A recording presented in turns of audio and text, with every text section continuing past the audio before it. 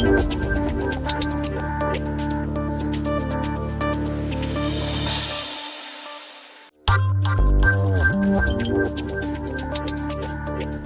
and welcome to sCOPe.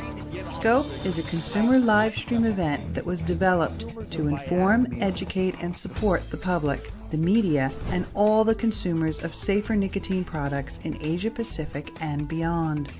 This is to show who we are, why we advocate for safer options for adults, and to show that we will not be silenced. This is our response to being excluded from the table as the main stakeholders of discussion and decision-making processes that directly impact our health and our right to make informed decisions.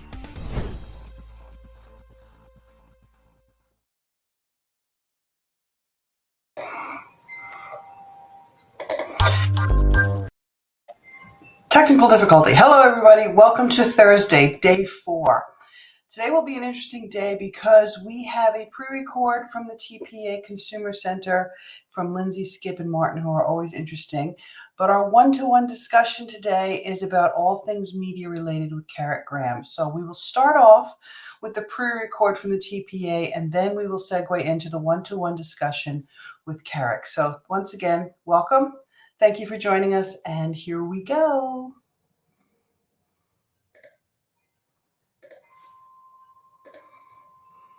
I'm excited today, actually, because this feels like work and not work, actually. I get to hang out with my consumer center team from the Taxpayers Protection Alliance, including Martin Cullip.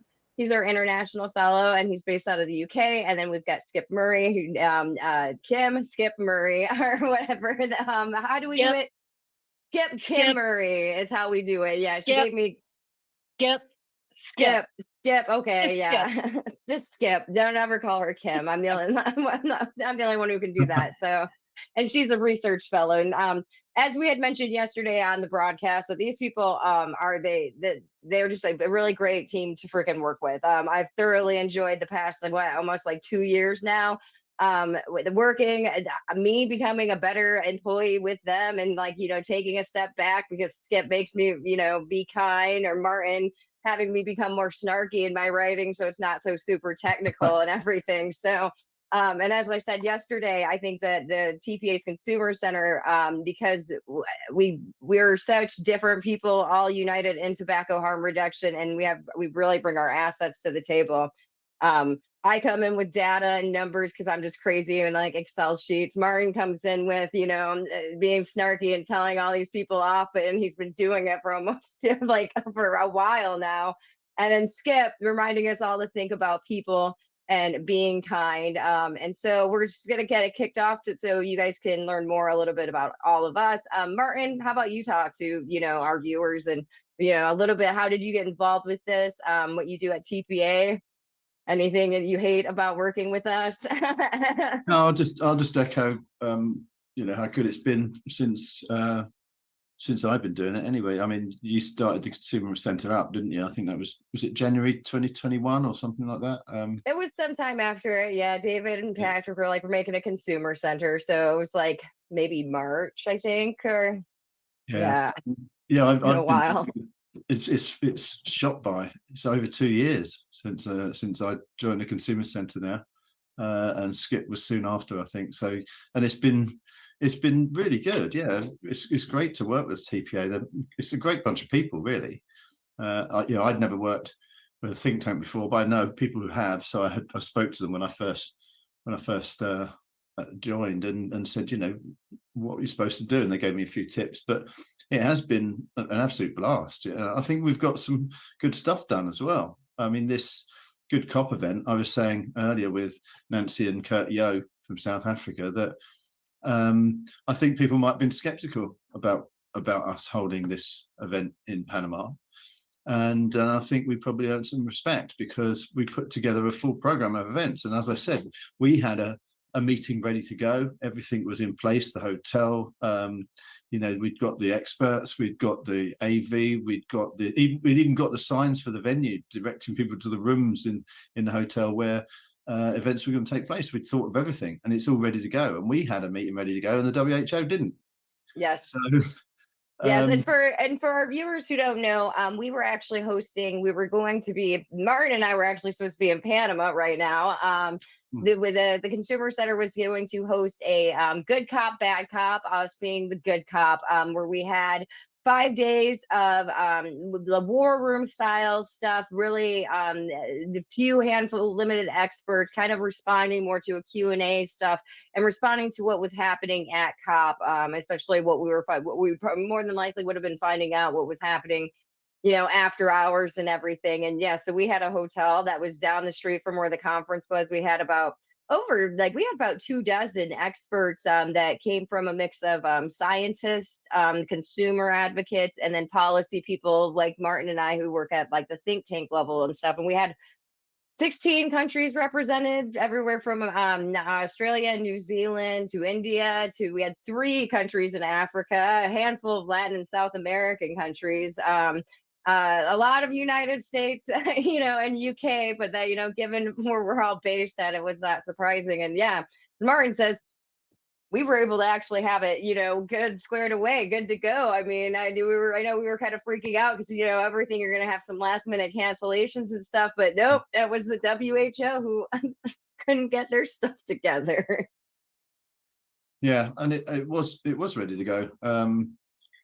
But yeah, in the end, I suppose, as I said again earlier, once COP10 was postponed, then really it was irrelevant going to Panama. We could have done something anywhere. So it's been postponed, but that's ready to be picked up as soon as anything happens. As soon as we find out what's happening with COP10, we're there. They could announce they're holding it next week, and we just ready to go.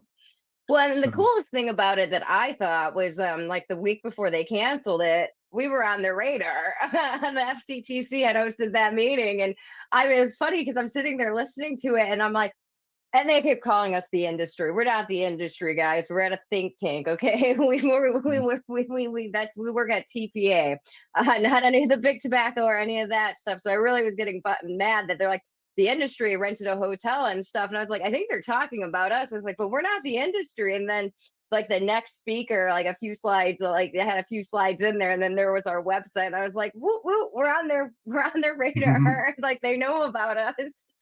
And we like to joke that maybe they were threatened by us, and that's why they had to cancel it. Well, or postpone wouldn't that be amazing if so? Unfortunately not. Again, this came up earlier. We're saying, what they seem shocked. They said they booked an entire hotel, and I said, well, actually, it wasn't a whole hotel. We had a fair amount of it, but what's so difficult about booking a hotel? It's very easy to do. You just ring them up, and ask them how many rooms they've got available. I mean, but this is the kind of the contempt they show towards advocates or anyone who disagrees with their stance. It's almost like, how dare you talk back to us? It's just that horrible attitude towards advocates. And I was quite pleased to see that they're recognizing what we were doing, because it shows that we must be worrying them, because if we weren't a concern to them, then why would they need to talk about us? Well, they should have been worried. I think we had an awesome mix of people that were, we had everyone from the doctors from, Constantinos Farsalinos to Roberto Sussman to Ricardo Pelosa, a handful of the real doctors whose names I'm probably going to screw up, so I'm not even going to try to pronounce any of them. We had Carmen Eastrig that we had talked about yesterday. We had really great consumer advocates, and then a lot of the policy people, and I really liked our themes that we were doing, with it. When we finally got it all together, it's like, okay, we're going to have the consumers and the science, and then the people representing the policies that come out of the WHO, because they're not listening to the consumers or the science. Mm-hmm. Yeah, we would have had some good content. We had Brent Stafford. He's all primed for when it goes ahead, but whether it goes ahead in Panama or not, who knows? It's all up in the air at the moment. It's going to be very difficult. I would have thought that delegations would be rather annoyed about how it's all turned out with the WHO, because they would have had, we could see the problems it caused when we decided to postpone. It was a certain amount of money you're not going to get back. There are some things you can shift, but it's with the experts that we've got. Is they've all got different schedules. You don't know what if you don't know what they're doing. If it's they're talking about March at the moment, that seems very optimistic. But whenever it is April, May, June, whenever they decide to postpone this conference to the COP10 conference, there are going to be people who are already booked on other things. You're talking about it was problematic with us. We were saying like what 24, 27 people who all might be otherwise engaged whenever the postponement happens. Well, the WHO is talking about 1,500 different people. And people are going to leave jobs in that time, so won't be on delegations. Other delegations have got, other delegates are going to have to go through the process.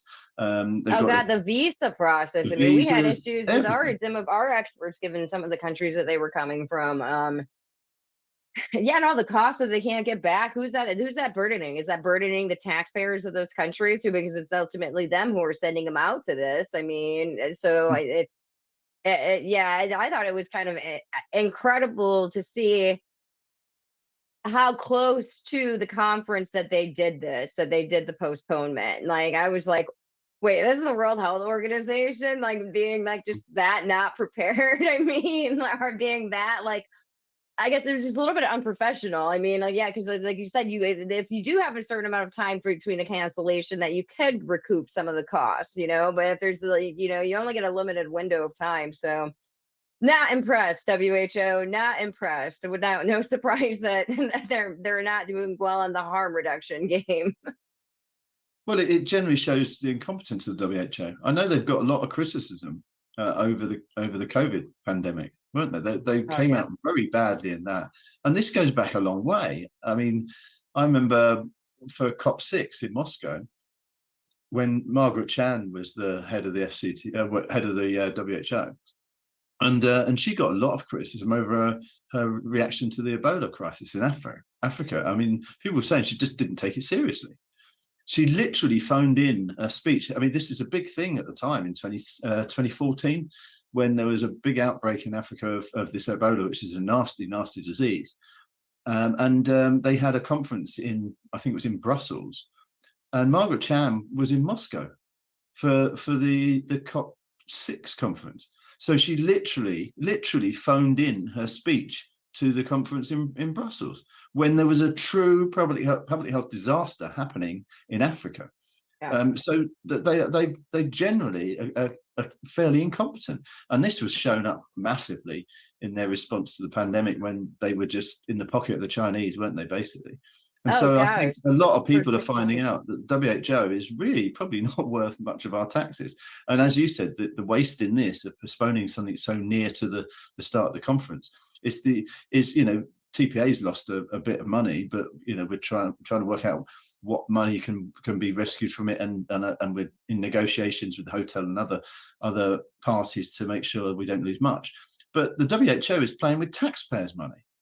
And it's taxpayers' money. All of the funding for this is coming from either the WHO's funding via countries through our taxes, or through the delegations sending their delegates to the conference, which is paid for with the money they've raised in those countries through taxation. This is a monumental waste of taxation, and that's even if you don't agree that they shouldn't even be having these conferences in the first place and should be just leaving people alone.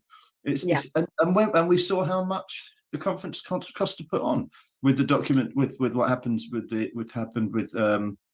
contract for organizing the conference. It came out in the press in Panama. It was $4.8 million, and even with that amount of money, the consortium said they couldn't put it on and they wanted more. And then there's an item in the FCTC COP budget for $1.7 million on top of that. And you don't know if that's included in one of the other figures or it's on top. So this is a monumental amount of money that they're spending on conferences like this. And if they're going to spend that sort of money, then they really should be sticking to the evidence and not cherry picking stuff and using it as a process just to go through and do whatever they damn well like, and push through policies based on their own prejudices rather than the evidence of harm reduction and its effects on public health. Anyway, if that came out as a rant, sorry. Skip, do you have anything to add? You're just sitting there kind of. I think Martin had it pretty well covered.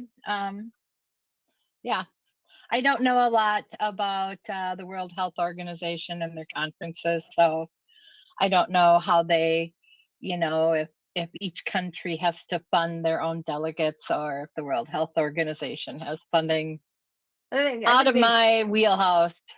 Yeah. But, well, and then the big thing about the biggest, I guess, the point to make about these conferences is the major lack of transparency. So with this also being pushed back, as quick as as close as so close to the conference as it is, and not having an actual something set in stone for it being postponed, just it goes back to you're exemplifying this lack of transparency, and then we already know that this is going to be the year that they were going to really hammer in on the overarching regulations that would shape e-cigarette and regulating for other countries. Okay, so actually some of our viewers may not be completely 100% what FCTC is or what COP is. Okay, Martin, correct me if I'm wrong. COP is the conference of the FCTC. The FCTC is the Framework Convention on Tobacco Control, and it's like, don't know the number of countries because I don't really care about them, but there's over 100 countries that have all signed this treaty. So it's an ongoing treaty, and what it is, it's just a freaking agreement with all these countries about that they're going to eliminate. The purpose of it was to eliminate the harms related to tobacco. When you start reading through all this treaty, it reads through that we want big tobacco to always stay down, but we also want to make a lot of money from them. So tax tax tobacco products, make it really hard for people to smoke. And also, harm reduction. What the hell is that? I mean, they do have a part of their treaty that they're supposed to be recognizing harm reduction, but you can't see that. So every other year they meet for COP, and which is the conference of the parties, which is all these delegates who have signed this treaty. So it's not this organization, though it is kind of it's a club. It's pretty much is the best way to think of it as. I mean, did I kind of get it to break it down for people to understand, Martin? Well, it has become almost like a club. The FCTC secretariat, the convention secretariat, is I think 28 people.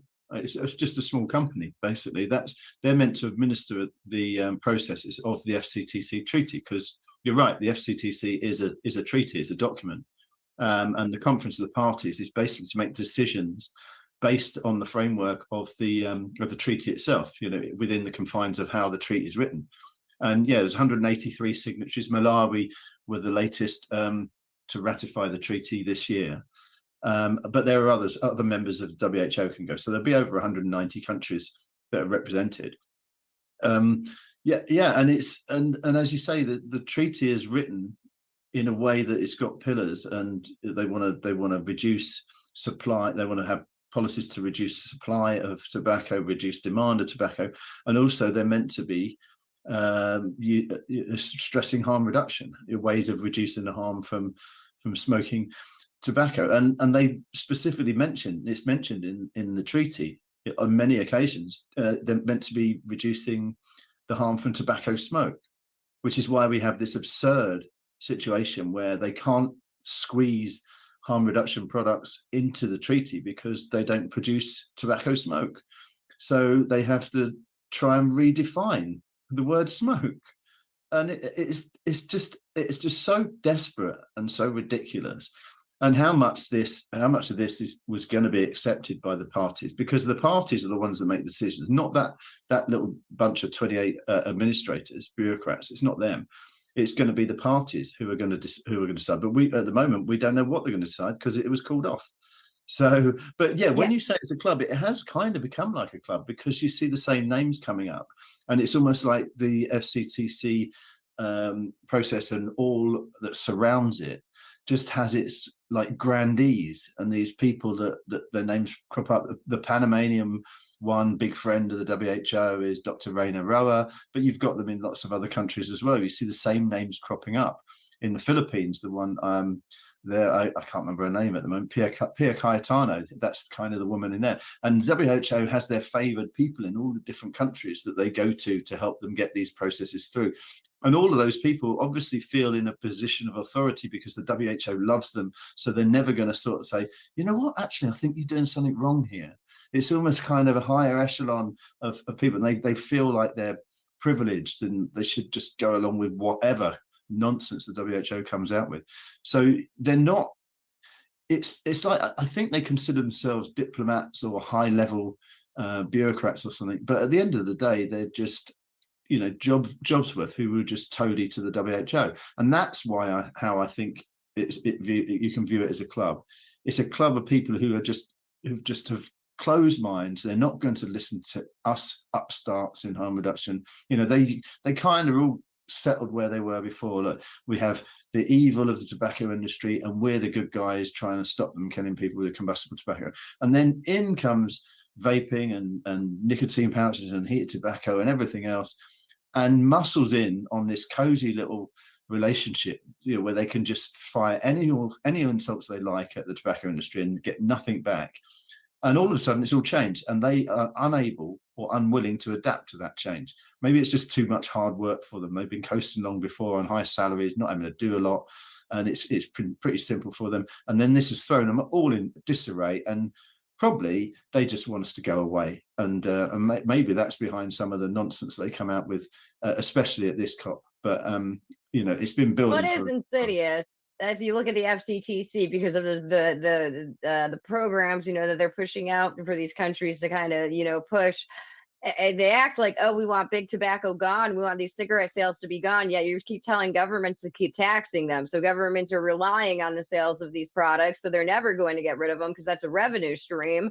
And like, so it's a reciprocal, it's just a circle jerk relationship pretty much between, you know, public health, big health, big tobacco, and then harm reduction, which was, especially the vaping revolution, is a consumer driven revolution. You could tell by the products that were coming out when they were coming out that big tobacco thought it was a freaking joke. They thought it was a gimmick, they thought it was a fad, and then they're like, oh God, we got to do something. And I don't think that, I'm not under the opinion that big tobacco shouldn't have a space in the vapor space or in the harm reduction space. I still think that, you know, actually, if governments really do care about, you know, reducing the burden of smoking, wouldn't you be demanding your governments, or wouldn't you be demanding these companies only make those products the same way that you do it with automobile manufacturers, that they can only, you know, do electric vehicles now?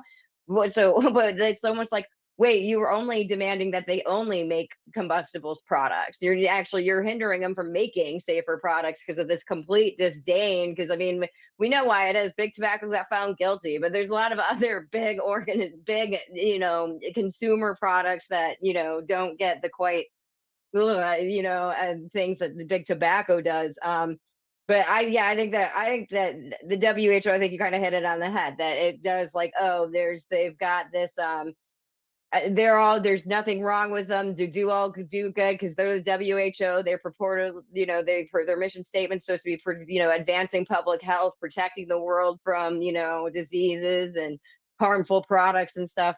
And you know, big tobacco is already, you know, the wolf. They've been found guilty, so anything that they're doing could be wrong, which makes it so weird that it is big tobacco that's doing more for advancing the research and these technologies to prove that they are less harmful. Like, why isn't the WHO using any funding to actually, you should keep saying that e-cigarettes are so bad. Okay, why don't you show me the research? Why aren't you actually conducting the actual research to prove that to me? Yeah, wasn't it? Go ahead, no, carry on, Skip. Wasn't it the WHO that tried to redefine vapor as smoke? That's what they're trying to do right now. Yeah, they're doing it right now. But I think you touched on something in what you said, Lindsay, is that the WHO and tobacco control in general has lost sight of what it's supposed to be doing here. It had got into this habit of just being able to just throw insults at the tobacco industry, and now the whole paradigm has changed. They're still doing it, and they're trying to get into their tiny minds that, oh, this must all be tobacco. It must be all tobacco industry. So, Lindsay, you're tobacco industry. You know, I'm tobacco industry. Consumers are tobacco industry. Anyone who's ever vaped is supporting the tobacco industry. It's just nonsense, and I think it's tied up with the incompetence thing. I don't think they're clever enough to even understand what's going on themselves. They don't really understand what's going on, and they're just lashing out all over the place.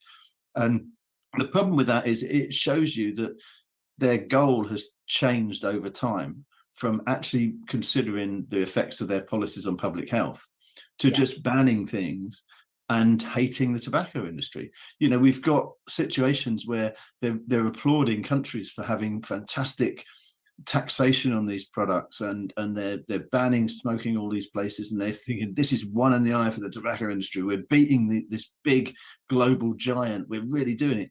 But they don't seem to care that in a lot of these countries you've got 80-90% illicit rate. You know, people are buying on the black market. They're not buying them from the tobacco industry. They're buying them off of people pumping them out in China or somewhere, you know, but they don't seem concerned about that. And probably the weakest area of the FCTC treaty in respect, or how it's implemented, is the article on the illicit trade.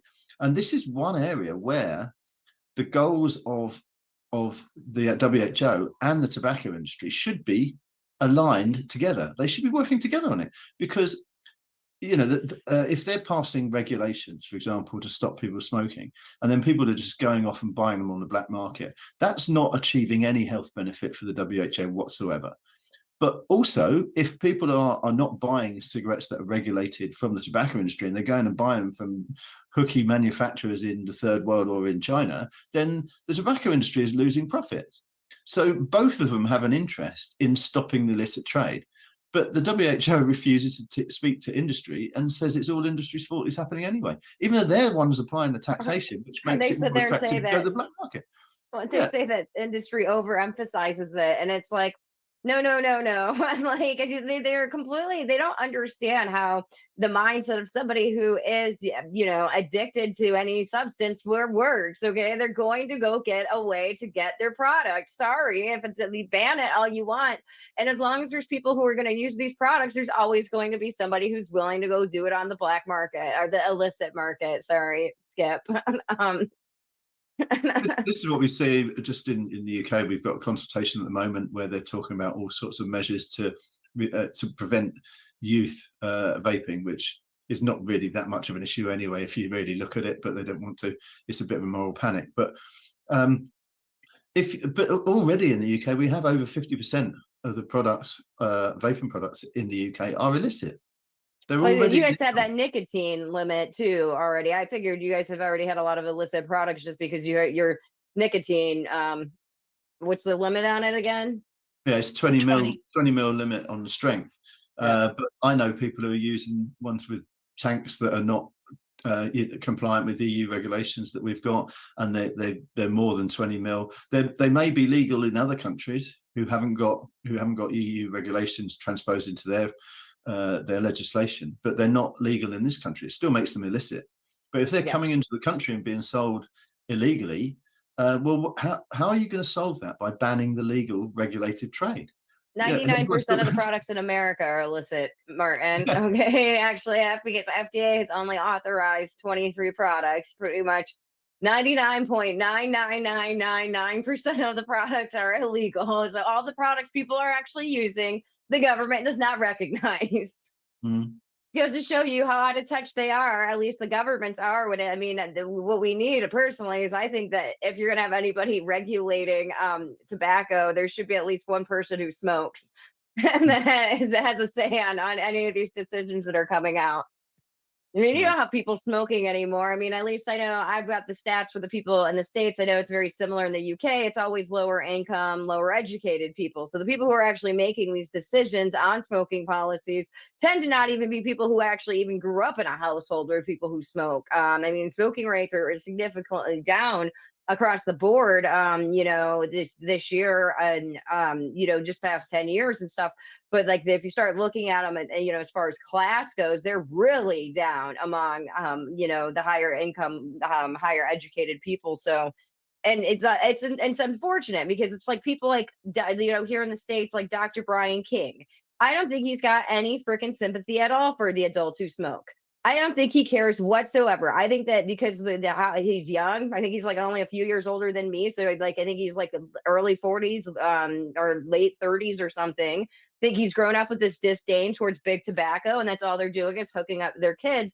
But when you look at the numbers right now, kids aren't smoking. They're never going to smoke. And it's probably because of the advent of e-cigarettes and all this stuff. But you still have over like 30 million adults who are still smoking and will continue to smoke. And they also don't have access to factual information. They sure as hell don't have access to the products, or at least the illegal ones, legally regulated ones. I mean, with all of these products, what, really is unfortunate is that if something bad happened again, like with Eve-Ally, we could not stop it. If there was like some ingredient that, like, let's say a flavoring, the very popular flavoring, something happened at a flavor house and it got shipped to all these things, there is no regulation over these products for you to be like, hey, pull your products. If you made this, we see that you made this. We saw that they issued a recall. You need to issue recalls with that, because FDA doesn't recognize it. Nobody's tracking it.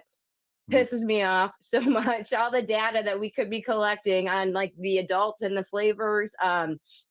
Speaking of that, because they can go public with it, there was a vape company that did actually do one of the longitudinal studies to do, and they found that the flavors were actually twice as effective in helping their adult consumers quit, like maintain smoking cessation. That was Lotus Vaping Technologies. They're, a smaller vape outfit. They're not like what if like a mom and pop manufacturing place, they've got a decent market share, but they're not a Views market share. And I know that they've been going back and forth with the FDA on their MDO. I think that they were one of the first companies to actually sue them for it. But I mean, is FDA going to pay attention to that? Maybe, who knows? I mean, what pisses me off in the way that we're regulating it here in the States is that they want crazy, these crazy studies done, from these manufacturers, yet they're only relying on student youth surveys when they're talking about youth vaping epidemic. Sorry, rant. I know that was a whole big rant, guys, But we saw at the E6 Summit, we had the guy from the AHRF, which is the organization in the UK that regulates vaping products. And he went through the processes and how it works over here. And I think there was one stat, he said that we currently have 67,000 regulated products in the UK, which came from, I think, 600,000 products from 67,000 applications or something. And as Clive Bates has pointed out on Twitter today, the US has got 23. 23. And that none of them are flavored. Whereas we have all sorts of flavors from here. 3 manufacturers, and they all sell cigarettes as well. Yeah, and yet we still, even with that, we still have a lot of illicit products because of the heavy regulations, or the sort of inadvisable regulations imposed on us by the EU when we were part of the EU under the Tobacco Products Directive. A lot of them that are classed as illicit are because they have a tank that's too big, or I started vaping on 30 milligram juice, which was enough to get me off of cigarettes. Now you're only allowed 20, so if people want more, they have to go to the illicit market to get it, even though they might be perfectly legitimate. I think you've got.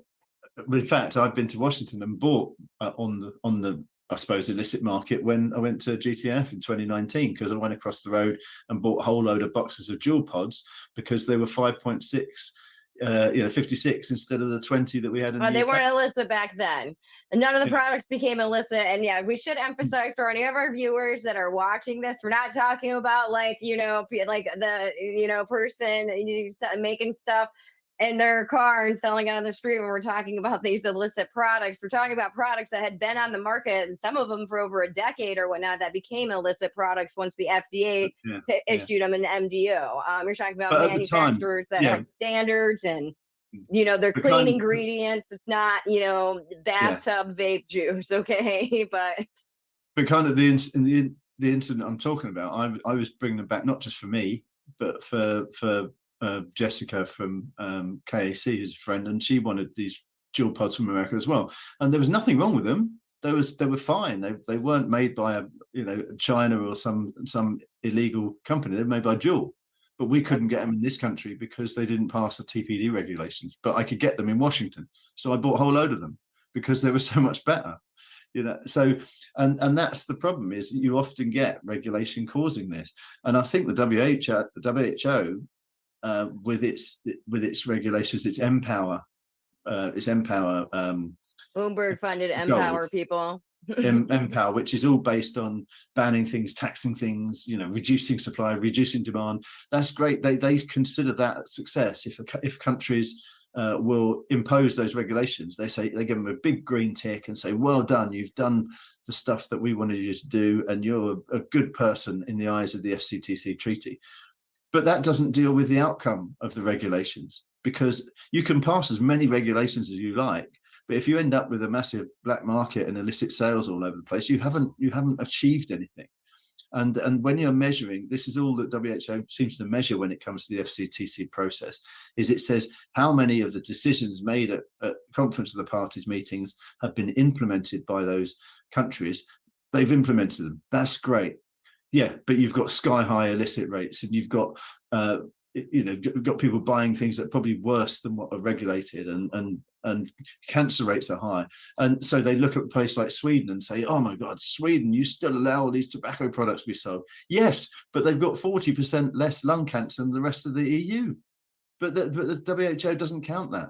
They count what regulations they put in force. They don't count how good the regulations are. They don't count the unintended consequences. They don't do any of that. They just want to say, implement these regulations, and then you're a good person in our eyes, which is a daft way of doing things if you actually care about public health, which it seems they don't. So next week was supposed to be another event in Panama, correct? MOP or something like that? Yeah, that's on the illicit trade. Do you know anything about that? That's postponed as well, but it was the illicit trade one. So that's when they talk about the illicit trade. But once again, they don't, right? The tobacco industry is not allowed to go, talk about what they're doing to combat illicit trade. No, and they're the experts in how to combat illicit trade, because they make the products that they can sort of discover where the illicit trade is.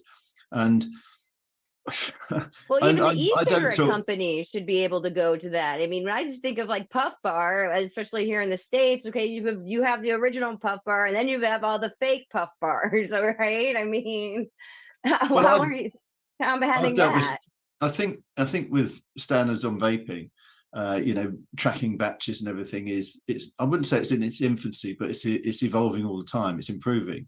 And so vapor manufacturers, the responsible and the big ones will be, stamping products they make so that you can track it back to where it was made, what machine it was made on, stuff like that. But the tobacco industry have been doing this for decades, decades and decades. They've got it down to a fine art. They can tell you which machine made each cigarette if you ask them nicely.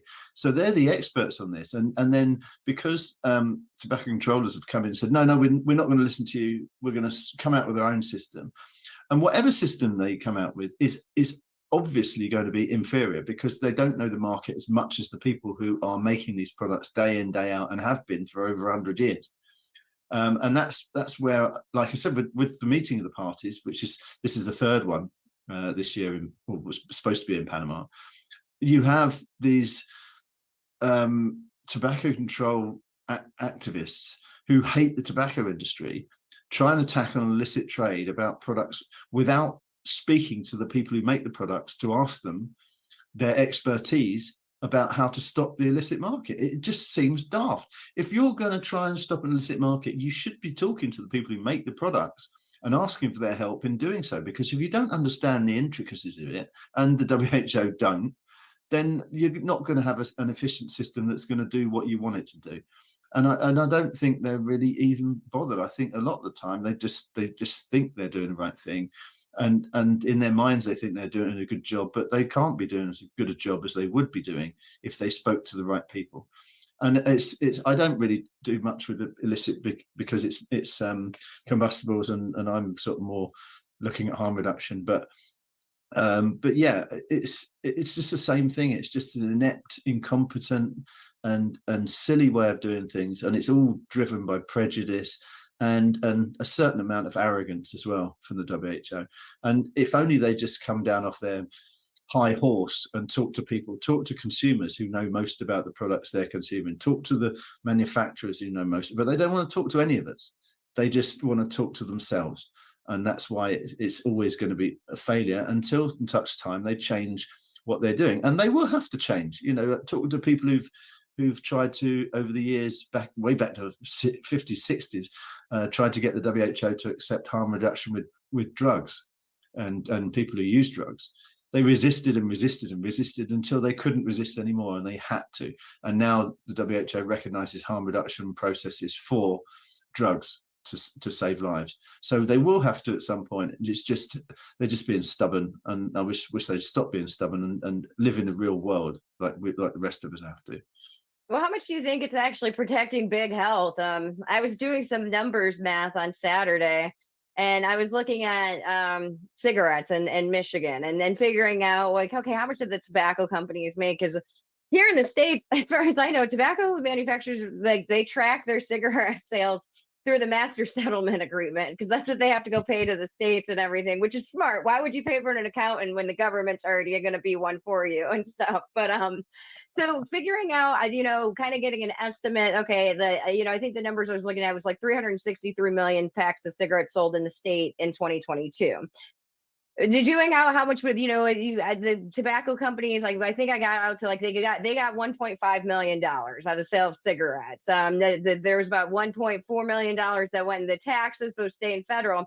But smoking cost the state $5.3 billion, right? So it's like, and then they're talking about everything from healthcare costs to ambulance places to nursing homes. I mean, all of the costs related to and all that stuff. But doing that math, that means, like, for $1 that tobacco got, big tobacco got, big health got $3. So, all related to the cost of smoking. And now I know I'm gonna get in trouble for this. I'm gonna do it on this broadcast, but I really kind of want to bring it up. What about all those jobs that smoking creates? Because, like, I know we talk about it from the supply side of it, but what about, like, the cost of treating smoking and everything? Those are all jobs represented, and how many jobs is it exactly? It would be a crazy argument to do and stuff, but it's like, well, public health, why are you trying to get rid of cigarettes? I mean, you're talking about all those jobs that this represents. It's a terrible way to think about it, because I'm not thinking about the people who smoke, skip, and all the harms it's causing them. But if one person smoking creates 168 jobs, I mean, from all of that, maybe we should be looking at that or figuring out how we can replace that, those jobs. I mean, I don't think anybody's ever looked at it. If somebody did wave a magic wand and got rid of cigarette smoking, the actual consequences of that.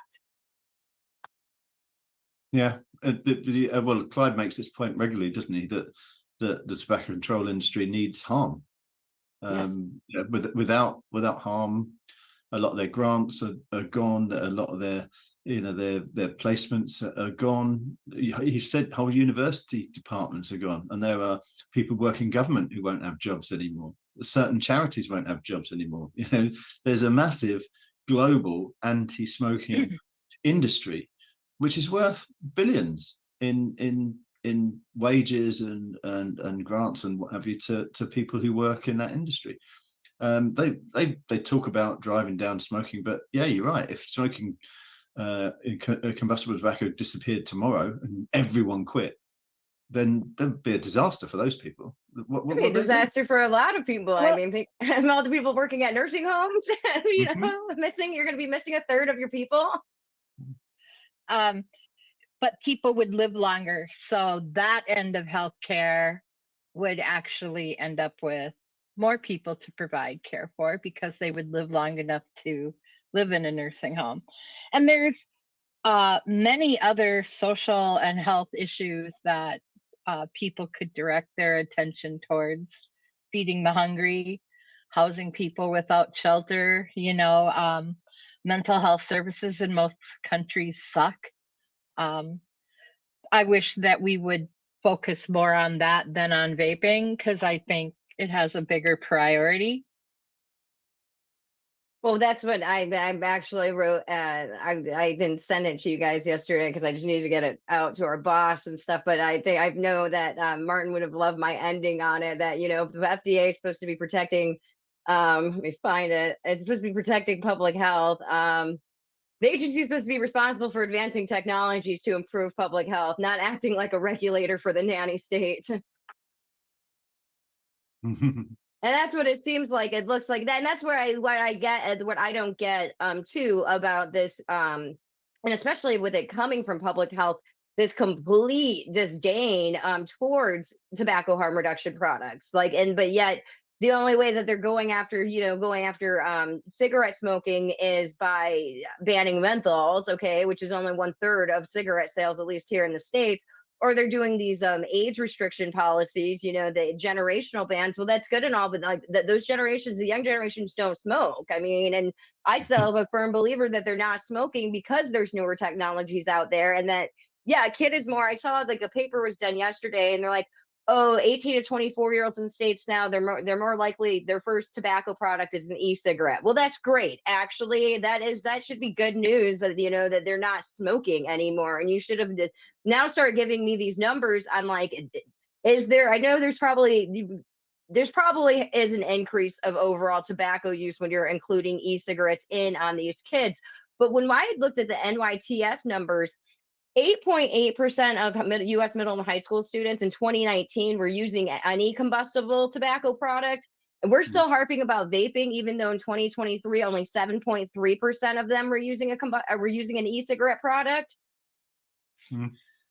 It's actually less than what was using combustible, and now combustible only like 3.4% were using them. So screw you, Stanton, and all you people that are like, oh, vaping leads to smoking. No, it does not. No, and look at the reasons why those young people said they were vaping. What was the one survey? Over 40% because they were stressed, anxious, depressed. So instead of addressing how they're self-medicating, why aren't we addressing what's causing the problem in the first place? I mean, if we really care about young people, why aren't we addressing their mental health needs? Yep. Instead of strip searching them because you thought they vaped in the bathroom at school.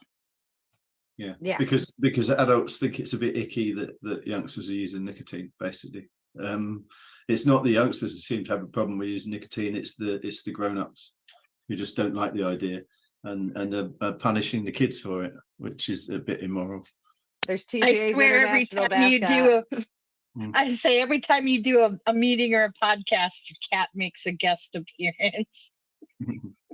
But what you said, Lindsay, about your figures, it's the same in the UK. About 10 years ago, there were 12% of kids using who were smoking regularly. 12%. Now, I think nicotine use is about 10%, so it's slightly gone down. But 9% of that 10% is kids using vaping products, which are at least 95% less harmful. We should be cheering about this. Kids are just not smoking anymore. But if you think back, I'm getting on a bit. I'm 56 this week, but when I was a young smoker, late teens, you talk to other people who smoked, obviously, and I remember there was a guy who lived a few miles away that was a friend of a friend, and we thought this was really funny that this guy smoked a pipe. He's like 16, he smokes a pipe, and we were laughing at him. God, what sort of idiot was he? But that was the generation, because for us, smoking was trendy and made you look cool. We obviously think back on that, we were wrong. Lots of youngsters always fall into that trap. But people didn't use, our age group didn't use pipes because that's what old people use. And it seems to me we're getting to a position now where young people are using vapes, and smoking is something that just old people do, and they don't want to do that. And why are we not celebrating that? That's a step forward. And yet we seem to be, or I say we, society seems to be panicking more about kids vaping now than they ever did when I was a youngster and was smoking behind the bike sheds at school. They seem to think that's just a part of growing up. It's almost like a rite of passage as you grow older. As you grow up, you're going to have a few behind the bike sheds.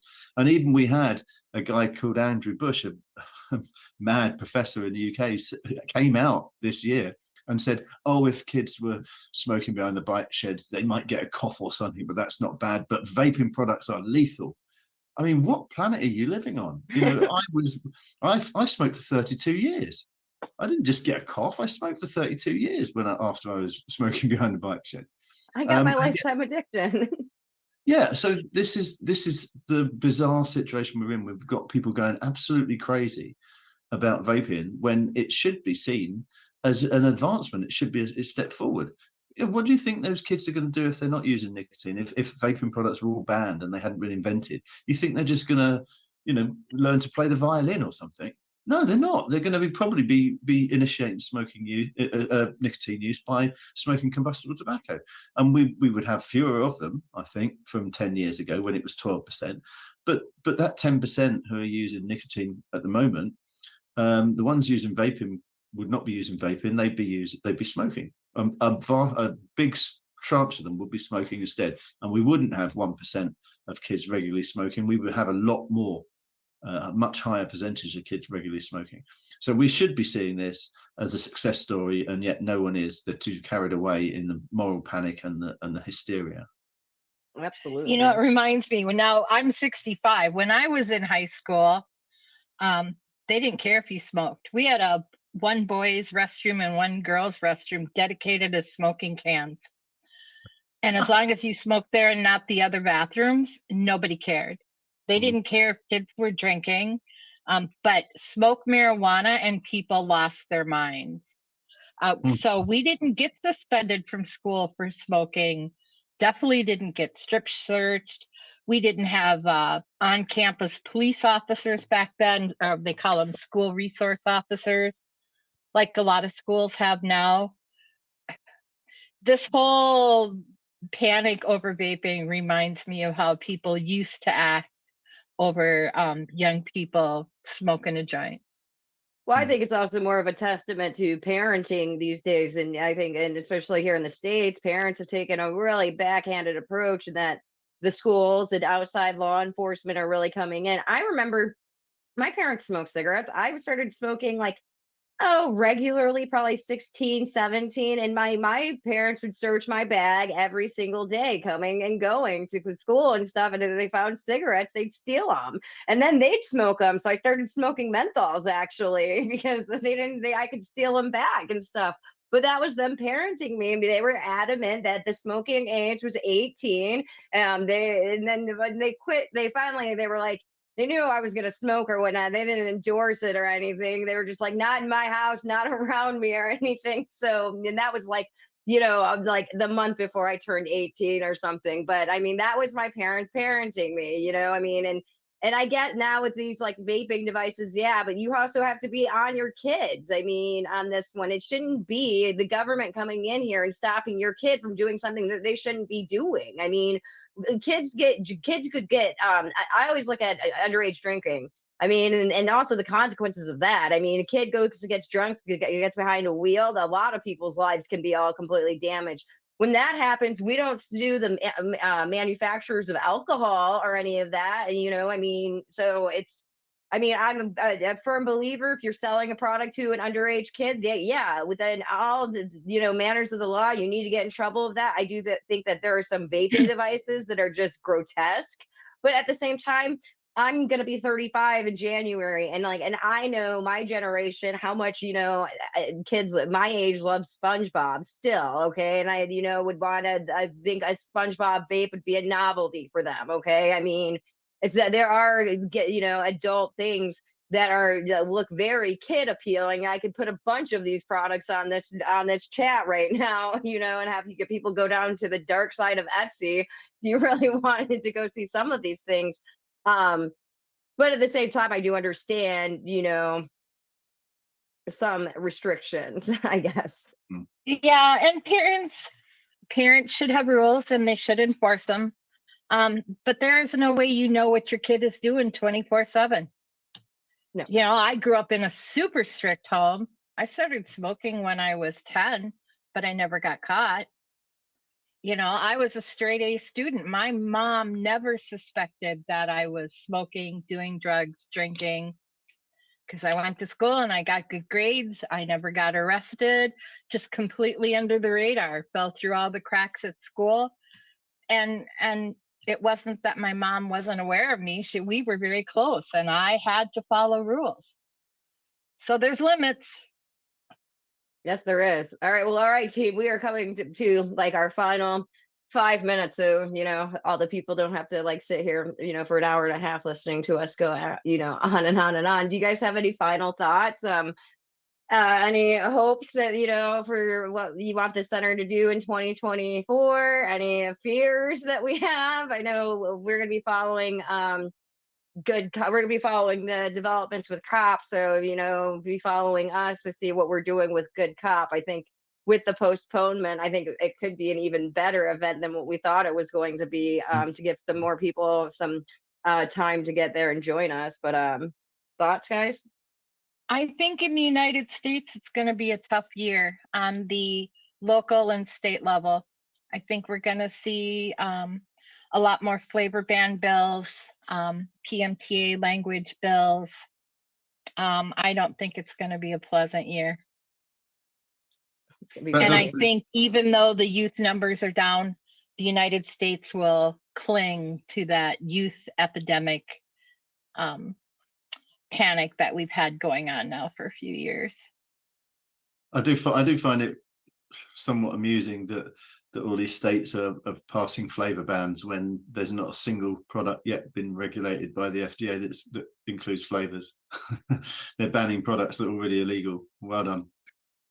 They're U.S. lawmakers. You guys know how I feel about them. Yeah. For my part, international fellow, I'll be keeping an eye on what's happening in the world in general, and we'll keep an eye on what's happening with COP10. But I'm not sure it's gonna happen in March or what have you. But I'm already looking for 2024, and I plan to even before this, before the postponement. I thought, well, once COP10's over, we need to start looking at what's going to happen in Europe, because the European Union, the EU Commission, is already planning an assault, much like COP10. They kind of work hand in glove. And I was talking to someone recently at a UK Vaping Industry Association event in London a couple of weeks ago, who was around back in 2012 when a whole load of us from Europe went to Brussels to protest about the EU's plans to make vaping products available only by prescription, as they've done in Australia. And we managed to fight that off, and we went to Brussels in our hundreds to complain and to protest, and we were sending emails from all over Europe to members of the European Parliament and created a massive fuss. And I said to him, we're going to have to do that again. And he said, we're definitely going to have to do it again. So if you're watching this from Europe, keep your eyes up for that, because we're going to need consumers to do the same as we did, 10, 11 years ago, to stave off what the EU has got planned yet again. They want to go back and fight all the old battles again. And so we're going to have to look at that next year, I think. So that's my thoughts for what 2024 will be bringing. Awesome. And like Skip and I discussed yesterday, one thing you got to have in this place is tenacity. It's always you get one small victory after 20 rounds of failed battles. So but we'll keep going. Shout out to Nancy. Thank you for having the Consumer Center team on today. Good shout out to our viewers. And as always, you know how to reach us. So I'm LM Stroud 89 on Twitter. Y'all can do your Twitter handles. Nanny Free State is Martin, and I'm a racing mom is Skip. Yeah. At Nanny Free State for me. Yeah. Well, and thank you guys, and we'll talk to you guys later. Bye, everyone.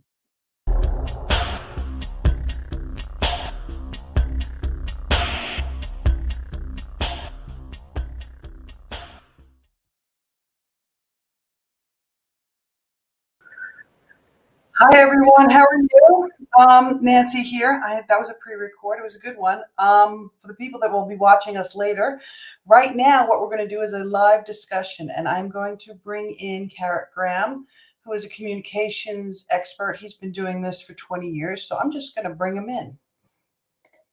Hey, Carrot. You're muted, darling. You're muted. There we go. How Still you doing, can't hear Nancy? you. And there we go. It's been a night for you. Technical problems. Yeah. Welcome. Excellent. Thank you. So we've got a few to go through tonight.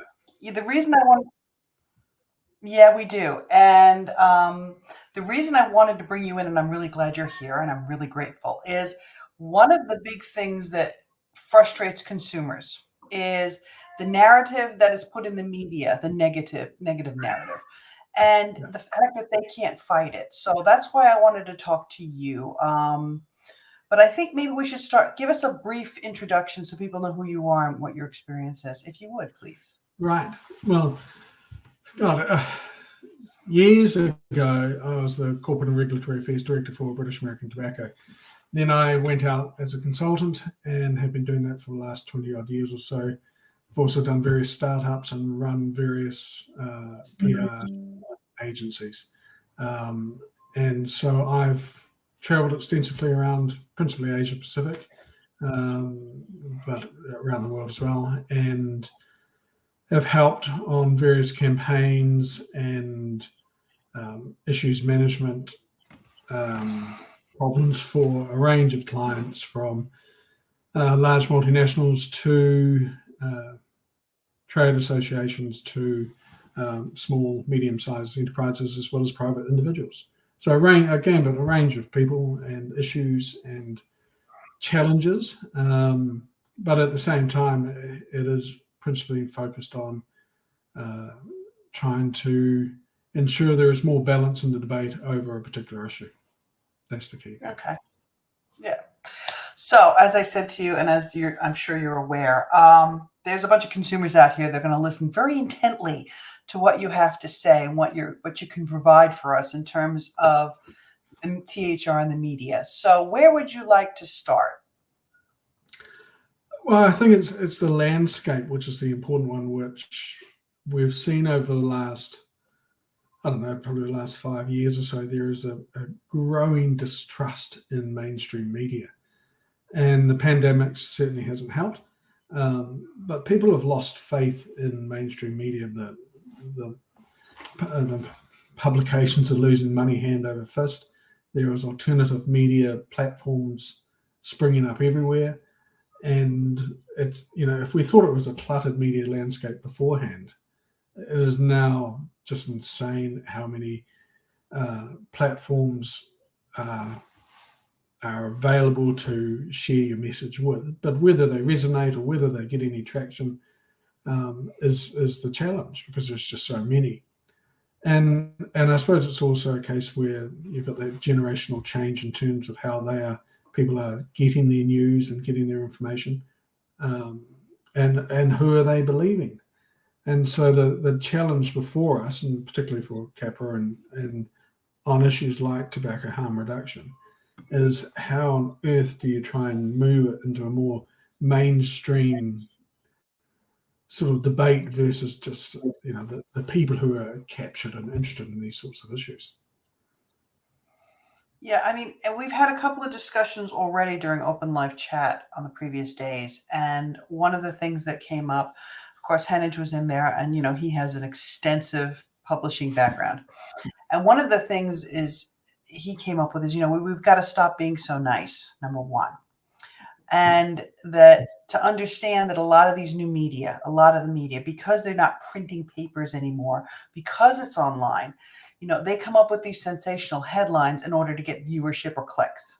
Because the revenue now, where in print media, revenue with advertising space in the paper, now it is, the amount of clicks determines your revenue. And if you have enough interest in viewership or readership that way, that's how you can get the advertisers. So yeah, it's a complete paradigm shift in terms of media. And just on that, Nancy, there's also the journalists are now judged on clickbait. So if they write an article that seems to be getting more clicks, then their jobs are safe. And I know there are newsrooms where they have to pump out 12 during their shift. They have to pump out 12 or more news items and put them online. And then the editors sit there and go, okay, well, which one's actually getting some traction? Which one's what's the flavor of the day?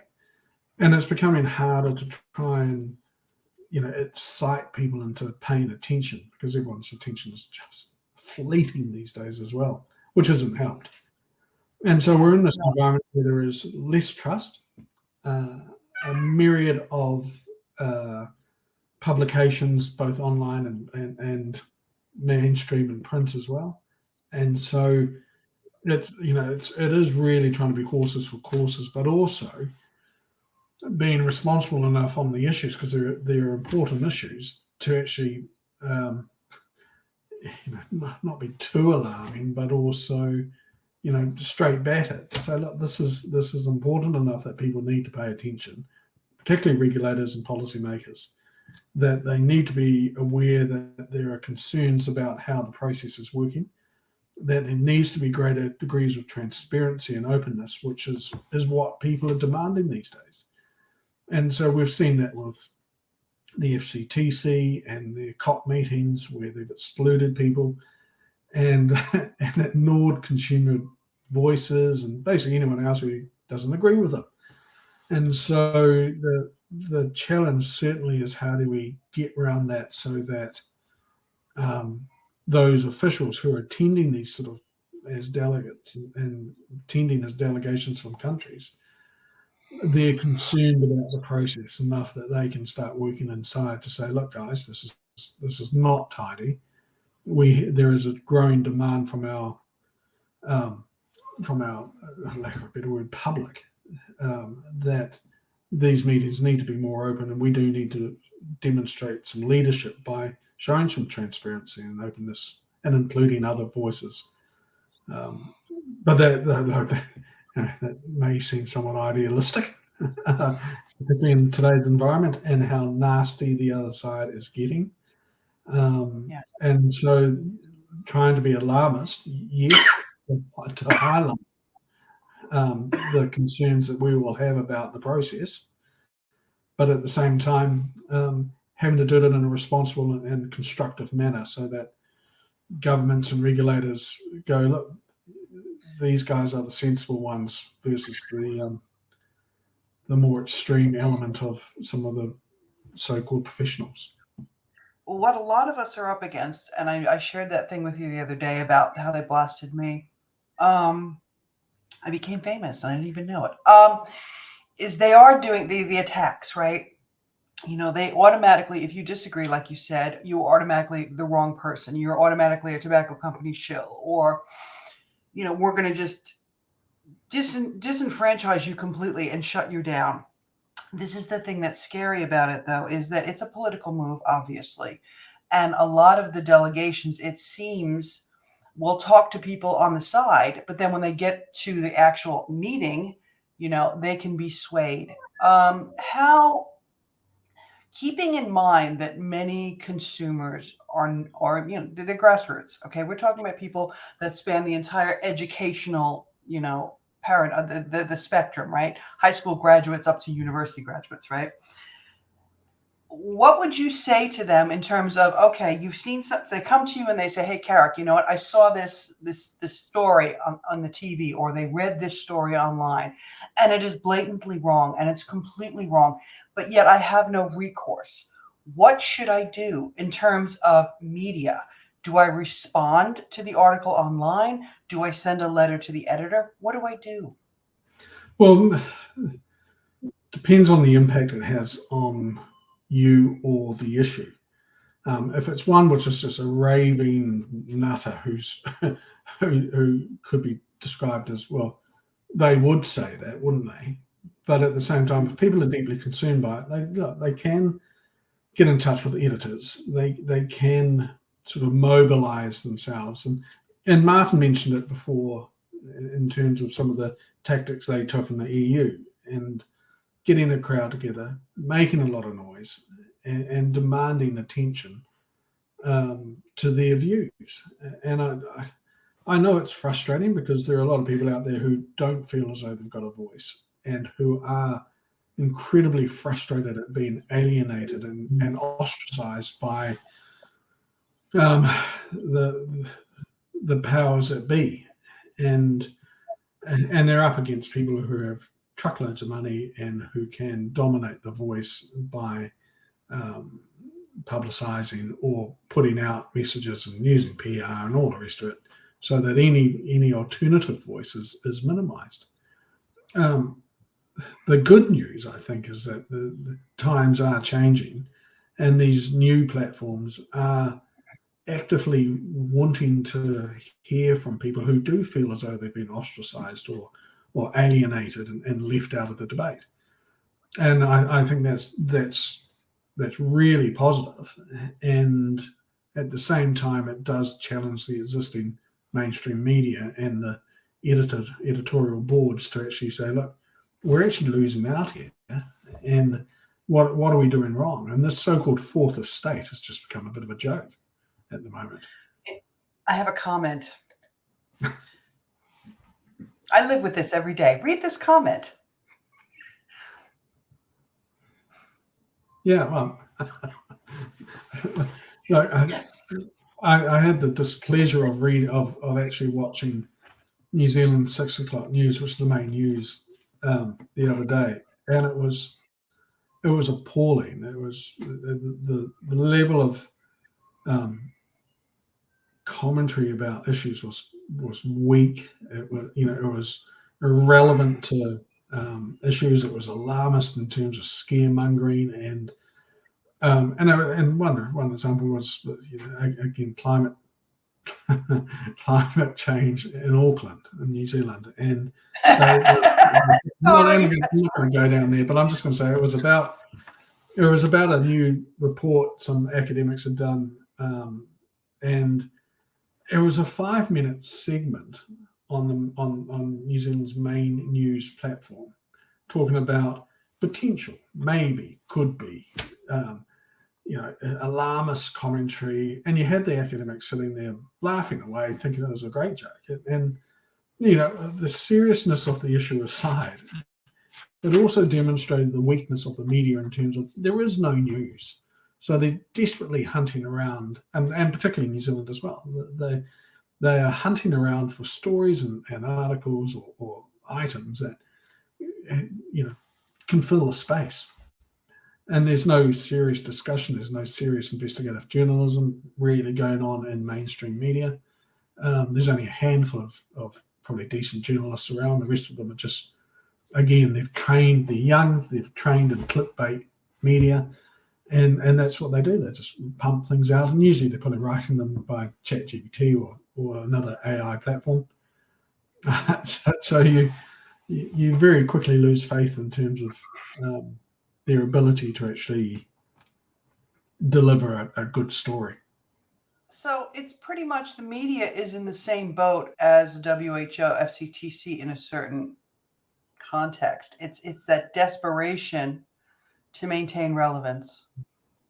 Well, I think in terms of the WHO, there'll be some pretty hand-picked journalists and reporters who are the favourite go-to of the comms teams in the WHO and the FCTC. So they will have their cherry-picked and hand-picked media that they can go to. I think they'll also have the various medical publications and journals that they can tap into with their releases. And anyone who has an opposing view will find it incredibly difficult to actually get in there and provide some balance. And sometimes we do see journalists who write, well, we've approached certain people for commentary, but they're unavailable for the article or to provide comment. And usually they've made it up, which is, again, not helpful. And it's kind of scary when you think about it, because a lot of people, because what we talk about, what the small little space that we occupy really isn't big in the greater other things that are going on in the world. It is easy to just disregard us, right? And it's easy, you know what? But when you've got a group of people that are really passionate and they want to get their message out, in light of all the things that are going on, one of the things that we were talking about this week was about, like I said to you earlier, the sensationalist headlines, the understanding the political bias of the media outlet that you're trying to break into. Now, you brought up alternative media. Now, we have some that I can think of off the top of my head, like Filter, magazine. But when you're talking alternative media, are you talking like political commentary? Well, most of it is political at the end of the day. And and the audience is politicians. We can try and mobilize the public, but I think that's incredibly difficult to do, and we've seen it in terms of businesses and commercial interests trying to mobilize sort of various interest groups, and it's incredibly difficult. I mean, for example, I think the tobacco industry has tried to mobilize retailers in the past, and that's been quite a challenge, because as soon as a retailer pops up and says, well, look, I actually don't agree with this, or it's going to impact my business, some tobacco control person will say, well, you would say that because you're getting funded by the tobacco industry and you're selling a product. And so you instantly sort of get discredited. But the flip side of all of that is that the politicians who are making the decisions ideally would want to see some balance. They know your tobacco harm reduction people are coming, or consumer advocates are coming from this perspective. They know that the medical professionals or researchers coming from that one, and they're going, oh, look, they don't have time to read all the papers. They don't have time to read submissions. Mm-hmm. It's a quick skim through it, and they rely on officials to give advice. And so the trick, I suppose, is to try and be seen. I understand the need to be alarmist, and I understand that, yes, it can get some clicks and get some attention. But there's a fine line in terms of credibility as well, because if you come out and slag everyone off and say they're all corrupt and look, they are, let's not mince words. The world's corrupt, and some of these organisations are just outrageous in terms of how much money they're spending on dodgy stuff. But at the same time, they're there. They've got a title. People in the public tend to respect that sort of title, and you've got regulators who are trying to find that balance between, that middle ground that, yes, that they need to regulate because that's what they do, but how to regulate that balances up the interests of all parties is the challenge. And I think it is, certainly the case of the need for repetition, constantly airing your views and getting out there and having your say. I mean, there's no two ways about it. Just got to constantly beat the drum, constantly provide press releases, constantly write opinion pieces, and so the journalists eventually start going, look, we're getting all this stuff. What is it? What's happening here? And I think it seems old school, and it seems, tech. Doing this for years, has it actually made an impact? But look, if you don't do it, if you don't beat the drum, no one else is going to do it. Yeah, no, fair enough. We do have a question. I'm going to bring it up on the screen. How would consumer advocates tackle misinformation when media deletes comments with the facts and supporting links? How does one counter this? Well, it's the... In some respects, I also wonder whether some of the moderators on these sites, whether they're kids or, I don't think they've been around a long time, but whether they're wary of litigation in terms of the commentary, whether the comments are slightly scandalous or, it depends on the platform, I suppose, as well. But in terms of mainstream media, like they moderate things. They sometimes turn off the ability to comment on articles, and it is, it is shocking and outrageous. CBC, Canadian Broadcasting Company, government funded. It's like the BBC. I hear various things about the Canadian media and how the government and what's going on over there in terms of allowing consumers and the public to have their say. And again, I think it's this environment we're in now, which has changed dramatically over the last few years, where if you have an alternative view, you're labelled as, well, you're just part of this conspiracy, or you're fringe. And I think there is going to be a pushback, and that's why we're seeing this growth in places like Rebel News and Truth Media or Truth Radio, because there is an audience out there who is not being listened to, and so I think we're going to see more platforms coming up, and it does, which is positive, because it gives the people who feel as though they haven't had a voice a chance to have their say. Do you think that that'll cause mainstream media to actually reevaluate the way they're approaching certain things and maybe want part of that market share? Well, I think we're in New Zealand, for example, we've seen over the last 10, 15 years, certainly a change in the landscape for media. We've seen 25 years ago, the mainstream media, that was it in terms of who we listened to. And they were the ones that everyone watched and read. And then slowly the blogs came on and various other online platforms. And people realized there was another way to have your say.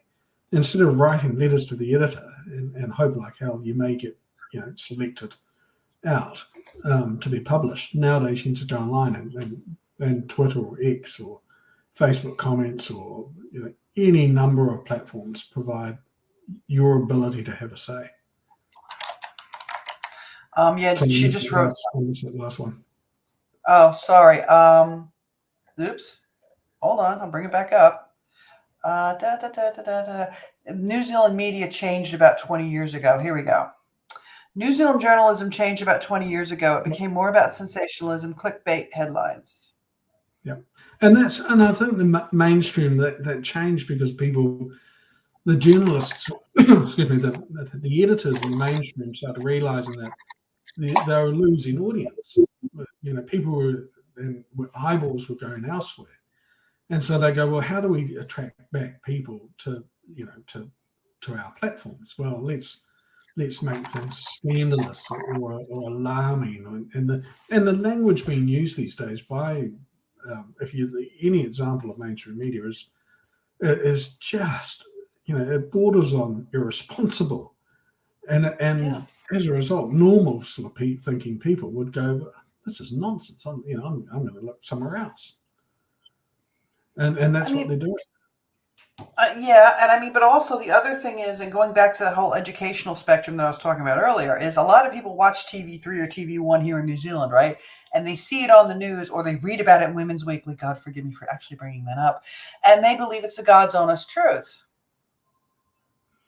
And that's the scary thing. Yeah. Well, I struggle with things at the moment in terms of just that societal malaise in New Zealand about its position in the world. And if you travel and you visit new countries and you meet international, people, and you're engaging with people, you very quickly realize the world's moving on with things, and people are excited about issues. They're talkative, they're informed, and they want to listen to different views and they want to engage constructively. Whereas I hate to say it, and I'm sort of criticizing my own country a lot, but it is the level of discussion here is pretty poor, and the media aren't helping it. They're focusing on silly issues, and I mean the main issue in New Zealand's media, and New Zealand Herald, the largest publication in the country, yesterday was about some entrepreneur paid $3,000 because some woman had an outstanding bill for a sandwich or something. Chicken sandwich she brought into Australia. She had it on her backpack. She brought it in on a plane. They caught it at border control in Australia, and they fined her like $3,300 in New Zealand. And some entrepreneur agreed to pay her fine. And so that was Nancy, that you're right. It was the lead item on New Zealand's main media platform. Pretty sad. And so look, anyone else watching this around the world, you shake your head in despair going, you can't be serious, but we are. But it's not just us. See, this is the thing, Carrick. It's not just us. That Yeah. same kind of stuff is actually going on in various countries around the world. Well, it's talking about dumbing down the population. I mean, without a shadow of a doubt, the population has been dumbed down, and I think that is obviously a great concern and great worry, because you want that challenge, you want that intellectual rigor in terms of debating issues and having a view that is informed and knowledgeable. And at the moment, when you read that sort of stuff, it's no wonder kids are depressed and having mental health issues when they look at adults. One of the issues that we have dealt with here in New Zealand is, our friends over at AHRF, and they put out this information that isn't necessarily true, and we try to fight it. And, even, Ash New Zealand tries to fight it, but because they've got so much airtime and they get, they're always, she's always on TV. She's always in the newspaper. She's always posting everywhere, and they have resources that we don't have.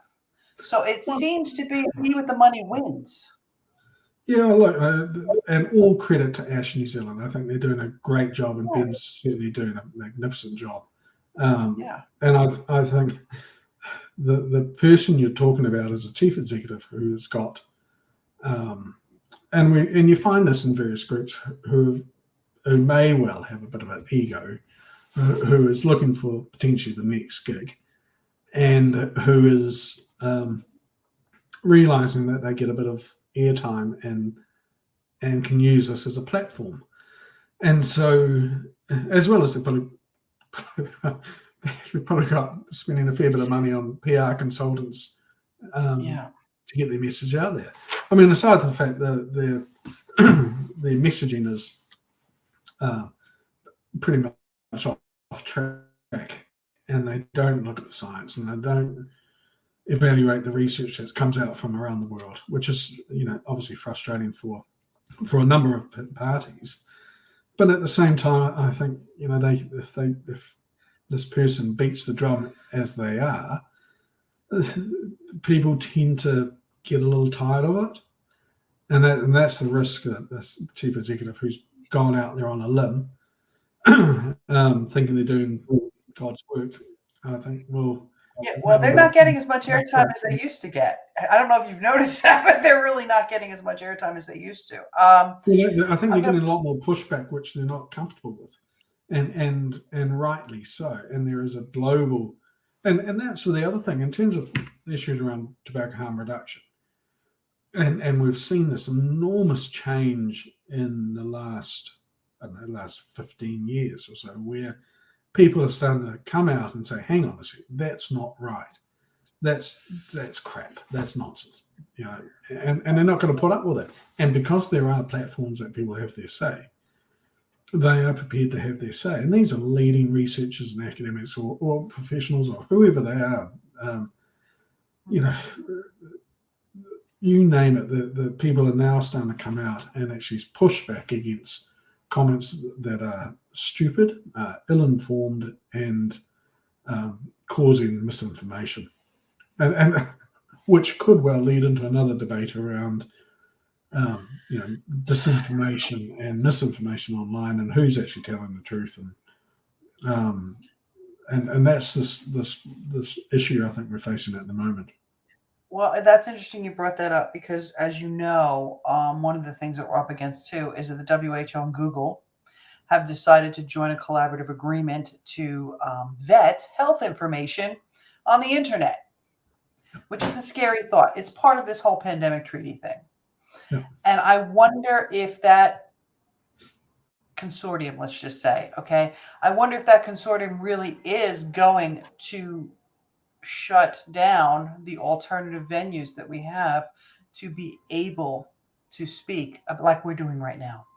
Well, I mean, it's an incredibly scary thought that people who have different views and would like to share those views, and whether they're informed or not. I mean, usually you'd hope they are, but I mean, I would have thought a debate is generally progressed if there are different views being aired.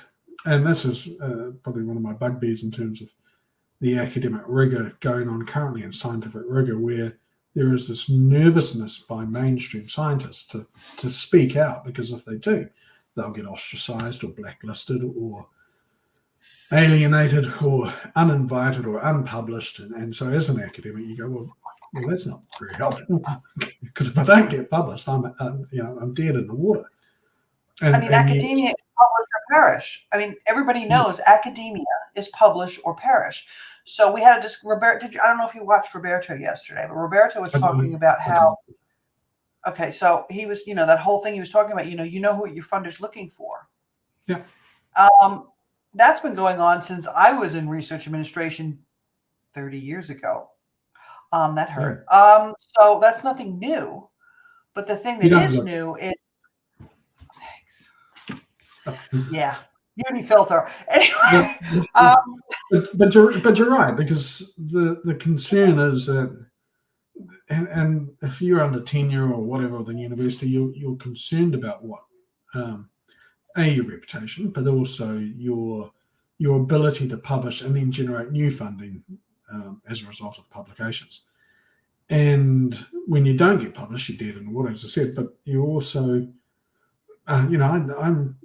they harp on about this critic and conscious of the academia. But isn't science progressed if there are new ideas coming forward and challenging the status quo? Oh, heavens forbid. That's the basis of science. That's what it is the quest for knowledge. Well, you'd like to think so.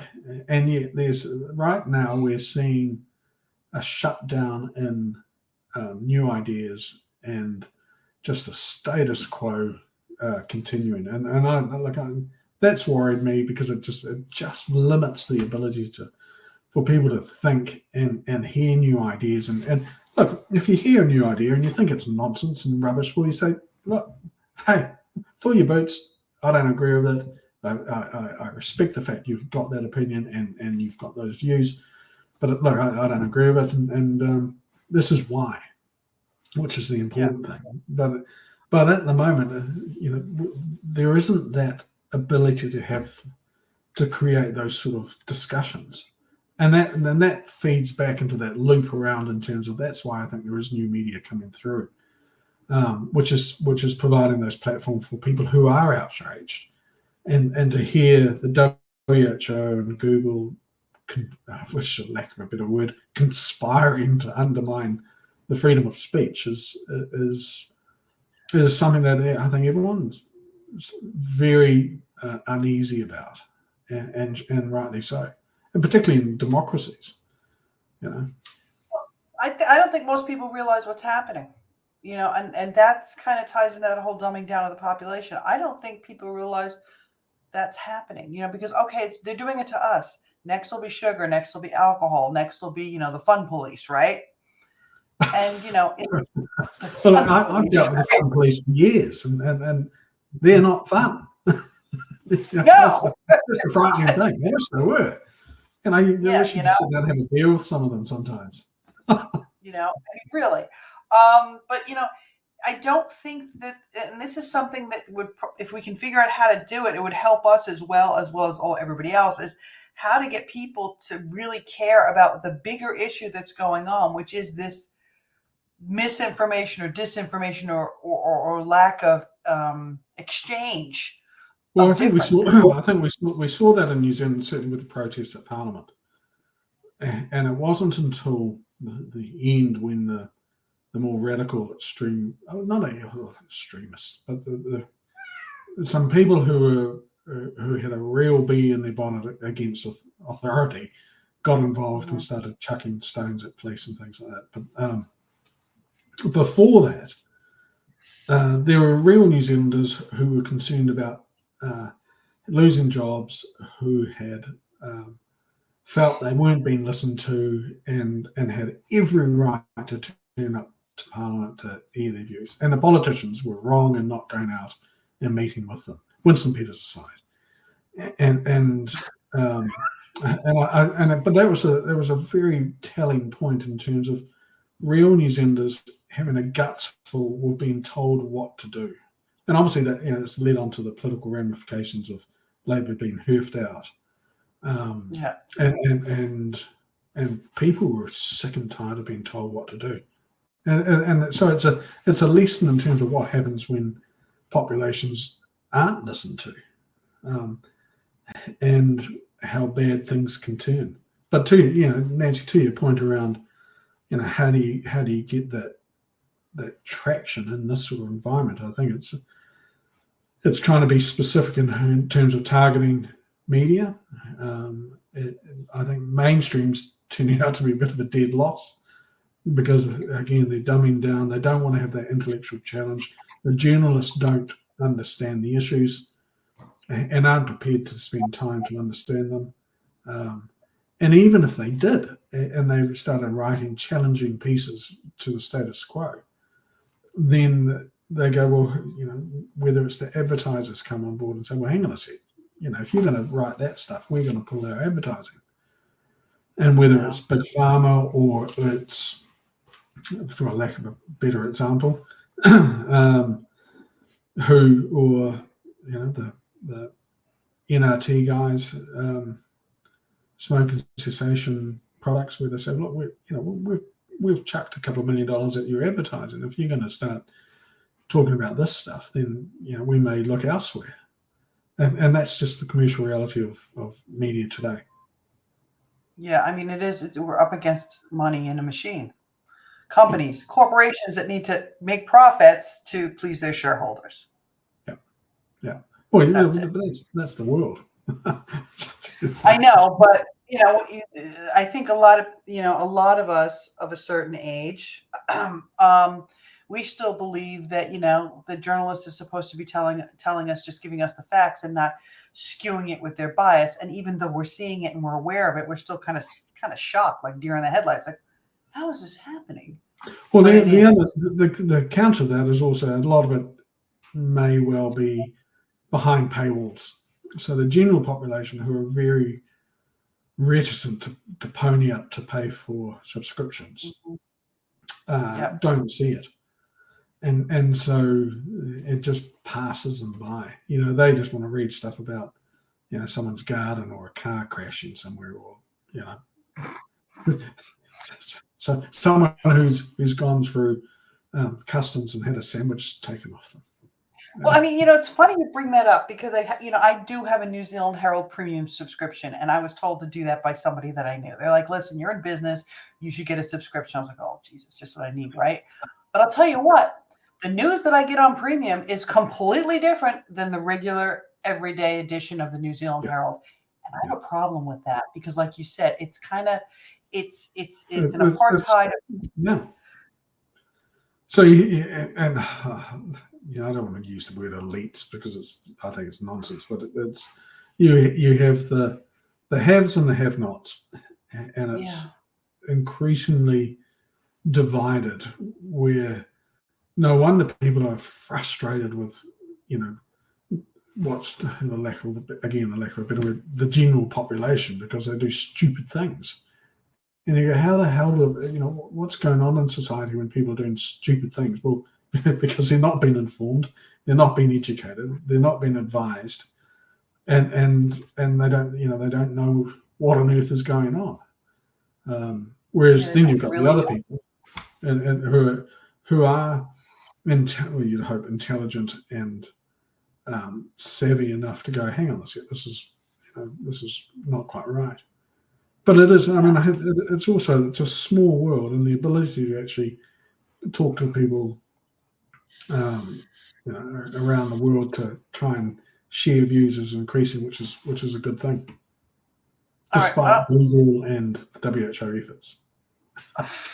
Despite it, I mean, I think we've made a lot of progress. And one of the things that we've talked about, you and I with other people, the fact that they're paying attention to what we're doing is actually a good thing, because that means we're on their radar.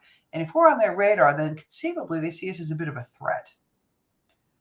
Well, that's true. And then they just jump into the bandwagon of Bath University, where they go, oh my God, tobacco tactics. And they're all part of it. And this is where they've lost the plot, which it becomes humorous, because they don't quite realize how stupid they look in terms of trying to alienate all these incredible people by slagging them off and saying, "Oh, it's all just part of some tobacco industry plot."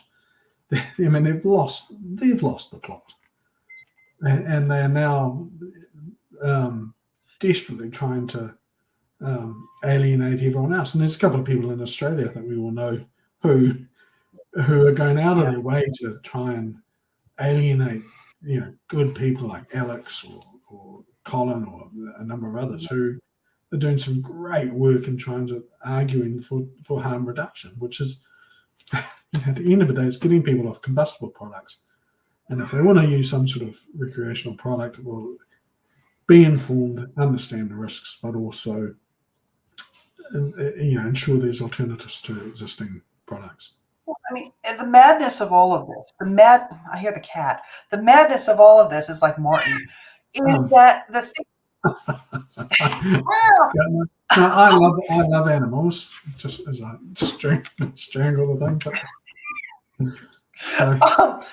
The madness of all of this is that the thing that'll kill you is readily available and legal. Yeah, well, and that's the bizarre world we live in, and also the fact that the more they try and regulate, and Australia's just, I shake my head. I mean, I love Australia and I love Australians, but I'm also deeply concerned that their approach to these issues is leading to a greater illicit market, illicit black market, and we've seen it in Malaysia, where it's over 50% of the market. Where I don't know what it is in Australia now, but it's got to be over 25% of the market is illicit. It's probably more. Paul was saying, I mean, different people have said different things, but I think it's at least 60%. What, Australian market? I know Malaysia is incredibly. Australia is up there as well. Australia is up there as well. And it's, anybody and this is the frightening thing. It's not some tobacco industry cunning plot. These are people who are criminal. Well, they're highly sophisticated international crime syndicates involved in this. Yeah. And people like to think, well, New Zealand's a little island in the bottom of the Pacific. That's not going to happen here. Well, hello, it is, and it's uncomfortable and it's scary because the people involved are scary people, and no one really wants to deal with them. And yet it's this desire to try and stop people, particularly in Australia, from having access to these products. This is leading to a flourishing black market. Yep, and once you have an illicit market, sCOPe doesn't want us to use black. We must use an illicit. Once you have an illicit market, there's no control whatsoever. No. Well, and the WHO and FCTC seem to ignore it. Well, they have a separate body that looks after it, but again, it's secondary to the preoccupation of bringing in regulations and bans and restrictions. All right. Well, here's let's summarize. We went all over the place as usual. For advocates, right?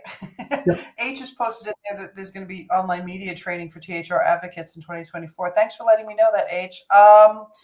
Guess what I'm going to be doing? But if there's any summary, is you have to keep going. You have to be sensible. You have to be balanced. Yes, you've got to try and get some attention with some language, but at the same time, you have to be balanced because the target is the regulators.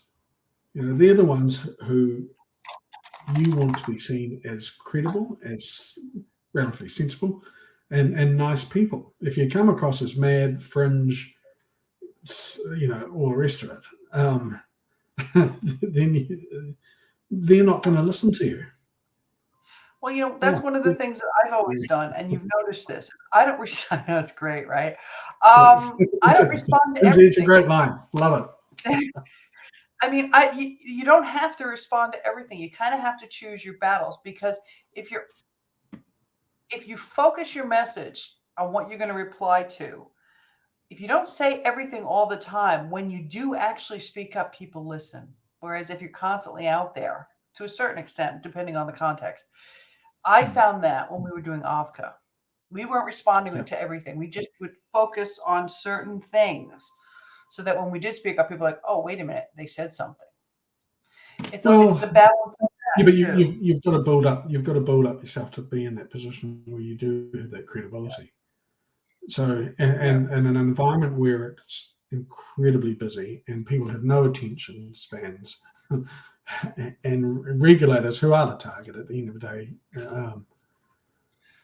who are facing multiple different interests and conflicts, you have to come across as, for lack of a better word again, the good guys versus the fringe or the strange people. The strange people, the wilder people. Yeah. And there's lots of them out there. Oh yeah. I mean, you have to present yourself in kind of a professional way and kind of have enough confidence to be secure in what you're saying, and to present it in a way that it could possibly be represented by somebody who might be received by somebody who is on the fence. I mean, those are the people we really need to go after. Is that the people that are already on our side are on our side. The people that are really against us, they're never going to come to the party. But there's a lot of people on the fence. Well, in terms of consumers, I mean, they're the key ones at the end of the day. And regulators want to see a consumer. They want to see who, if they're going to make regulations and rules and laws about various products, you'd hope that they would want to see, well, who's going to be impacted by this? Who's actually going to bear the brunt of these decisions that they make? And ideally, the decisions are good ones and they help people, because that's what ideally politicians are all about, helping people. And so having consumers there who have lived in the real world and have used the products, or have had experience, have known someone who's used the product and has benefited them, that's worth its weight in gold in terms of advocacy. This you've already answered, but if you could answer it again, because this is from America and they missed the original discussion. Well, if people are against us, who's the target you were trying to influence? If the people are against us, they're going to listen to what we have to say anyway, but they're going to disagree with it and say that we're all shrills of the tobacco industry and we shouldn't be listened to. So you go, okay, well, that's your view. Thanks very much. But we actually have, what is the last count? 63 million people who have chosen reduced risk products, who are happy and their health is improving, and that's a massive win from a public health perspective. And being able to share that with regulators to say, look, guys, you can have people smoking to your heart's content, and you can try and ban it and restrict it and prohibit it. We all know where that's going to go. You've got all these new products coming out that offer reduced risk potential, and if you restrict those, people naturally will get them anyway, and so you're going to have a flourishing black market illicit trade, which we see around the world growing every year. And as a regulator, you can spend millions of dollars on enforcement and trying to counter the illicit trade, or you can actually look at it and say, okay, if consumers want this product, how do we actually deal with this sensibly so that they have alternatives to combustible products? And from my perspective, that's the critical thing. And I think most regulators will go, you know what, you're right. Give consumers the choice. They're adults. They should have that choice and be allowed to make a decision for themselves in the knowledge of the risks, if there are risks for whatever. Yeah, and that's the thing. A lot of the regulators worldwide don't have that information. They just don't. They're just spoon-fed stuff from the others, I like to call them. And they don't see both sides of the story. So it is part of our responsibility to keep hammering at it and get that information to them. Because if you consistently keep trying, eventually they're going to listen. That's kind of how. Look, I think they do listen. I think it is beholden upon them to at least take and reflect on, another viewpoint. They may not agree with it, but at the same time, look, there are millions of people out there who who want this ability to be able to choose these products. And it's a brave new world out there. But this has been taking 15 to 20 years to get to this stage. Mm-hmm. And it's probably going to take another 5-10 to get them to completely fall over and just realize, hey, this is a failure, and let's just do the right thing. But I mean, look, I have a lot of faith and feel good about the fact there is a greater degree of interest and people prepared to have their say supporting this. And that's that's a seismic shift from where things were 20 years ago. So from there to here, I think there's been significant progress. Yes, it's bloody hard yakka trying to make the regulators here, but we've seen the success of Sweden. New Zealand's been pretty good in terms of its positioning with reduced risk products, despite the niggles here and there. Look, overall, consumers have the ability to purchase these products. Australia, I think, is That's who asked this question. Will there ever be enough money to control the borders? No, Paul, there will not. No. Simple answer. Yeah. and I feel for the people in customs and border control. I mean, in some countries, these borders are pretty porous. I've been in countries where they're incredibly porous borders and things flow across the markets, across borders and jurisdictions. But, a lot of the customs officials are trying their best, but they're up against it. And they're also the forces that are behind the illicit trade are incredibly powerful, incredibly dangerous, and it's a risky world to be involved in. It is. You have to have a lot of intestinal fortitude to be doing what we do, guys. So full credit to you out there. Carrick, you have to tell Em that I thank her for letting us take her dad from her tonight. Thank you. And I do apologize, everyone, for the screechy cat in the background. It's. I wouldn't worry about it because Martin always has a screechy cat. Sometimes, late at night, you'll hear my cat doing it too. So it's just cat people. This is what we do. Sorry, guys. That's cool. Thank you for joining us. We're going to have an open live later on. So if you're up and Miss Em is asleep and you feel you come back in. Perfect. All right. Thank you, Carrick. Thanks, Nancy. Thanks, guys. Thank you very much. See ya. Hey, everybody. Thanks for joining us. That was interesting. That'll be available on replay as well. We are going to switch now, if I can do this the right way, because you know me. It's never simple. What I want to do is I want to share with you the highlights from Asia harm reduction. So let me see if I can get those up, because a lot of you weren't able to attend that. Whoops. It came up. And I think it would be good for you to see that whole entire thing. So let me do that. Let's see.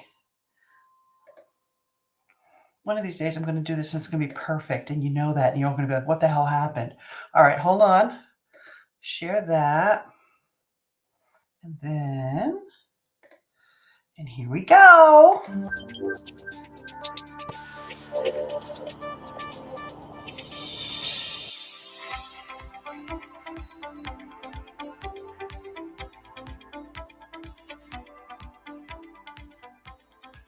Yeah, I'll introduce myself a bit more properly.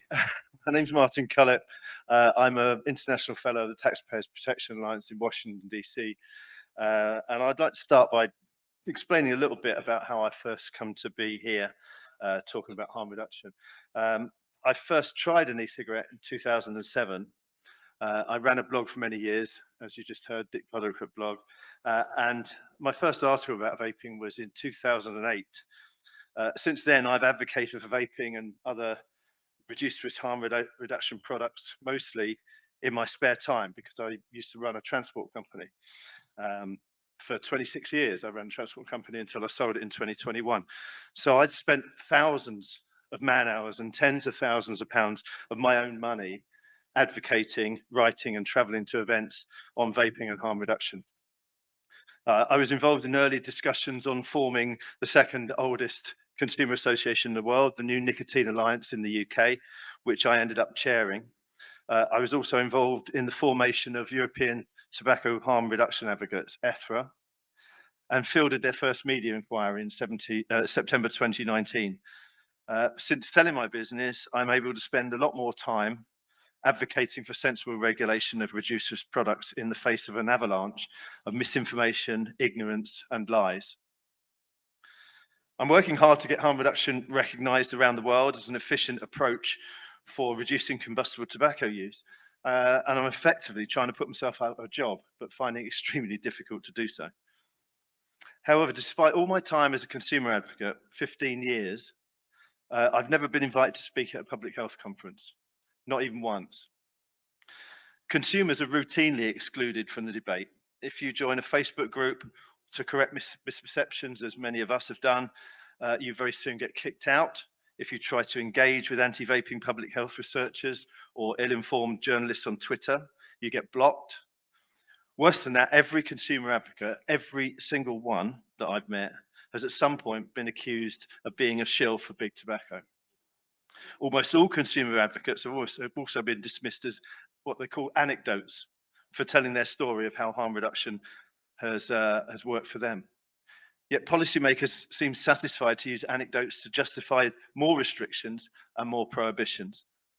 A recent example was an inquiry in the UK. The UK Health and Social Care Committee earlier this year heard evidence from anti-vaping witnesses who testified with anecdote after anecdote and made claims that vaping causes popcorn lung, that some e-liquids contain nothing but hydraulic oil, and that in their opinion, vaping is far more addictive than smoking. None of these things are true, but they were all nodded through unchallenged by the chair, an MP called Steve Brine. No consumer association was invited to give evidence. Yet when a trade association later in the day, a witness said it's vital for vaping products to be sold in the same place as cigarettes to remain visible for smokers, because he has met hundreds of vapers who bought a device on a whim, he was cut off mid-sentence and told, "We cannot deal in anecdotes." Consumers are also very well accustomed to being the target of untruthful slurs. In January 2021, an article in the journal Addiction contained a paragraph which claimed the New Nicotine Alliance had accepted funding from Philip Morris International Smoke-Free Initiative. Now, leaving aside the pedantry that there's no such entity as the Smoke-Free World Initiative, the accusation is not true and never has been true. As chair of the NNA, I sent a strong letter of complaint to the editor-in-chief. I found that the authors of the research were also unhappy, and in discussions with them, it was revealed that the text was demanded by an assistant editor who insisted that it was widely known that the Foundation for a Smoke-Free World was an indirect funder of the NNA. It's astonishing that someone in a position of authority at a medical journal would find it acceptable to insist on baseless rumors and innuendo being inserted into academic research to smear a consumer association. This illustrates a widespread casual dismissal of consumers and a McCarthyite determination to silence our voices. At least in the UK, it's just inaccurate smears we have to contend with, but I pity consumers in other countries around the world who are often treated as if they're drug dealers and pilloried by the media. ASA is getting some of that at the moment. In India, research into safer nicotine alternatives is banned, and recently organisers of a scientific conference were warned that they broke the law by holding an event just like this one to discuss vaping. Legislation currently on the table in South Africa makes it an offence for a consumer advocate to make a positive statement about switching from smoking to a smoke-free alternative. And the maximum penalty for going against this law is 10 years imprisonment. For years, there's been a concerted campaign led by organizations funded by former New York Mayor Michael Bloomberg and cheered for the sidelines by the WHO to ostracize harm reduction proponents for false, tenuous, or exaggerated links with industry. Their definition includes to further the interests of the tobacco industry. So if you're a consumer that argues for liberal laws on reduced risk products, by their definition, that means you are treated as if you are industry and you're excluded.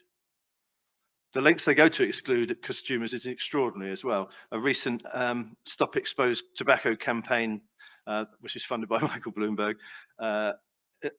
banned people from watching an event that they were holding if they had these supposed links with industry to the 4th degree of consanguinity. Now, the 4th degree of consanguinity, if I should pronounce that right, includes parents, grandparents, great-grandparents, great-great-grandparents, spouses, children, siblings, grandchildren, great-grandchildren, great-great-grandchildren, nieces or nephews, grandnieces or grandnephews, aunts or uncles, great-aunts or great-uncles, and first cousins by blood or marriage. So if any one of them related to you swept the floor at a tobacco company maybe 100 years ago, you can't view that event.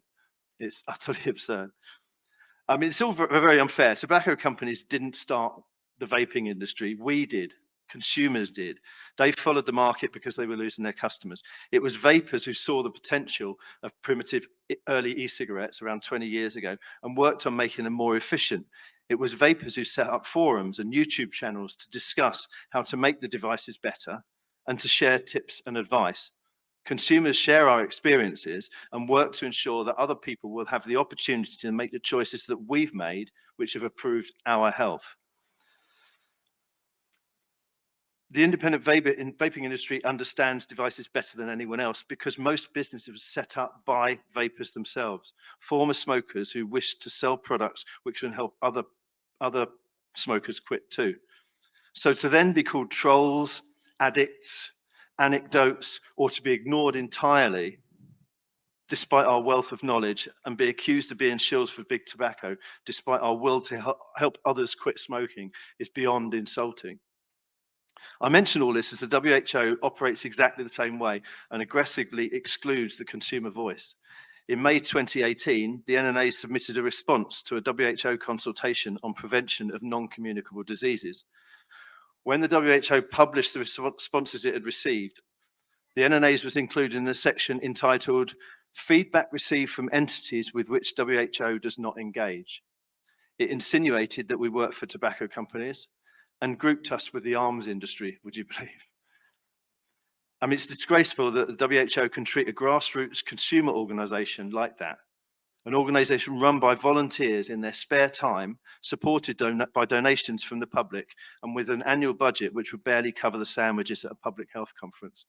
And I looked this up just before I left the UK. The Charities Commission said that last year, the New Nicotine Alliance annual income was just a tad over £5,000 for a year. Consumer associations have applied for observer status at the FCTC conference of the parties meetings and have been rejected on every single occasion. Consumers can view the opening plenary at COP10, but are not allowed to speak and will be thrown out at lunchtime on the first day, as they've always been. That's if they can get in. The WHO has changed the rules for COP10 this year, the Conference of the Parties, which is being held in Panama next month. Previously, you could register for the public gallery on the day, as is consistent procedure for other UN meetings. But now the public have got to apply 60 days in advance so they can be vetted and approved by the Convention Secretariat. It's incredible that the WHO has somehow managed to make an already highly opaque meeting even less open to scrutiny, but that's what they've done. I mentioned YouTube channels set up by vapers in the early years. Well, they're currently being systematically closed down by YouTube on the back of unscientific guidance by the WHO, which implies that reduced risk products are as harmful as cigarettes. In Panama this year, the WHO is recommending a ban on open systems, a ban on all flavors, a ban on nicotine pouches, and restrictions on where vapes and other reduced risk products can be used, sold, and marketed. The WHO's preference is that they're banned altogether, leaving cigarettes as the only legal nicotine product. The objective of the FCTC treaty, stated clearly in Article 3, is to protect present and future generations from the devastating health, social, environmental, and economic consequences of tobacco consumption and exposure to tobacco smoke. Vapes and heated tobacco do not produce smoke, as they don't involve combustion. So incredibly, the WHO intends to redefine what smoke is. A report for COP10 published in July proclaimed that visible aerosols deriving in whole or in part from thermally driven chemical reactions qualify as smoke. It's also claimed by the WHO that harm reduction products do not lead to smoking cessation, which they claim includes quitting nicotine use. I mean, this absurd twisting of language and the laws of physics is being used by the WHO to bring smoke-free products into the remit of the FCTC treaty in order to apply full equalization of regulations on novel nicotine products with those of combustible tobacco. And despite the huge ramifications of all these proposals, no consumers will be allowed to take part in the discussions. The WHO promotes prohibition without evidence that it will benefit public health, without concern that it will lead to more smoking, without any apparent grasp of the likelihood of illicit trade taking over from a legal supply chain, and without any consultation with those who will be most affected by their actions, people who smoke and people who use safer nicotine. Arguably, consumers are very important for preventing policymakers from implementing very bad laws. I raised awareness of a consultation in 2010 in the UK where the Medicines and Healthcare Products Regulatory Agency intended to ban e-cigarettes within 21 days. Vapers mobilised and 1,200 people responded to the consultation. Following that pressure, the proposed ban was duly scrapped. And now 13 years on, vaping is central to the UK's tobacco control strategy. This is despite them trying to ban the products in 2010. In April, the government announced it plans to hand out 1 million vaping starter kits to smokers to help them quit. In July 2013, I was one of hundreds of European consumers who gathered in the Place de Luxembourg in Brussels, Belgium, where we made a lot of noise and inflated hundreds of black balloons with the slogan "E-cigs save lives." This was the consumer reaction to the EU Commission proposals to make vapes permissible only as medical devices available by prescription, a move which would have killed the product stone dead. Vaping consumers made such a fuss at the time that members of the European Parliament admitted to receiving more messages on this one area of policy than they had for any other. Consumers won out, and the EU was persuaded to install far more sensible regulations in the Tobacco Products Directive, which resulted. In the past couple of years, consumers have made significant impact in countries such as here in the Philippines, where a bit of a revolution has happened in the last couple of years, which for the country should be congratulated for the way it's changed its view of harm reduction. But also in Canada, Malaysia, Thailand, New Zealand, and Kenya, consumers have helped educated policymakers as to the benefits of reduced risk products to public health. If, as the WHO is doing, one opposes harm reduction, it can only perpetuate or increase harm. Instead of ignoring nicotine users, every delegate at next month's meeting in Panama should include a consumer advocate. We are bona fide experts, and our lived experience should be taken into account. The way to good public health regulations is by including all stakeholders. I was reminded of this last month, in August, which saw the 25th anniversary of the Omagh bombing in Northern Ireland in the UK. 29 people died, including 9 children. There was outrage at the time and condemnation of the killings by all sections of the community and all shades of political opinion in Northern Ireland itself and around the world. It strengthened resolve that true progress cannot be achieved by stubborn sectarianism and that the only way forward is dialogue. After that atrocity, 800 years of conflict was ended, and leaders of the opposing factions in the violence that Northern Ireland had witnessed over decades became great friends. At loyalist Ian Paisley's funeral, Republican Martin McInnes helped carry the coffin. An atrocity can be a turning point, but the WHO is presiding over an atrocity of 8 million deaths every year, while refusing to speak to those who advocate harm reduction policies which have led to huge success in many countries and which can help reduce those deaths. It's well past time, in my opinion, that changed. The WHO's own Ottawa Charter declares that the public has a right to opportunities and resources to enable all people to achieve their fullest health potential. Yet the WHO is working to remove access to safer products for those of us who have quit smoking using them and for people who currently smoke. It further states that people cannot achieve their fullest health potential unless they are able to take control of those things which determine their health. Yet we have no control over what the WHO FCTC process decides because the public is barred from participating or even observing. The About Us page on the WHO website says that its values are integrity and a steadfast commitment to science. Yet it literally makes things up, like it did by saying in 2020 that e-liquid is highly flammable and that secondhand vapor is lethal to bystanders on a Twitter thread that hasn't retracted.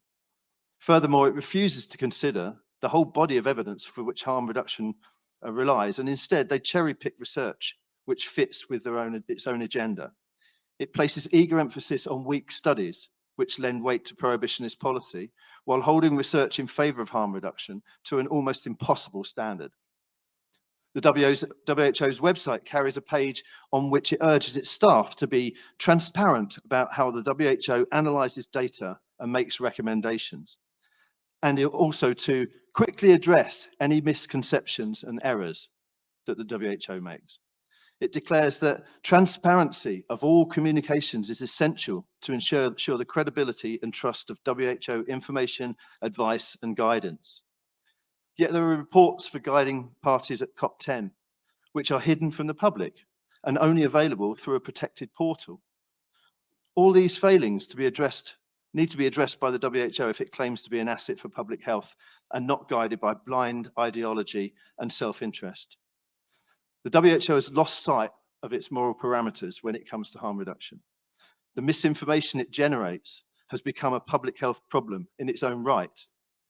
We need to continuously reaffirm the benefits of harm reduction and convince policymakers that tobacco control strategies should be revisited to include a more innovative approach.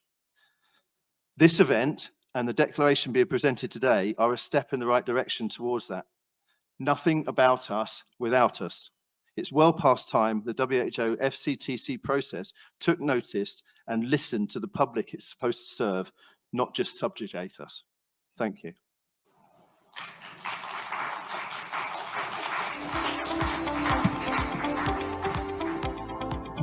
First of all, thank you very much for inviting me to be participating in this forum, which I think is pretty important, not only for the people in Asia, but all around the world. When it comes to harm reduction and smoking, we know that 80% of the people that are gonna suffer any kind of disease or death related to smoking are in LMICs. When it comes to Latin America, pretty much every country is LMIC. So we take this as an important measure to be considered.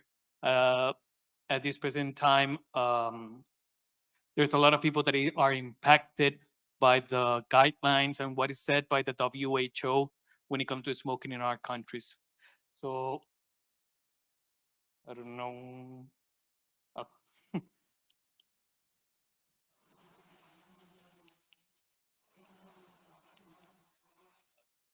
Well, that's me. First of all, like was introduced, my name is Jeffrey Zamora. I'm the president of sCOPe Costa Rica, which is a consumer organization that is in Costa Rica, as well from ARDT Iberoamerica, which is the alliance of consumer organizations in Latin America, Spain, and Portugal. Basically, we don't receive any kind of funding. We're pretty much just volunteers and people that are so madly in love with the intent and effort of doing something for public health that we know that works because we have gone through that journey already.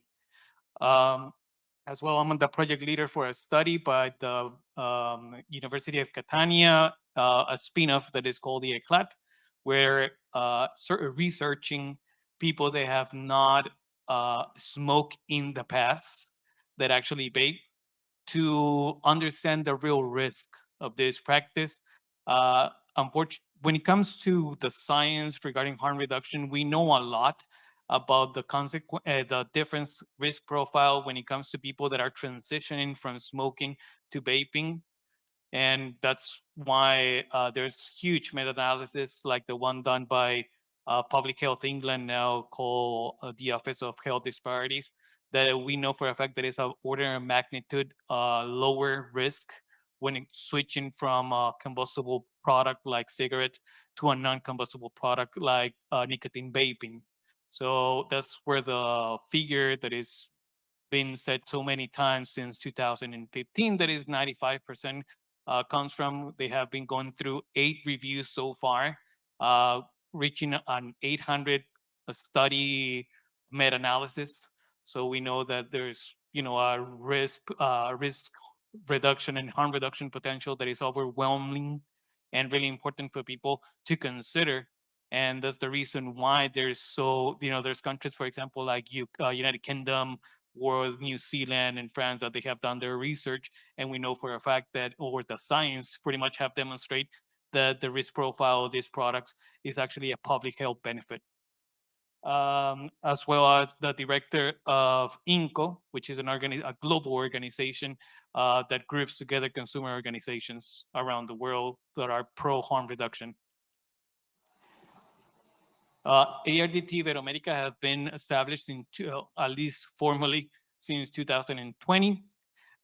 We have organizations around Latin America. There's already 12 organizations, plus Spain and Portugal, all of them from consumers that are pretty much, and that is something that is going to be explained by Sueli Castro, that there's a study already done about these organizations and how they operate. So she's going to be elaborating on that as well. The situation of Latin American countries, we pretty much have all the spectrum. For example, we have countries that are debating at this present time the legal regulations when it comes to these products. Colombia and Peru, they're already on the debate about regulating these products. There's no regulation at this present time whatsoever. They do have a market. They do have people that are using these products, like pretty much all around the world. Like we know, globally, there's 115 million people that are using these products in order to cease their smoking, or as a harm reduction tool to minimize or reduce the number of cigarettes that they smoke daily. In Colombia, we see something really interesting because there's a lot of harm reduction arguments that are being mentioned, since they're so deep into harm reduction when it comes to illicit drugs. So there's a huge debate about that. And that's really important to notice that there's some countries that actually are not only focusing on harm reduction when it comes to smoking, but it comes to illicit drugs. In Latin America, we have 5 countries that have banned harm reduction products, unfortunately. For example, Argentina, Mexico, Panama, Uruguay, and Brazil. Curiously, Brazil and Mexico, they do have, when it comes to illicit drugs, they do have some guidelines to avoid that, to treat people when it comes to the illicit substance that they use. Whatsoever, they have banned harm reduction products when it comes to smoking. What is the difference? We don't know. We believe that any people should be having access to this kind of products, no matter what the substance they use. Everybody deserves harm reduction as a principal human right. We have 4 countries that have regulated nicotine vaping, at least. We have Costa Rica that has been regulated since 2012. We have Paraguay that regulated in 2022. We have Ecuador that regulated in 2011. And we have Chile that just a month ago, they signed a bill that is going to be regulating the products. It have not been signed into law, but already the bill went through the parliament. So we're looking really forward to see how it's going to be regulated and how they're going to be getting the guidelines. But at least we're moving forward. Something that, for example, here in the Philippines, they already did. They're passing laws that actually regulating these products, which obviously is a public health benefit and is a step in the right direction. It's worthy of noting that something that pretty much affect all of the countries in Latin America is they all have foreign influence pushing for bans and over restrictions for these products. Obviously, coming from the people that, well, pretty much the same organization, the same funder that it was mentioned by Martin Culloch, that is Bloomberg Philanthropies. So we value and pretty much encourage our countries to take the same steps that Philippines did, because it's worthy of noting that trying to regulate for ourselves, trying to impede or not letting foreign influences kind of, pretty much do what their interests, the interest in them, right? It is really important for us in order to be able to regulate these products that have been noted as the most effective way of quitting smoking, for example, in the UK, for example, in New Zealand, in France, in Canada. And we know that when it comes to these harm reduction products, they're showing that the countries that embrace these harm reduction products are having 2 times, 3 times, 4 times, and even 5 times an acceleration of the smoking cessation and lower the prevalence than countries that actually are banning these products. For example, like Mexico and Australia. Mexico is increasing the number of people that have been smoking in the past 5 to 10 years. So we notice that, it's already showing the results. It's already showing that it's an effective way of not only as a harm reduction product, but to cease it smoking. And like we know that 80% of the people that actually are going to be suffering from the consequences of this smoking habit is living in LMICs like in our countries. It's important to regulate and kind of embrace what it can do for public health. At this present time, when it comes to people living in Latin America, we have close to, just only on the ARDT countries, we have close to 500 million people that are deeply affected by any regulation when it comes to tobacco products, and not only because they smoke, but because they have family, they have friends that, smoke. And when it comes to people that smoke, we have close to 80 million people just on Latin America, on the ARDT members that are deeply affected by those measures. And we have around 10 million people that are using these products within the members. One of the things that is really interesting when it comes to Latin America is that, for example, on Panama, that is the one that is registering the lowest prevalence, there's a huge illicit market.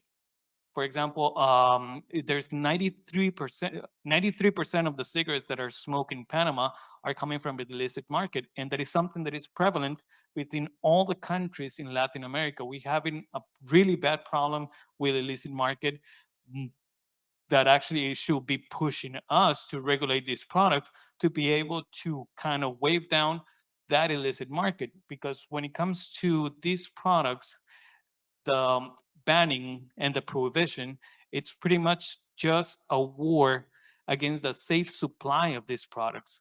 If we don't know that vaping as a whole is really a harm reduction product, but we have to regulate them in order to know what is in the product and how it can work out for the people in our favor, right?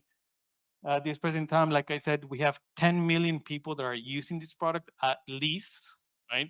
Most of them actually getting it from the gray market, people that are, a market that regulate by itself because the government have not been able to establish the rules properly, like in some other countries, like in the UK, like in New Zealand, like in France. And we have a problem with the massive misinformation that we're getting about the continuum of risk. Obviously, every product has a different potential for potential risk. For example, we know that vaping, it's vastly safer than cigarette smoking, and we know that nicotine pouches are massively as well safer than nicotine smoking, and even heated tobacco products. But we are still suffering from people that actually don't know that. And like it's been registering on different studies, even the doctors are not aware of this difference on the continuum of risk. We have 80% of doctors that are thinking that nicotine causes cancer, when obviously is not the case. 5 members from ARDT have banned, unfortunately, these products. All of them with huge communities of people using this product, right? And at this present time, like in pretty much every single country, the WHO is weaponizing the 5.3 article in order to censor and cancel the participation of consumers from organizations that represents our efforts to participate in the elaboration of these regulations. So pretty much like it was said by Martin, we're trying to get it into this saying because when it comes to illicit drugs, for example, it is mandatory to have present a member or representative of the consumers, of the people that are using these products. But when it comes to tobacco, everything is different. It becomes an iron shelf that it doesn't let people go in and actually have a saying on this. And we want to have a saying. We want the war against people to stop, because that's basically what it is. At this present time, all of these people are being targeted, are being suffering what the FCTC does, and we want that to stop, pretty much. Many people that are involved in tobacco control for many decades are already saying and kind of raising flags about what's going on, what is happening. We have people like Lars Ramström from Norway. We have people like Ricardo Polosa that just made a comment about this statement that he did, because it is seen already. It's that the prevalence of tobacco smoking is going down on the first world countries, but when it comes to LMICs, is not coming down. So we're losing a big opportunity when it comes to adoption of harm reduction products that are actually working, that are actually getting this prevalence to go down. And in top of that is cost effective for our countries that perhaps doesn't have the funding capabilities to have cessation clinics or to have some sort of effort in order to help people bringing down that smoking habit or take down that prevalence. So it is cost effective. It is something that it should be evaluated by the country. It should be regulated by the countries and should be promoted by the country like it's been done in several countries. So thank you very much. And we'll talk on the panel about questions and everything. Thank you.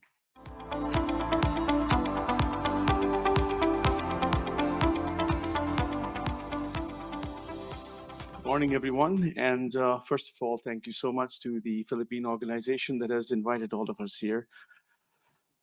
I want to take you 5,000 years back in history. 5,000 years ago in Mesoamerica, that's South America, two guys were walking in a field. One of them found a leaf, and the other one said, "Hey, look what I found." The other guy said, "Let's burn it." That was the invention of smoking, right? 5,000 years ago. The next door neighbor had a problem, and that's when we started having harm reduction. So smoking, harm reduction, and addiction goes back 5,000 years. And this is something which is very dear to my heart. My name is Dr. Rohan Sabio Siqueira. I'm half Portuguese, half Indian, travel and work between Portugal and India. I repair broken hearts and I help people having sweet problems in sorting them out. Uh, the question which is of very dear interest to me is, because many governments all over the world are now deciding that if they don't understand it, ban it, right? And that's the easiest way. If I don't like it, I ban it. What it takes to bring a new medication into the market requires years of research, a lot of data that goes behind it, a lot of clinical trials, a lot of things that have to be set in place before a product is approved for medicinal use. But people just regulate, they just want to ban it. So this is what we're going to be talking, I'm going to be sharing with you today. I'm going to be looking at the entire concept of the electronic delivery of nicotine from a medical point of view. Of course, because the data is so vast and there's so much of data to collate together, it's not going to be possible to bring everything on page, but I'm going to be running through cardiology, diabetes, obesity, and cholesterol issues, and the principle of how electronic cigarettes work with these concepts. Okay. So we're going to just run through the introduction, the health stats, recognizing the harm. There's a big debate going on right now. What's vapor, what's smoke? And the WHO is trying to confuse a lot of people on that. So a lot on vapor and smoke. What's the path to regulate? And finally, the conclusion. So to introduce you, 1930, was when the first patent for an electronic cigarette was issued, right? That's a lovely picture over there. But so in 1930, we had the first patent for electronic cigarette was done by Joseph Robinson. And after a gap of 40 years in 1960, Herbert Gilbert actually made the first vape device. And in 1979, the first research took place on nicotine delivery. That's in 1979. And in the 1990s, that's when the whole wave started and everybody started manufacturing electronic cigarettes. They started coming out with a lot of research. Not only individuals, but also large tobacco corporations started doing research on electronic delivery of cigarettes. 2003 was when Hong Lik was a Chinese individual. He lost his dad to cancer, lung cancer, because his dad was a chronic smoker. And he made the first commercially viable vape was made in 2003 by him. And after that, it's just started propagating a lot. 2006 was when electronic cigarettes or ENDS were introduced into Europe for the first time. That's in April. And in September, electronic cigarettes were then introduced into the United States. But immediately 2 years later, in 2008, Turkey was the first country to ban electronic cigarettes right enough. And in 2008, September, WHO released a statement that electronic cigarettes is not a cessation device. They actually released a statement in 2008. And then from then till now, we have a lot of things that have happened down the line. So looking at the current global scenarios, I've just marked a few areas in red where there is a complete ban on these products. Parts in the yellow is where they've regulated it, and the rest of the world just accepts it. And you have this entire scenario, which I got from Wikipedia, is the countries in the red have all banned it, and some of them have even banned research into these topics. So when you look at a very interesting medical journal article, which was published in a very respected peer-reviewed journal called the JAMA, the Journal of the American Medical Association, in 2021, JAMA found that daily e-cigarette usage among tobacco smokers can increase the likelihood of quitting smoking by 8-fold. This is by one of the largest medical journals in the United States. And they made a consensus statement. Researchers assessed, so this was a retrospective study. They took data from 2014 all the way to 2019. There was a population assessment of tobacco and health, the PATH study, focusing on smokers who were not planning to quit at the time of starting in the program. 28% of the smokers using e-cigarettes daily had ceased smoking tobacco altogether, while 45% had ceased smoking tobacco daily. This was a very, very strong research which was done in 2021, which was published in 2021. But like all things which are glaring in your face, they were swept under the carpet because people had a different agenda in mind, right? Now, if you look of all the participants who were not using e-cigarettes, this is very interesting. And this is a JAMA article, right? It's considered to be the de facto research article like your New England Journal of Medicine. Only of those who were not using e-cigarettes, only 5.8 had quit smoking altogether by the end of the survey, and while 9.9% had stopped smoking daily. You just see a sudden drop in the number of people who are not on electronic cigarettes, and those who are on electronic cigarettes, you see them switching over and reducing their daily smoking or their weekly smoking habits. Pretty strong data, right? Meanwhile, people who were smoking e-cigarettes non-daily had a 3.1% rate of quitting smoking and a 10.2% rate of cutting down to daily. Even this data of those who were not doing it every day. Now, the last one over here is an article from the New England Journal of Medicine, which comes from my alma mater, the Harvard University. That's where I studied. A 2019 randomized controlled study also found that daily e-cigarettes use leads to an almost doubled rate of smoking abstinence than other end products or nicotine replacement products after 1 year. Here you have two world-class medical journals. One is the JAMA, one is the NEJM, both of them talking about how electronic cigarettes bring people out of harm's way and reduce the harm. There's a big difference. Smoking, whether you want to smoke a regular cigarette or whether you want to smoke an e-cigarette, it's still going to cause some issues because at the end of the day, all addictions create some issues. But the question is, do you want to jump from the 10th floor or do you want to jump from the first floor? Both of them are jumping off the floor, but you have reduced your harm significantly, right? The injuries that you have, which you jump from the first floor, is much different than the one you jump from the 10th floor. So this is what this research actually showed.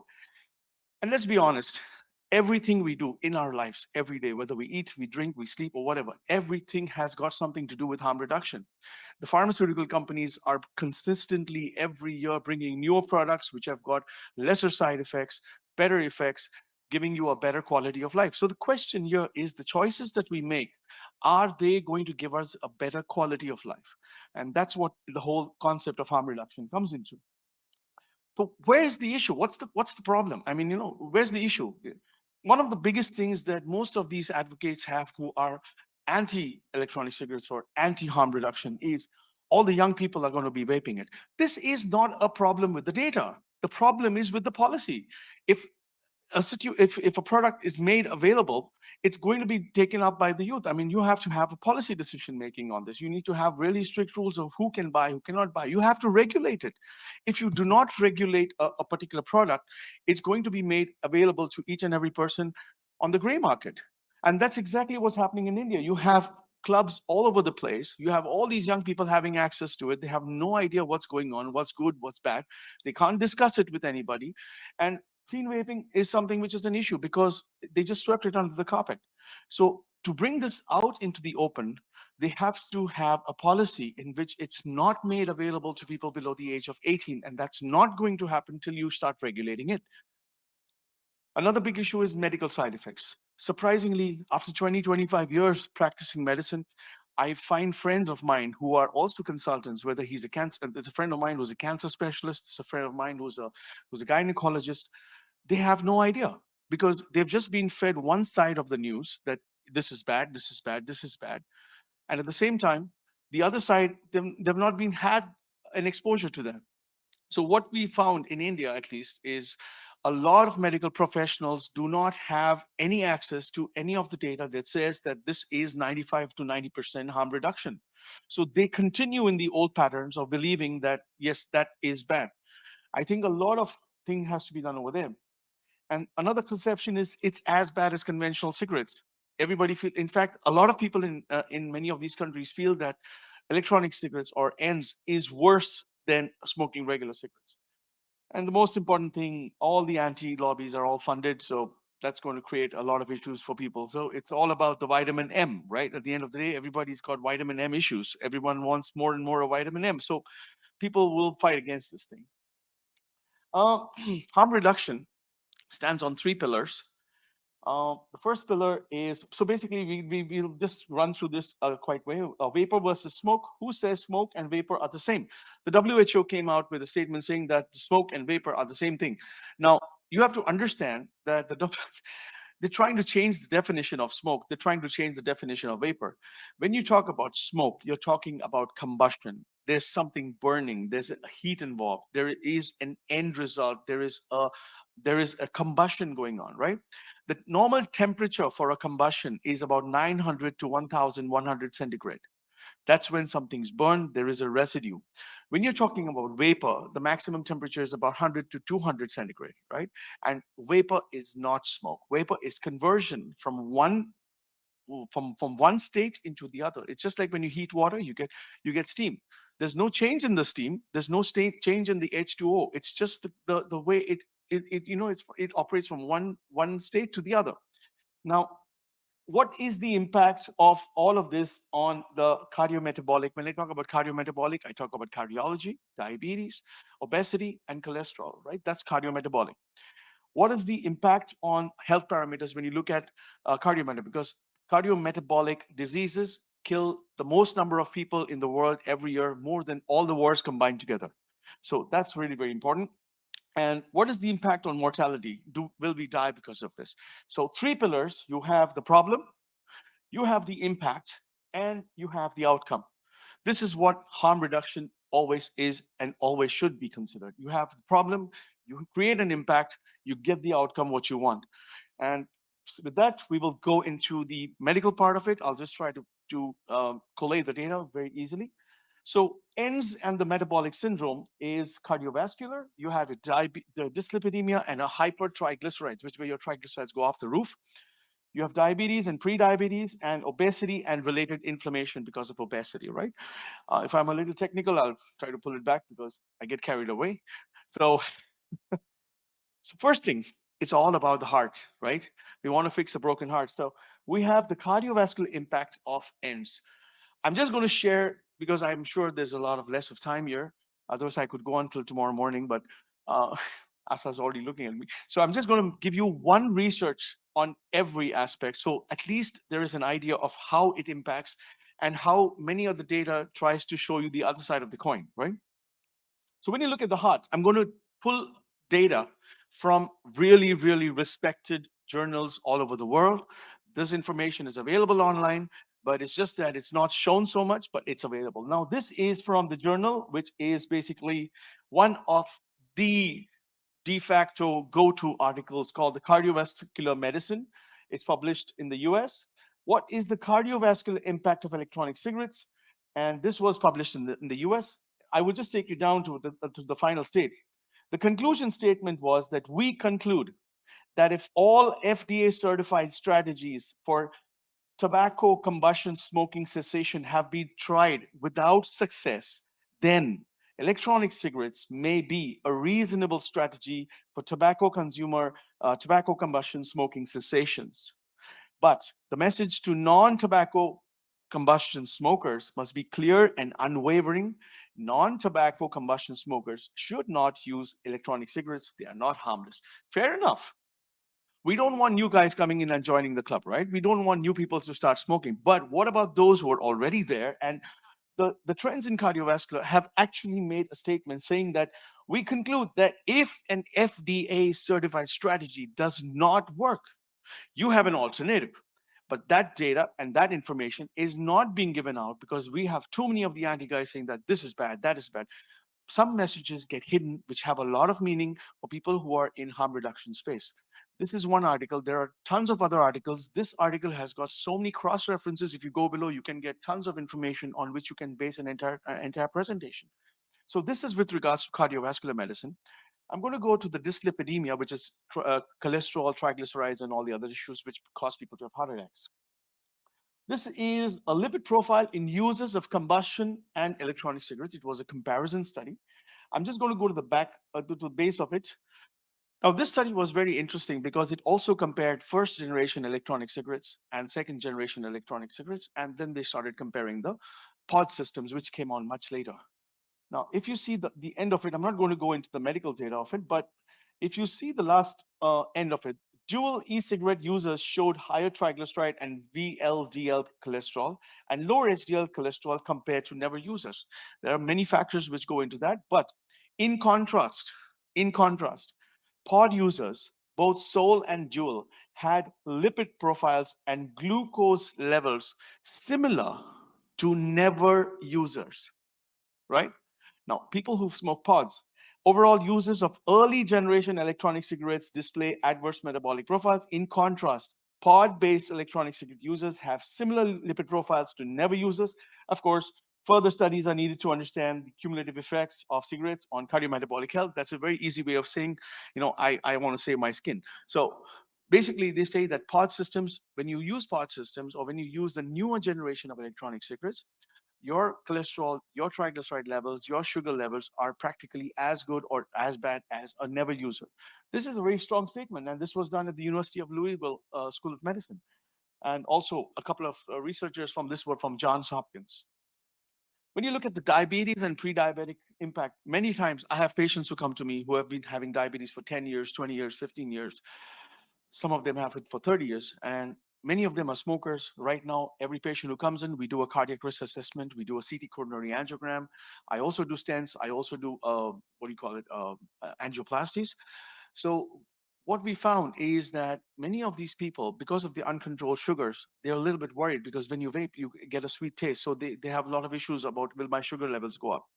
Now, if you look at the research on it, this is from a journal called the Drug and Alcohol Dependence Journal. Once again, a peer-reviewed journal. Except the association between e-cigarette use or dual use of e-cigarette and combustible cigarettes and pre-diabetes, diabetes, or insulin resistance. Findings from the NHANES study. Now, the NHANES study was a landmark study which was done in the US. Of all the participants, 6.3% were current e-cigarette users, 17% were former e-cigarette users. In the fully adjusted model, e-cigarette use was not associated with prediabetes or diabetes with a P less than more than 0.05, which means that it wasn't associated with it. However, former e-cigarette users were 22% more likely to report higher HOMA-IR. What is HOMA-IR? HOMA-IR just tells you whether you are in a position where you are insulin resistant or not. Insulin resistance will actually lead to diabetes. That means your body is not able to recognize your insulin. But what this study also tells is that most of the e-cigarette users, or rather the cigarette or non-cigarette, had an obesity index. So if you have a little bit of extra body fat, your HOMA-IR is going to go up, because the more fat you have, the more insulin resistant you are. So that was not a real extrapolation of the data. But what it's really said was that e-cigarette use was not associated with prediabetes or diabetes. And there are some articles which say that it can produce a little bit of prediabetes, but then their scale models were a little bit off the chart. And the last is obesity.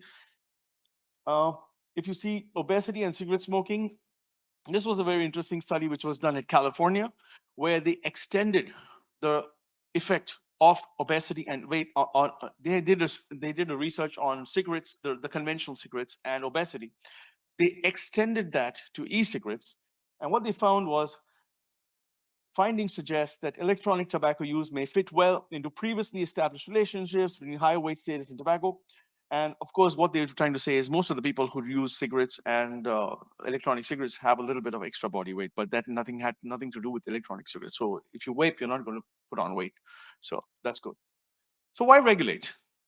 The question is, why do you want to regulate, right? The first thing is this a magic bullet? I mean, is electronic cigarettes a magic bullet? Are we going to sort out all the issues? No. But the potential impact of e-cigarettes on the toll of cigarette smoking was conducted in the University of Michigan. And what was important was the conclusion. This conclusion also has got really, really significant impact. Vaping is highly likely. Now, the words they've used are so clear. Vaping is highly likely to reduce smoking-induced or smoking-produced mortality. That means lesser people will die because of vaping. Still, vaping is not the answer to public health crisis created by smoking. Rather, it may well be a tool to add to the armamentarium of effective tobacco control measures. So what they are trying to agree with us, yes, it is a harm-reduced alternative, but it's not the magic tool. And it has the potential to reduce cigarette smoking by itself.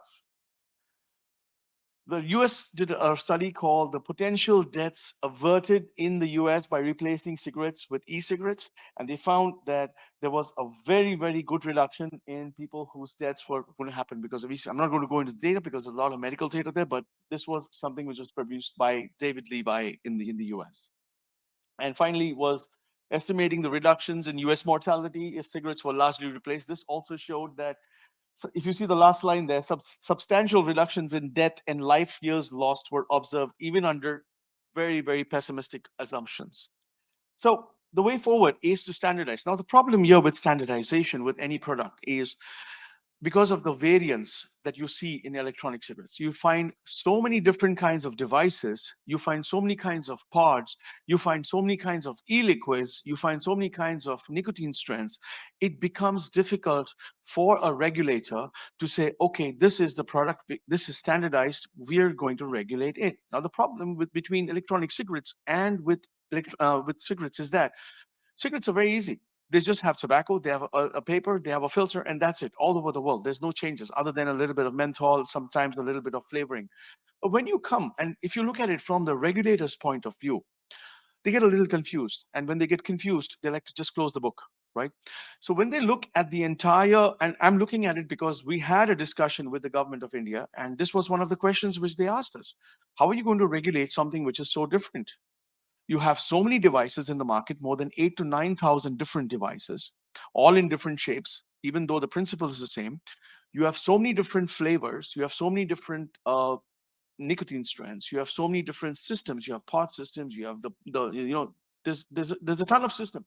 So one of the ways I think which we should also look at when we go for regulation in many of these countries is make it a little bit easier by trying to come out probably with the standard standardization principle. This creates an open ground for a regulator to say, okay, you've standardized this. This is how it's going to be. Let's now talk about regulation. So I feel, at least from a medical point of view, and having been 20, 25 years into research, standardization should be something very, very important for the way forward. We have to look at standardizing the entire concept of electronic cigarettes, because right now there's too much happening, too many flavors, too many colors, too many things happening over there, right? This is something which can be something where a lot of organizations can come forward, put in some money into that and say, okay, this is what we'll spend for standardize this thing. Because I still feel that without standardization, the way forward is going to be tough, not impossible, but tough. Prescription use of infrastructure means once you have the standardization or you have the regulation, it becomes very important for physician education, because even now there's a lot of perception, even in countries where electronic cigarettes or ends are regulated, there's a lot of misconceptions about how it is, what is the harm reduction you're providing. The problem, the impact, the outcome is not clear. So that is something which needs to be used. And use the infrastructure. If you're going to be prescribing this, if you're going to be regulating it in a country which has banned it, use the infrastructure. You have pharmacies, you have so many areas of avenues where it can go. Australia has done it so well, New Zealand has done it so well. They brought it into the prescription range and they've regulated it. Research is something which needs to be encouraged, because every new concept needs a study.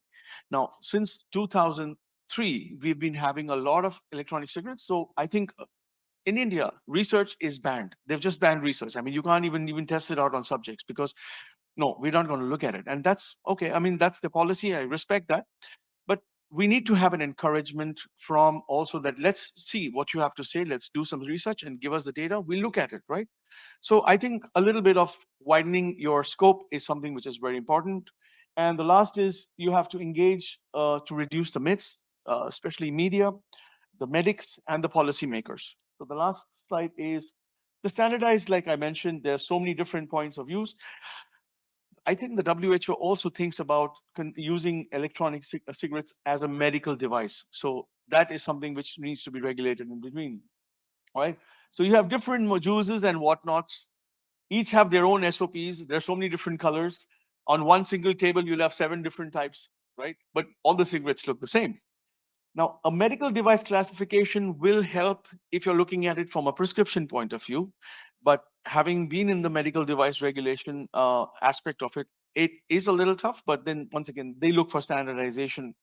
Thousands of flavors and mixed strengths. I just came back from Portugal and I saw about 600 different flavors, and it creates issues. So, and you have to look at it from a regulatory nightmare point of view. I'm a regulator. I'm looking at all this stuff over here. I can only see one kind of cigarette, but then there are thousands of these liquids.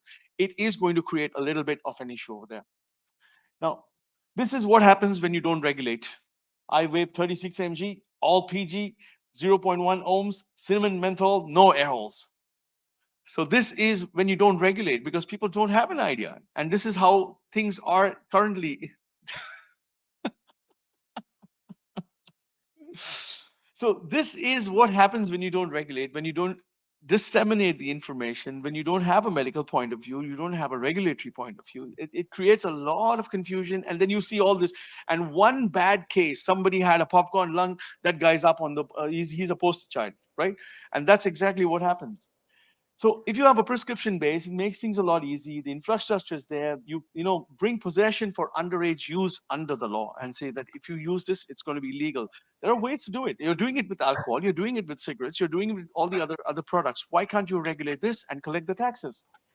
And above 2 mg can be OTC through pharmacy, up to 2 mg. So basically you get nicotine chewing gums. So this can come into that. Below 2 mg, you can be available as an OTC, where the pharmacist can regulate and say, okay, show me your ID, right? And anything above 2 mg should be prescription based, because that's when you start getting the cardiovascular effects. Too much of vaping or electronic cigarettes, like caffeine, can increase your heart rate. It can increase your metabolism. It can increase a couple of things. This is what happens when you don't regulate. Okay, this is something I found on the internet. And this is something which could happen in the future, right? If things, my first vape, I found this really funny. It's actually a meme. It's not a real thing, okay? It's just a joke. But this is how people perceive it, and and it's really, really sad. So to summarize everything, standardize, prescription, encourage research, engage, and thank you so much. If there are any questions, I'll go to answer.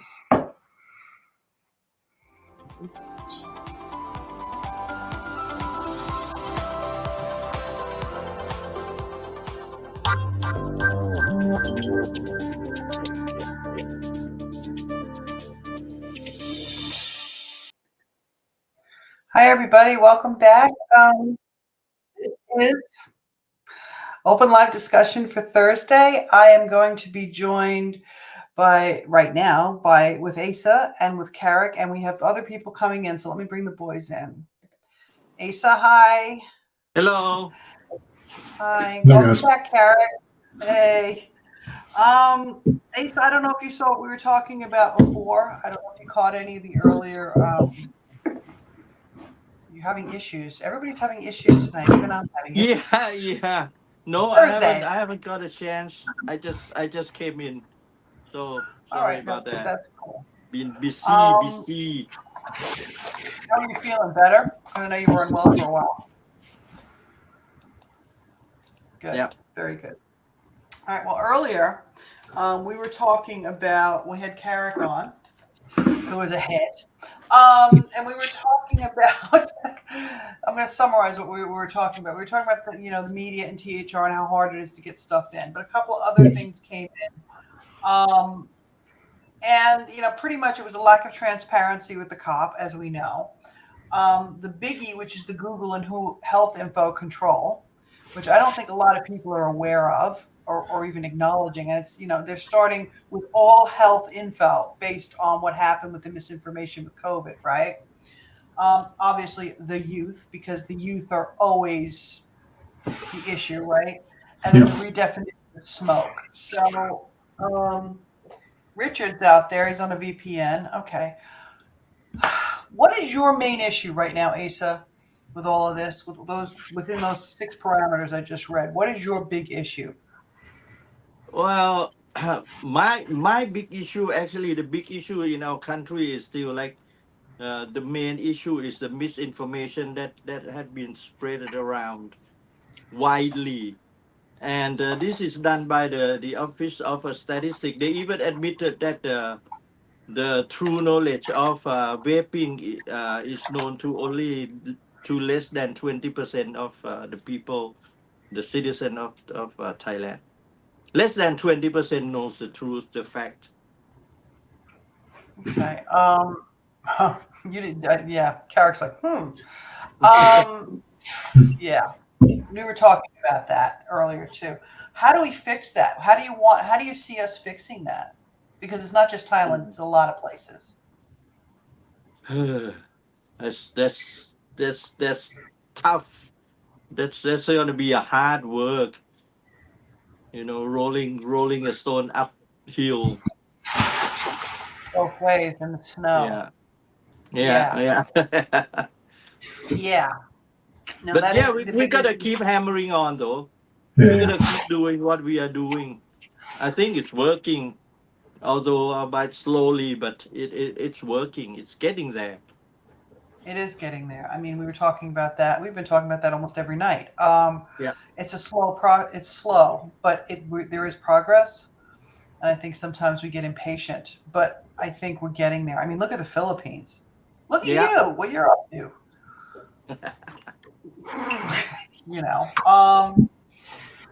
The concerning thing, I think that the most concerning thing, though, is the disinformation and the misinformation and countering that. And Carrick and I covered that.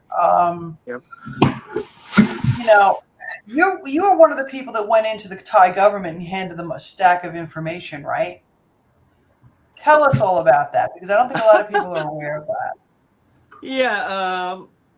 Like you remember, if any of you watch what Ash said yesterday afternoon or last night or evening or morning, the last session out there 3 anyway. But he said like, there's a lot of people saying like, well, where's the fact? So we just handed in. We made copies of all thousands and thousands of pages of research from all over the world. Say like, okay, well, since Thailand had banned importation, manufacturing, and distribution of vaping devices, therefore there cannot be any evidence. There cannot be, the people cannot do research. Even some students, postgraduate students, they want to do like their doctorate, and they want to put up like the harm and the pros and cons of vaping against smoking and things like that. They said, no, you cannot do it because it's illegal. The professor will come down and say, like, especially if they are in the field of health or public health or health department, they're gonna say, right, well, it's you no, you gotta change your topic. You cannot do it. So he said, like, okay, since you cannot do it, well, how about England? How about USA? How about Europe, New Zealand? Or if you say like, oh, it's too far, the article has to be within the Asian country. Well, how about Philippines, Indonesia, Malaysia? There are tons and tons and tons of papers. So we just put it down like wham. And we went to ombudsman. Well, we went to the parliament. We gave the whole big box to the prime minister back then, to the public health minister, to quite a few. We went to ombudsman, and we were pit against Tobacco Control Thailand. So they say like, well, we haven't. Here you go. Just bam, just big boxes. Just put them, just kind of like chop it in their face. And it worked because here we are. Yeah. I want to pick Carrick's brain again. Sorry, Carrick, you're on the spot. You have worked in industry in Asia Pacific, and you kind of touched upon it when you and I were talking earlier about the porous borders. Now, H has touched upon this as well, and Asa, you could chime in on this one as well. Those borders are still porous as far as I know, and they're porous for tobacco, and now they're porous for vaping products. Correct, Asa? Yep. Do you believe that the reason they're not monitoring that border is because it really suits the governments to allow these things to come in and out, and then they don't have to take any responsibility for it? So, in other words, the simple thing is, do governments not go after illicit markets simply because it's illicit, therefore they don't have to address it? I mean, Asa may not be able to say it, and perhaps I could say it here in the safety of New Zealand, in terms of, money talks, and I think it's just the reality of the world where some of the enforcement officials are lowly paid and can be captured by inducements from criminal elements or smugglers or whatever you want to call them. And so they, if you're not earning a lot of money and someone comes along and slips you some money to turn a blind eye as stuff passes by, that happens. And no amount of FCTC or government tutting is going to try and solve that. Yeah, no, I mean, because I seem to remember that Malaysia and Indonesia had a very porous border for tobacco and then also for vape products. And I seem to also remember vape aspect. Lao too. Mm-hmm. Yep. Yeah. And it's like they're saying something's banned, but yet you can get it. Same thing in India. This stuff's been going on. Cross-border activities have been going on for time immemorial, and this isn't new in terms of smuggling routes changing depending on the economic circumstances of the markets, and yet. Because it's illicit and it's criminal elements involved, it is incredibly tough for the monitoring of it and actually trying to counter it. And so some enforcement agencies do a great job in trying to battle against it. but they're faced with a daunting task of dealing with groups that do their best to avoid detection and monitoring and seizure. And so these markets, particularly in Asia Pacific, are well known for having this product. Whatever product you're into, actually, it's not only confined to cigarettes or e-cigarettes. It's whatever you want, you can get. Yeah, so I mean, it's convenient. There's a convenience factor. What I'm trying to say is there's a convenience factor too, because if it's illicit, they don't have to deal with it. Yeah. Well, actually, from what I saw, it's one of the thing is it's not really for the convenience. Say like since it's illicit, since it's illegal, and they don't have to do. They still have responsibilities to deal with illegal products. And right now, that one of the reason they want to renew and lift the ban and have some kind of regulation came from this topic, especially because if you come to Thailand, you can see there are lots and lots and lots. Actually, I just came back from a meeting with a few friends from Malaysia, and they were surprised. They say within the walking distance, within 500 meters or 700 meters, within one block, there's 5 or 6 stalls selling electronic cigarettes. I mean vape, even though it's mainly disposable, but it's still vape items. And now back to the porous border. It's a lack of manpower, one of the reason. And if you look carefully at the border, especially from Malaysia into Thailand, it's the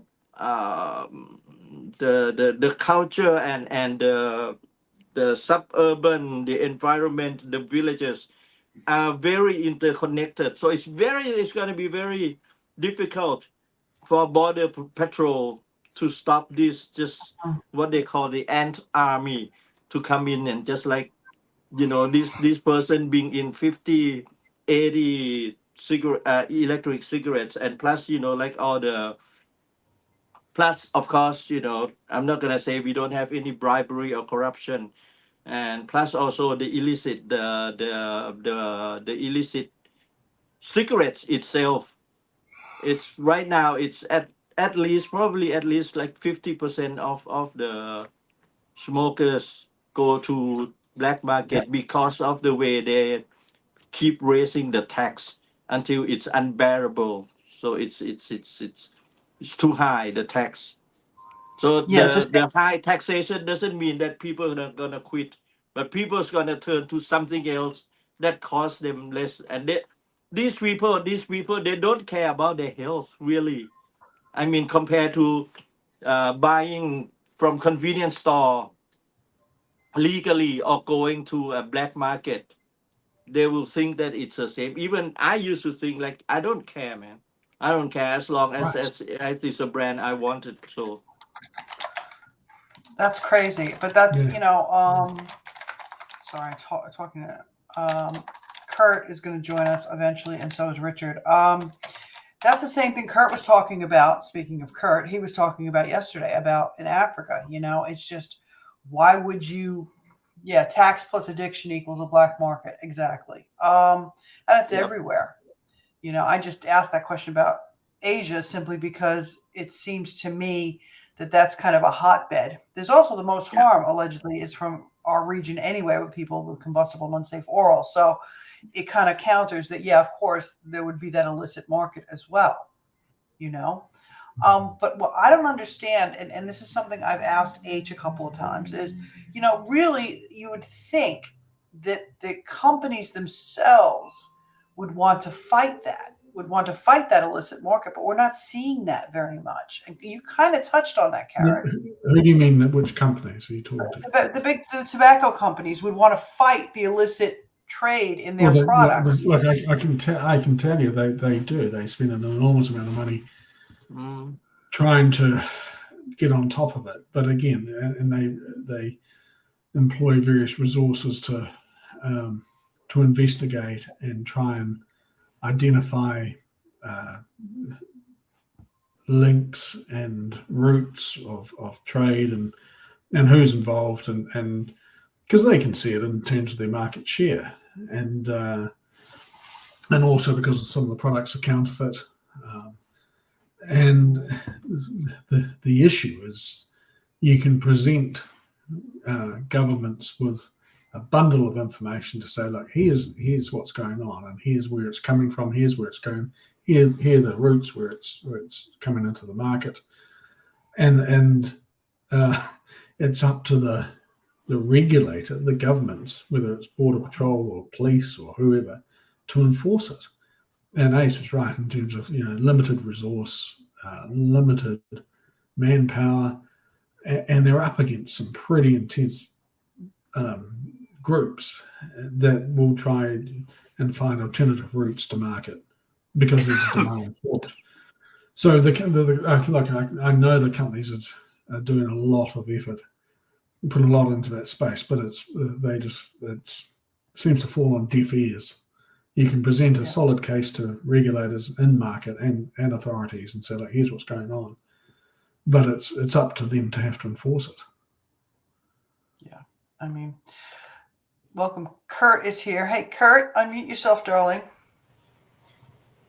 Good afternoon, good morning, good evening, everybody. How are you all doing? We've got Kurt from South Africa, and you deal with this issue as well in Africa with the illicit borders and everything else. Very much so, and I agree with Carrick that some of the tobacco industry or some of the industry itself are desperate for measures and controls to squash the illicit trade. In particular, in South Africa, we haven't implemented anything around Article 15. There's no track or trace. In fact, if you look at a standard box of cigarettes in South Africa, all it is literally an embossed mark at the bottom of the box of cigarettes, which can be replicated quite simply with a normal press. So they've been begging and pleading our government to implement other measures that could assist in controlling this illicit trade. But I think there's political influence in that space too. Because it's kind of known that some of the political parties and the political elite in South Africa have ties to local cigarette producers in the country. Okay, that's not good. And that's the other reality is that the counterfeiters are so good and are so fast at turning around the product that even the industry, I've heard stories where that you can look at like a legitimate pack and a counterfeit one and struggle to actually tell the difference. I mean, they are that good. And if industry was that fast at being able to introduce products to the market, they'd be amazed. I mean, no, they don't have a hope in hell of competing against some of these guys who can turn around products so quickly, and the packaging is world class. It makes it very, very difficult. Well, that's why the plain packaging is such a bone of contention in our current bill, or the proposed bill, is because of that counterfeiting. It will be done so easily. There's nothing like producing a plain package with the same standard font and the brand name and on a packet. It takes nothing. It really takes nothing. Yeah. Guys, we have Richard that wants to join us. He wants to talk to us about the UK and about eSig Summit. So let me bring him in. Richard, I hope you're ready because you're coming on. There he is. Hi, Richard. I think I'm all good to go. Cool. I've literally just tipped myself out of bed to try and get on early. So yeah, a bit rough around the edges, but don't worry about it. We're not worried about it. So talk to us, darling. Yeah. I mean, I'm just obviously listening to you and some of the struggles that you're having over there. Obviously, coming from the UK where we've got regulation already, this is some of the stuff that we went through, some years ago. But things are back to rearing their heads again. Bath TR and Bloomberg Media pieces are out there the same as they are for you.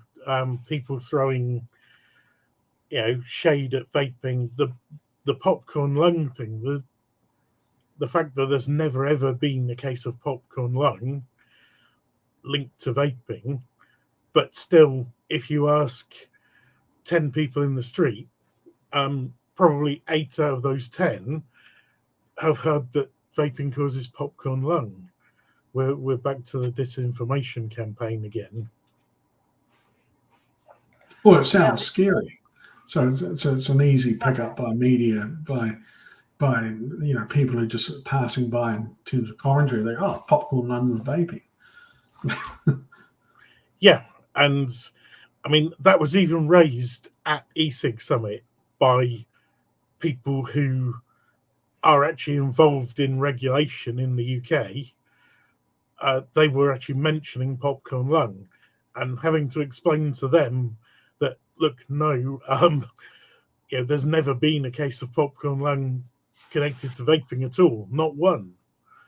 And the yellow card system, there's nothing that approaches popcorn lung ever been reported.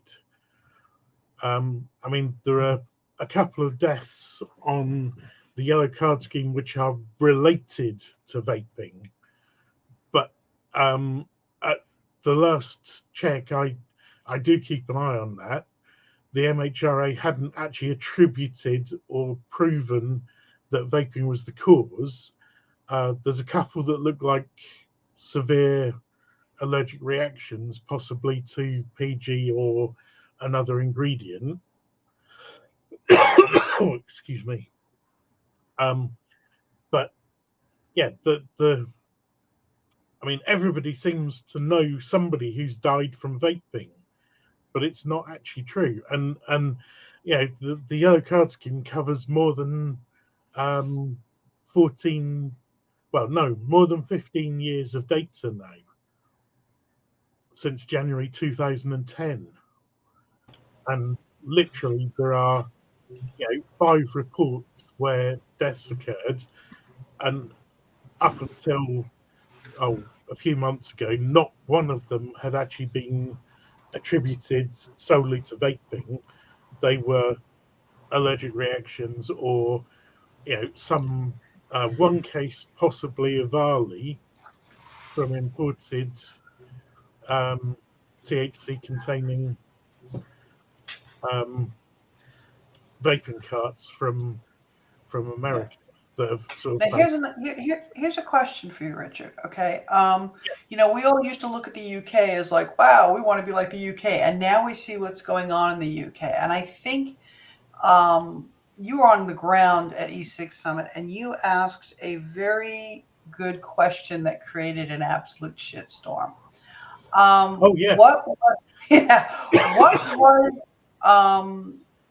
What was in the room after you asked that question, in light of that entire environment that you were in?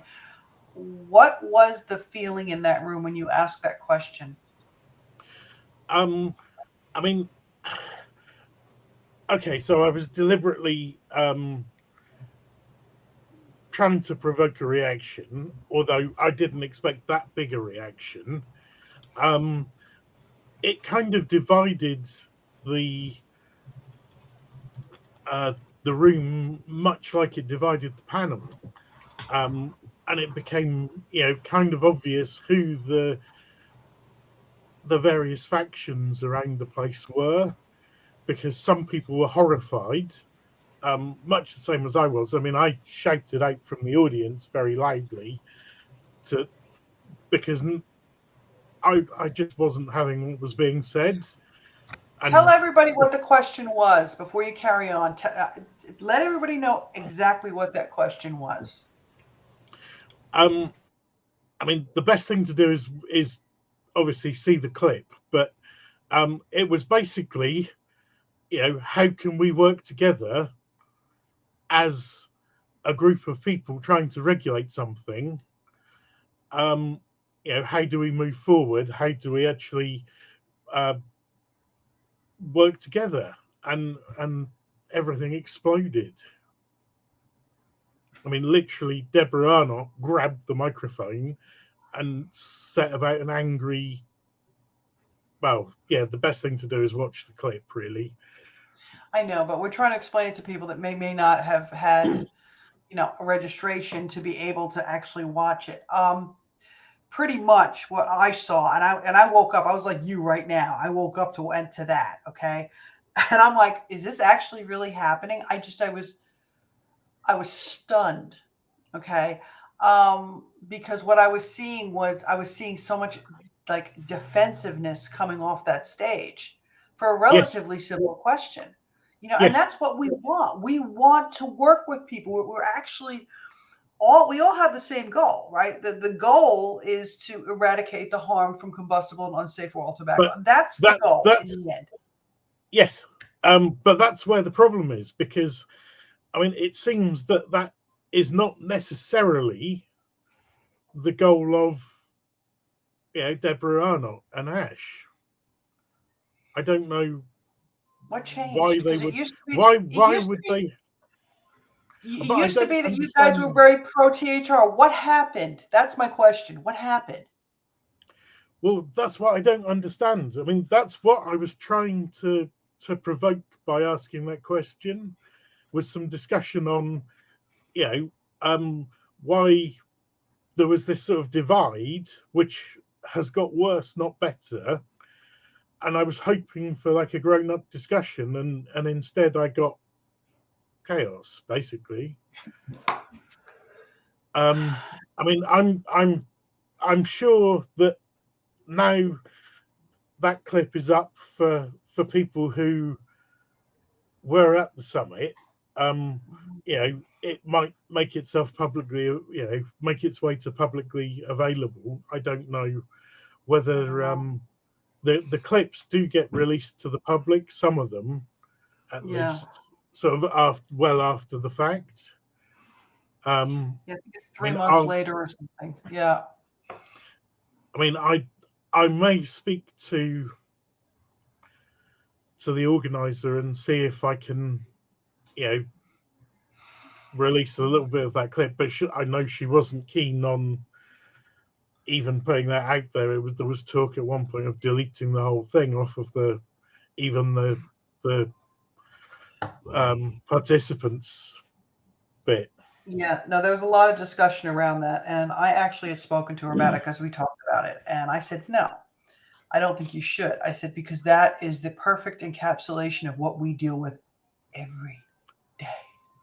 Yes. And she kept it. So I was like, thank you.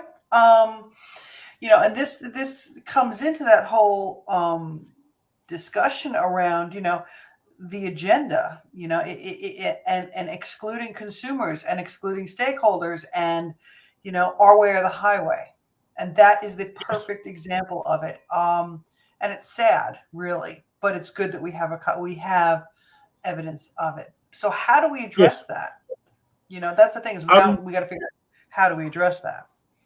Yeah. I mean, as far as I see it, we just need to carry on doing what we were doing. I mean, earlier in the conference, I actually spoke to our minister in charge of vaping for health, and actually asked him a question regarding what we can learn from the Swedish experience. And again, I got back a reply that was sort of hostile, basically saying, well, snus didn't work for them, really. It was something else. I mean, it just wasn't at all what I was expecting. And just the lack of knowledge, or the rubbish that government ministers get to hear from the likes of Bath, or people related to Bloomberg organizations. I mean, that's the main problem we have, because the ministers are literally being told lies. And then the ministers, do they still talk to constituents though there? Because they used to be pretty good at talking to constituents. Yes, and I made sure that outside of the panel, I actually went and spoke to him. and explained, why I asked the question, what it was for, because I try and make sure that I ask questions that work both for the audience and gain some useful information from the panel. So, but yeah, he was, unaware of what had happened in Sweden, and that they've already been through the path. They're about to hit the 5% not smoking target, and he was completely unaware of the pathway that they've been through with snus. And if I don't know, I don't understand why there is a lack of, almost a lack of willingness to absorb information from other places. And you would have thought, being as we're next in line, perhaps, or New Zealand to hit the 5% target, that anywhere that had gone before, you would look very, very carefully at what they did to see what you can learn, improve. But there's a complete lack of that. And that's another thing I don't understand, is why between governments there isn't more communication. It's all anti stuff.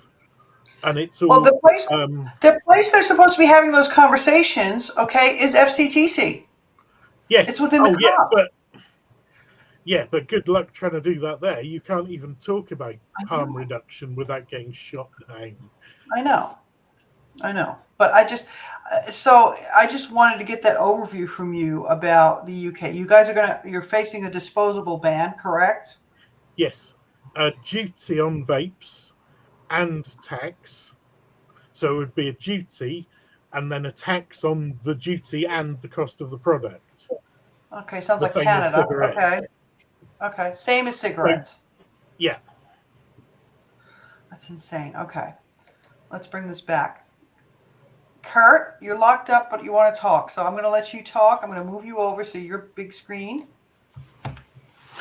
No, question, Nancy. I just want to find out from Richard and maybe from the entire panel, how much of this, what's we've seen in the UK, is related to some of the political situation in the country? As we touched on it yesterday, that this is like a quick win, something that's topical, something that shows that the government is doing something, that they care. I mean, all the things that they're talking about, flavors, disposables, you name it. Is this not just something where political players are using this as some way of rallying their constituents behind them because of the pending elections? Yeah. I mean, some of the smoke-free generation thing, that is purely a political move. It's seen by the Prime Minister as an easy win, as in we did something, and it's not affecting anybody at the moment who smokes or vapes. So it's legislation we can push through without too much, comeback, and we can say to the public, yes, look, we did something. From this date, nobody will be able to buy cigarettes forever. So Which a is 39-year-old would be able to buy legally cigarettes, and in the same shop, the shopkeeper would have to card a 40-year-old and refuse them the sale. Well, I want you to know something. I want everybody here to know something. In Malaysia, they tried that, the GEG.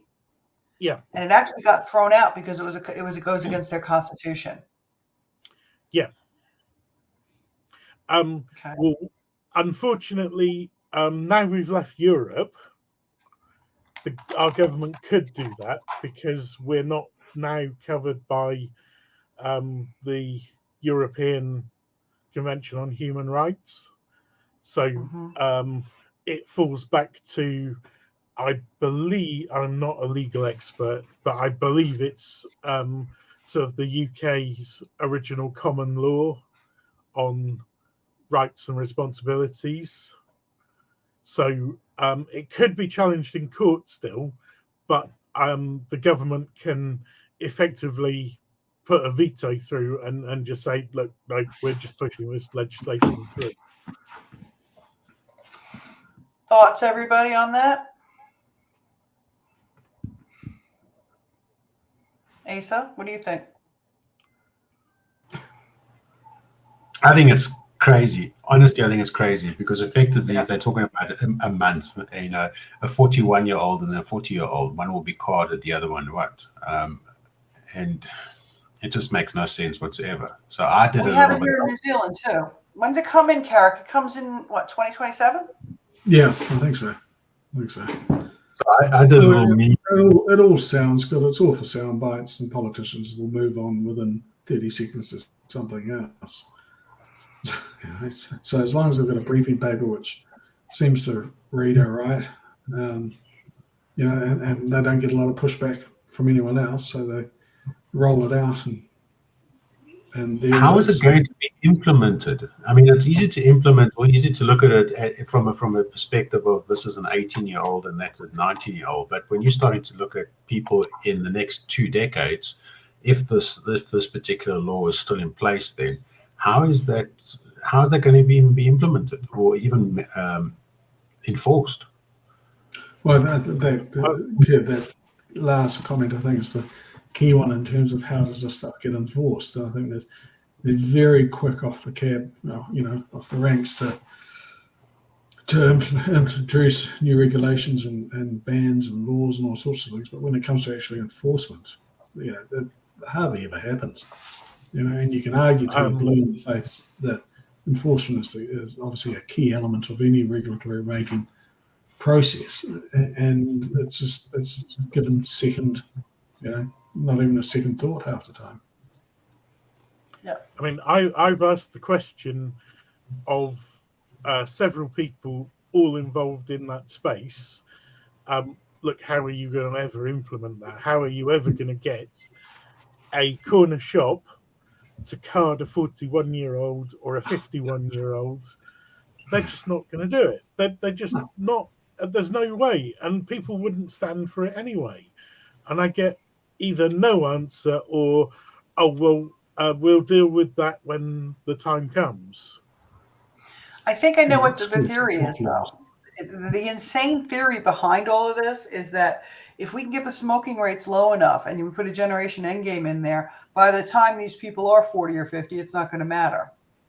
Because there's a whole cohort of people that they're not even counting, and those are the people that they don't have on the registry as or admitting or in the census as smoking. Yeah. I mean, you look in the Philippines. Look at these markets like we were talking about before that have such a high illegal, illicit. Sorry, Skip, illicit markets. They're not counting those people. They're handing it to them just like they are with the bans and the restrictions. I mean, the UK is an island, and we haven't got that much border that faces Europe, only the English Channel. So it's not as porous as a lot of places are. And 30% of our hand rolling tobacco is illicitly trafficked. Comes in either pouches which are not plain packs and look exactly like they used to before the plain packs, or is an exact copy because it's trivial to make a plain pack. And then we're on an island too, Richard, and we've got more chop coming into this country every month. Yeah, I mean it's ridiculous that people think that if they can't stop, 6 decades of prohibition of drugs has failed. They're everywhere, literally everywhere. And if you can't stop that, then how are you going to stop tobacco? There's demand. So not only are the people that they're counting in the statistics smoking, but there's 20% on top of that use black market products that don't even get counted because nobody knows what they're buying and how much. This one's for Carrick. Carrick, smoke-free generation. What do you think is going to happen? Look, I think it's tracking in the right direction. I think there will always be retailers who will comply, but there will be some who will just flout the law and provide product if asked. Will there be a complete smoke-free generation? If it's under 5%, possibly. What is it now in New Zealand? About 8%, 9% smoking incidents. 8%. 8%. So look, it's been tracking down, and certainly vaping and reduced harm products have made an enormous difference in New Zealand. But retailers, they're small business owners. Enforcement's pretty laxed, and look, if they're selling to kids, look, absolutely chuck the book at them. But most of them are just trying to make a buck and run a small business. So, Well, this brings me to youth, because this is in a New Zealand context, and I don't know if it's in your countries as well. You can tell me. The studies are, they're going after these retailers, right, for saying youth vaping, youth vaping, youth vaping. But yet, what they found out is that the youth aren't actually buying them at the stores. They're getting them from friends and family. Yeah. I mean, that's one of the main problems. That's the other problem we've got that nobody will actually look at or take any notice of, is because of the ridiculous 2 ml limit and 20 milligram limit. We've got our normal legal disposable vaping devices that you can buy in any shop are 600 puffs at most. Now, most kids are not using those. They're using the 1,000 puff little pebble things, which are designed for the Canadian market, but that have been filled with 50 milligram salt nicotine, that are rechargeable and last them about a week, that cost roughly the same amount of money per unit. We've even got crazy things over here, like 15,000 puff disposable, rechargeable, which is like it looks like a juice box with 2 straws. There it is. There is one. There's a sample for everybody. Yeah, I haven't got one. It looks like a juice box that you get orange juice in for kids, but it's got 2 straws, one out of each end. Ace is sitting there looking because he's got the stash over there. Do you have one?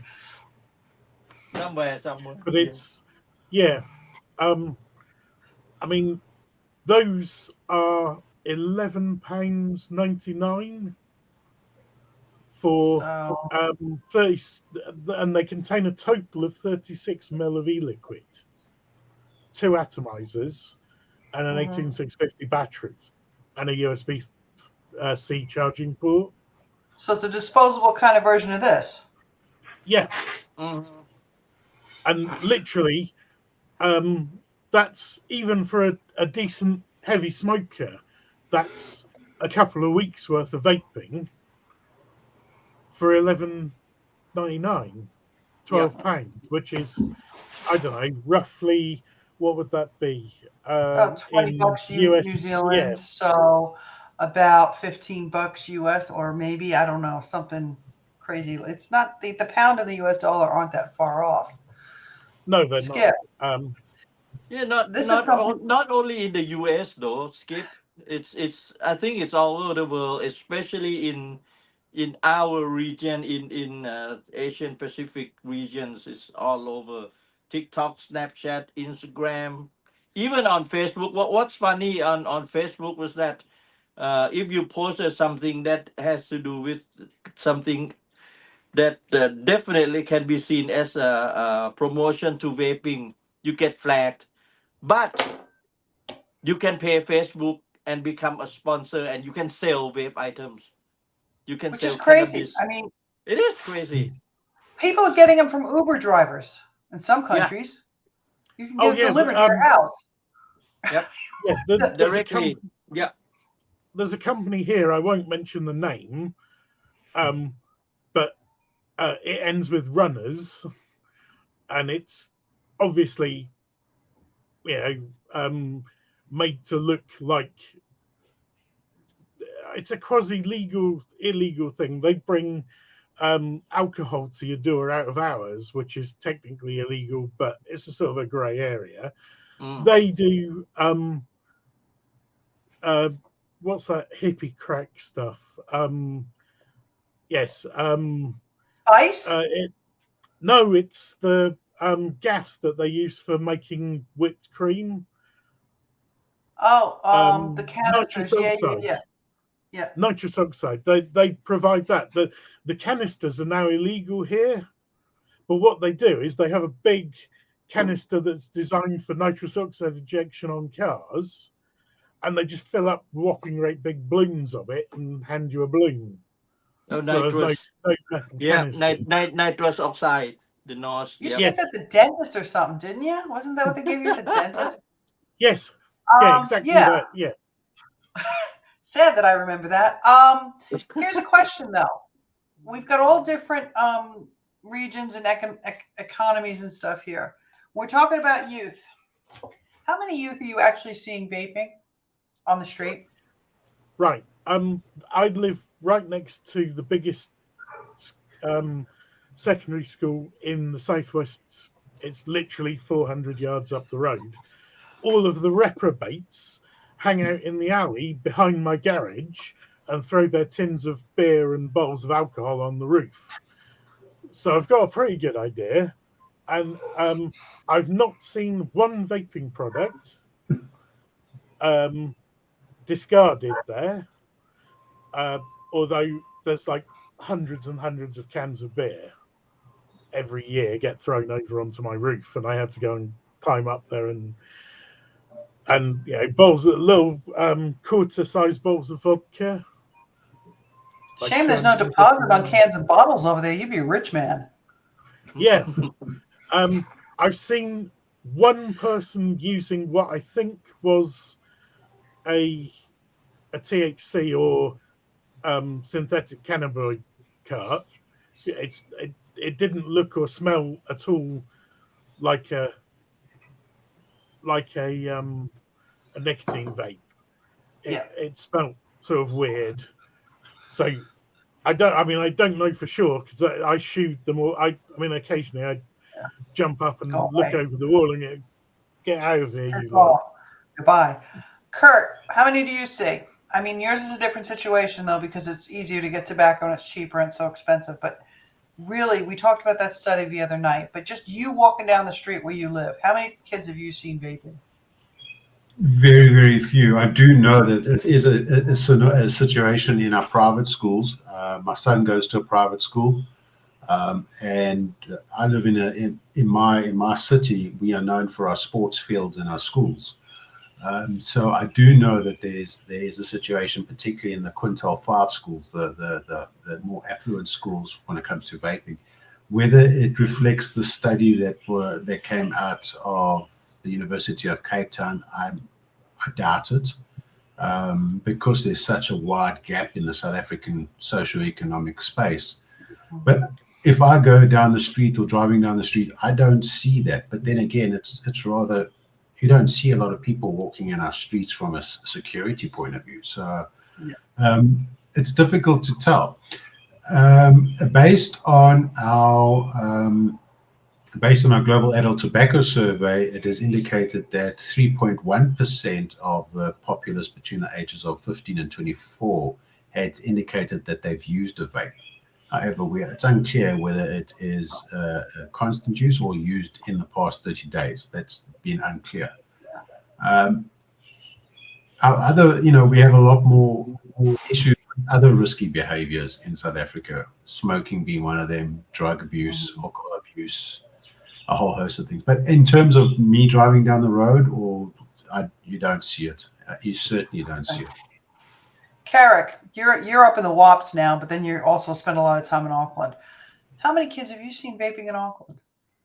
I don't see too many, but I do hear stories from other parents where young kids are actually vaping, and it is causing a lot of concern within parents and within schools, and these are kids anything from 9 till to 13, 14, whatever. Which on one hand you go, oh my God, that's outrageous. On the other hand, you go, well, kids are going to experiment anyway, and that they have done from time immemorial. So it's it's as shocking as it sounds. That's sort of life, but as they grow up, they obviously get a bit smarter and clued up and all the rest of it. But I think there is anecdotally, some concern by parents that kids are vaping, but I'm certainly picking up this angst against vaping because there seems to be this lack of understanding. Everyone's forgotten that about cigarettes. Everyone's outraged by vaping, and you go, well, hang on a second. Look at the alternative that kids used to do. That's why I showed this before.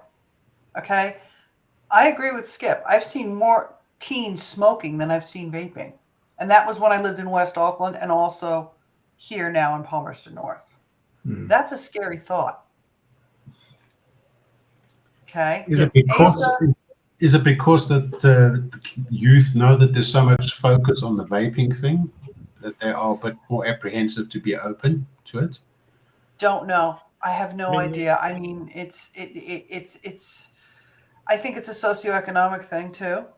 I do see kids, vaping, they're using disposables, right? But this is another thought. This is something else. This is a good point, Mark. The more the media tells kids not to do something, the more they're going to do it. Well, I think the teenagers are wired to be rebellious. Yeah. They're wired to be there. I mean, it's for them to create their own space, and the best way to do that is to rebel against a norm or against some kind of restriction. I mean, I think everybody, I don't know about Carrick, but I know the rest of you are naughty shits in your teens.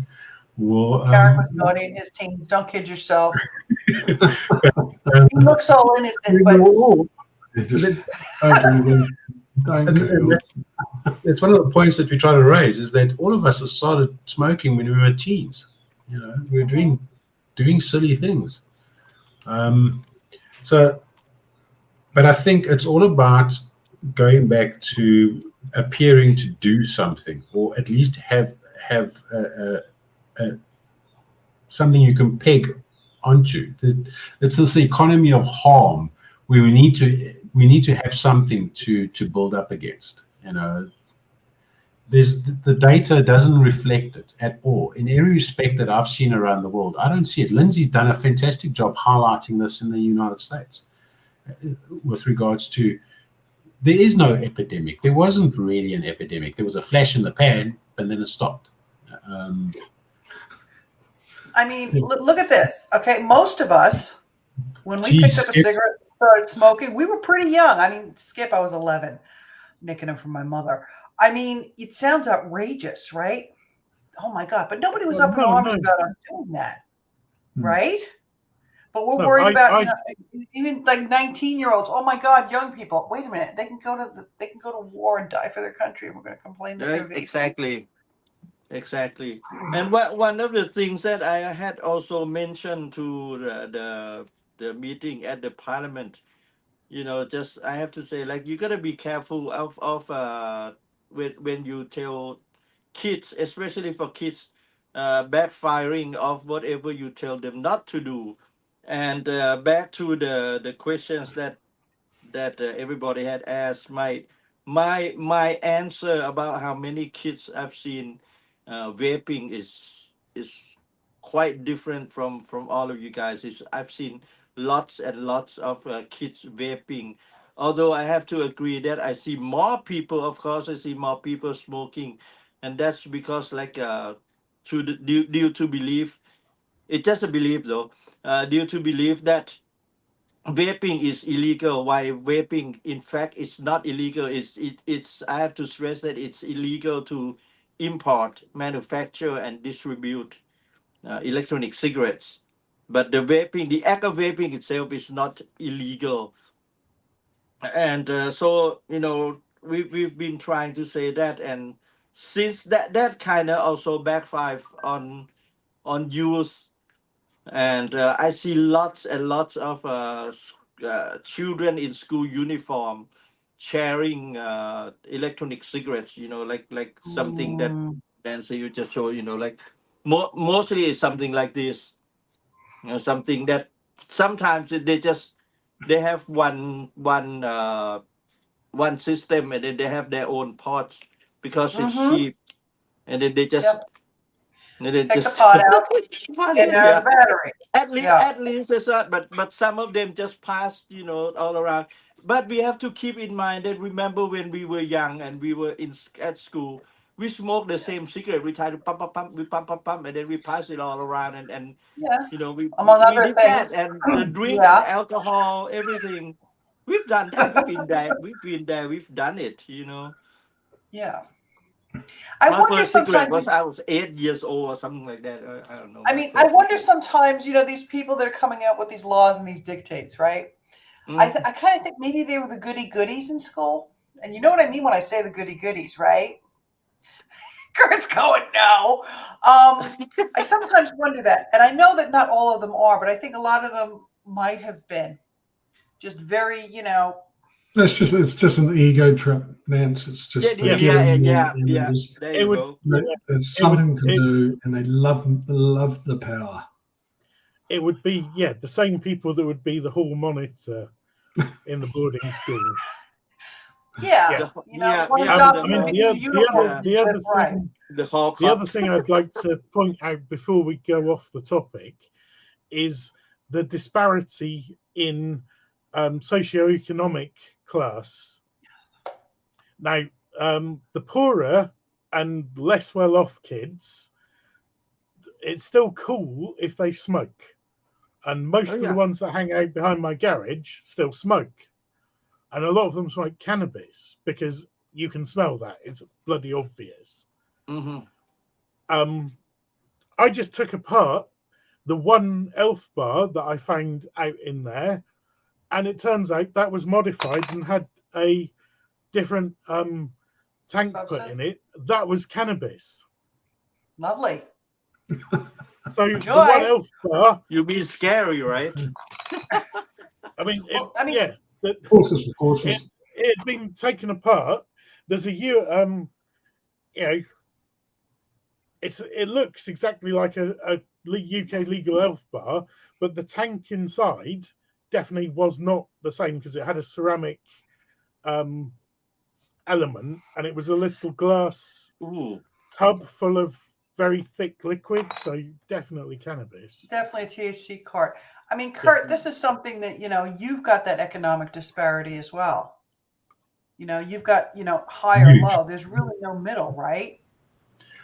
Well, the middle is part of the minute. Some of the statistics, 40% of South Africans are unemployed. I think the last count was 17 million South Africans live on a social grant. So, yes, the disparities are massive. And that's why I get really, really quite upset, is that if the focus is truly about public health, then smoking and the controlling of the illicit trade should be, paramount, absolutely paramount. But it's again, these people that want control and to have something to do. I mean, Clive has quite clearly indicated a number of times it's about protecting their position, protecting their turf, and they, it's really sad because at the public hearings that we've been participating in, the majority of those poor communities have all indicated that it's the illicit trade that's causing major issues, not only from a smoking rate point of view, but it's always going to be linked to criminal activities, always.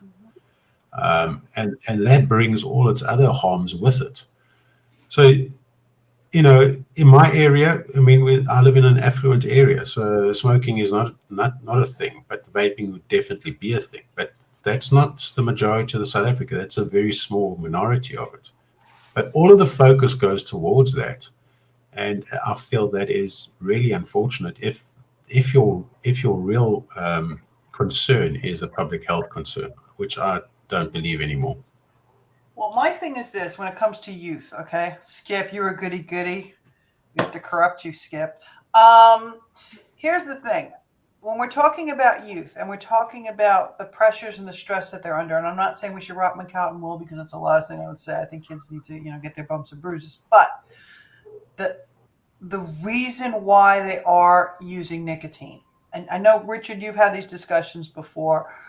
Skip and I have had these discussions before. Okay, instead of saying, "Oh my God, they're doing something," Lindsay deals with the fentanyl. Why are they doing it? Do you know what I mean? And when we're talking about youth, the focus should be on that, not this. So That's I think, what I think. Your mileage may vary, but in a part of that study, that was done in Cape Town with youth vaping, a very high percentage of them indicated it was anxiety and depression. That's the reason why they use it. I think the same thing applies to the 23.9% of youth that are smoking in the country. Is this pretty much the same reason? But it's also to do with idle hands. There's not much else available to them. There's no sports fields. There's no activities for them. It's hanging around, drinking and smoking. And eventually a lot of them take drugs, in the country. So I think a lot of it is to do with mental health issues, as well as we spoke about this again, hopelessness, absolute hopelessness. There is nothing to work towards, particularly in our environment. There is a real huge issue around hopelessness. Well, Mrs. Skip's stats. In the ASH data that I was looking at the e-cig summit, again, here, I think it was either 50 or 60% of young people that vaped said they did it because they were stressed, or they had depression, or that it was a way to avoid self-harm and eating disorders. Yeah. And I mean, I can think of so many teenage girls, Richard, that smoked because they didn't want to eat. Yeah. And this was back absolutely. in the 80s. I mean, yes. Yeah, I remember that being a thing. I mean, I'm just taking apart this e-cig here. I mean, that's not a 2 ml cartridge, and that's ceramic. It's definitely not a legal UK vape. You don't want to partake of that, please. No, not while I'm on air, especially. No. But yeah, I mean, this is the thing. So the kids, we're talking about, are the kids all right? Well, no, the kids are not all right. No. And the fact that they're vaping and smoking is merely a symptom of a much bigger issue, which is the thing they should be focusing on, which is kind of segueing me into this whole, the next thing that I think we should probably be focusing on, which scares the hell out of me and Carrick and probably you guys, is the WHO wanting to work with Google and control health information. Yeah. I mean, let's talk about that, because that's a big one. That's one thing I can't fault Ash on. That at least everybody from Ash that I spoke to at e-cig Summit was against the WHO or governments working with media, other than there's been a couple of adverts taken down from TikTok in the UK because they were advertising illegal vaping products to teens, clearly, and they've been taken down. But to actually have the advertising provider work with the WHO to tell governments what to do, no, that's not popular with the regulators here. Asa, how do you think that's going to be received and dealt with in Thailand? Do you think they're just going to lap it up and say, yeah, it's one less thing we have to do? Probably not. I think from all the meetings I have to attend every Thursday, seems like most of the legislators are sensible enough, and they want to listen to every aspects, and it will be our voices will be heard last.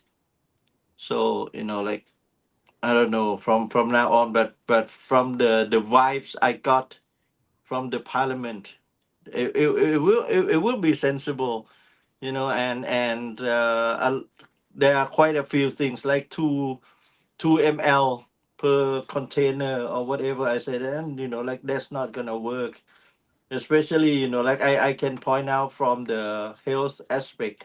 The TPD came up with 2 ml, but correct me if I'm wrong, but they said that like for a small size 2 ml, so people can vape less. No, they don't vape less, because like if you have something like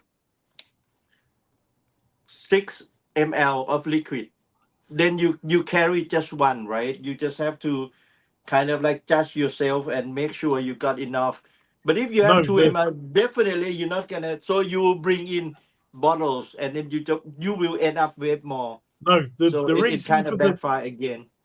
the reason for the 2 ml limit was Uh-huh. that they used the WHO 0.8 milligrams per kilogram LD50 limit, Mm-hmm.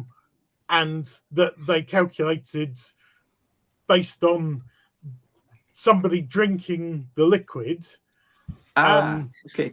that it would poison them because they'd Ah. absorb all of it. Whereas actually, if you do the real calculations based on the actual realistic LD50, any liquid below 80 milligrams, you will not absorb enough of it quickly enough for any serious harm to come to you, no matter how much you drink, because it will just come back up. Mm-hmm. Your body will reject it before you absorb sufficient to be seriously damaged. So, and the 20 milligram limit again was based on the same assumption. Mm. The same assumption. Yeah. I'm going to let Martin chew. Hi, Martin. The thing that Richard is talking about, I seem to recall having a discussion with John Summers about that a few years ago, and that it was from some really old book or something, or old medical text. Is that where that's coming from? I can find you the source for it. The Wikipedia article does actually cite its source.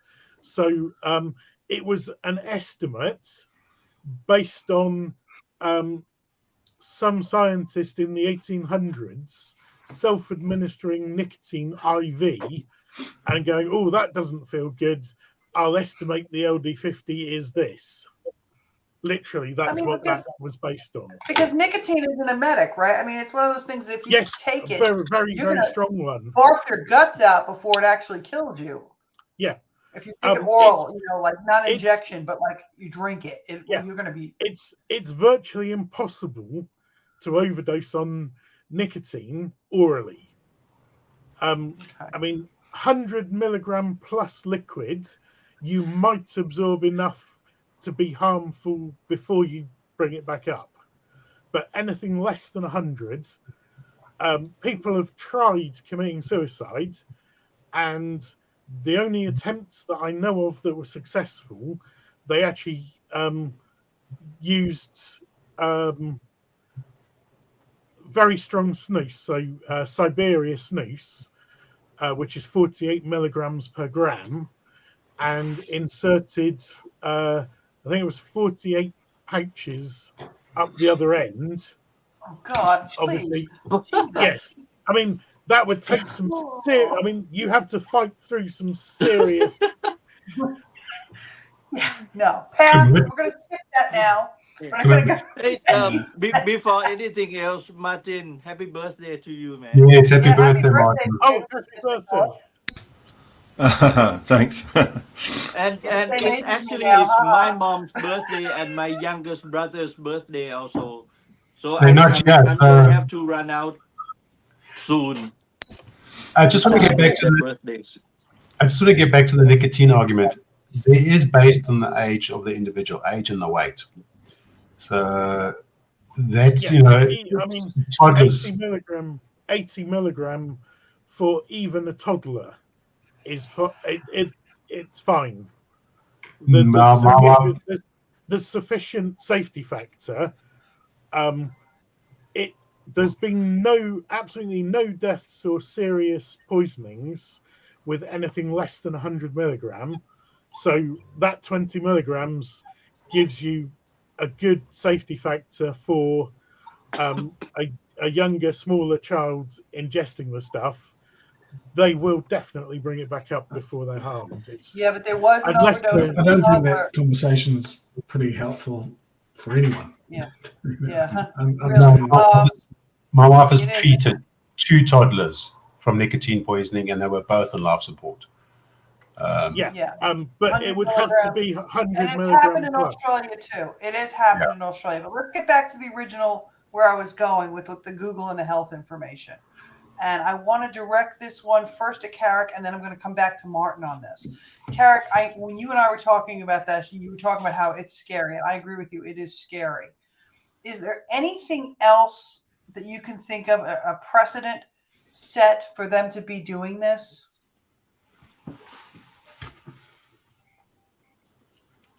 Not off the top of my head. I can't think of one either. I think the world has changed dramatically in the last 3 or 4 years due to the pandemic, and how I think it's empowered certain quarters to try and capture that element of power that they had and control they had over people, and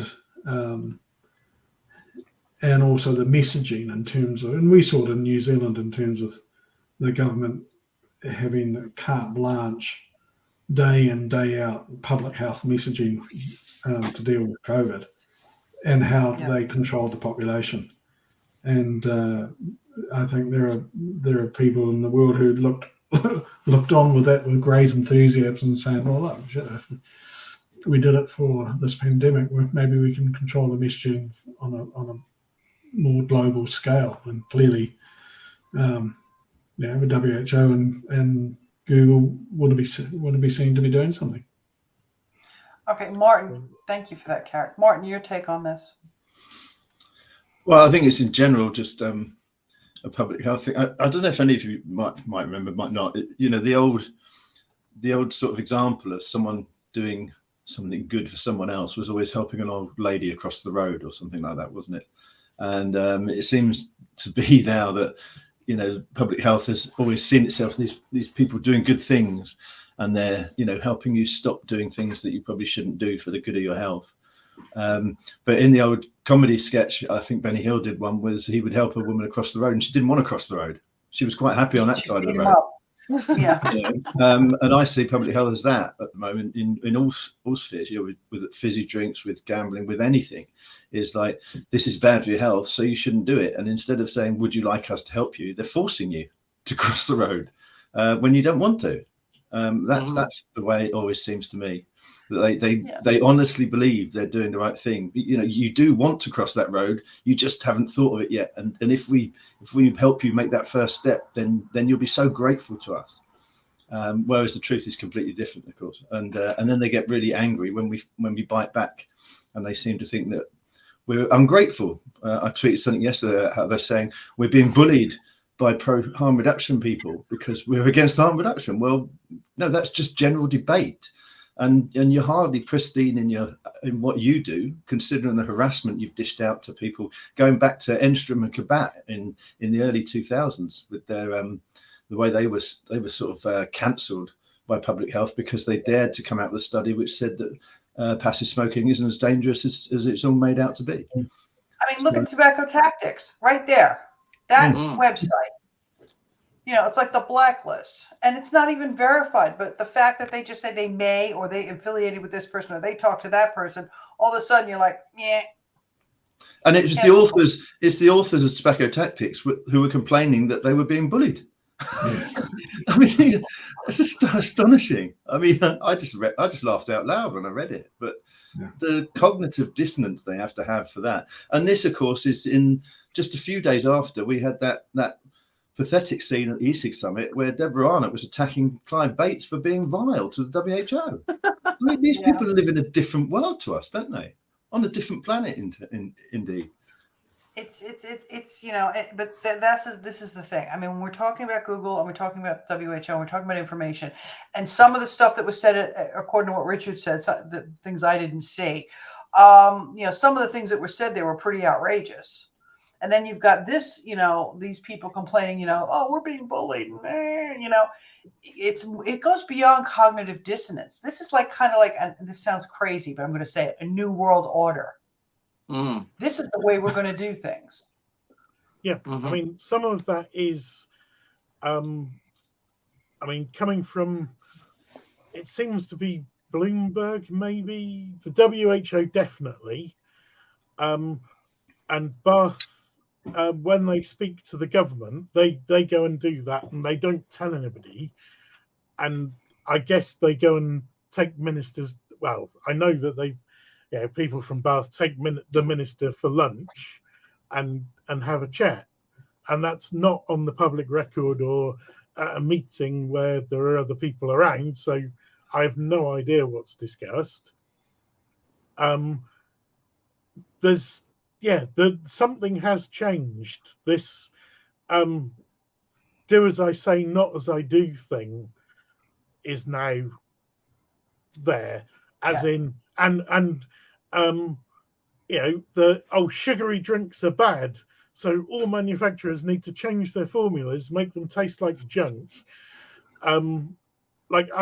Every 6 months I have a bowl of Iron Brew, except now I don't because it tastes like rubbish. Now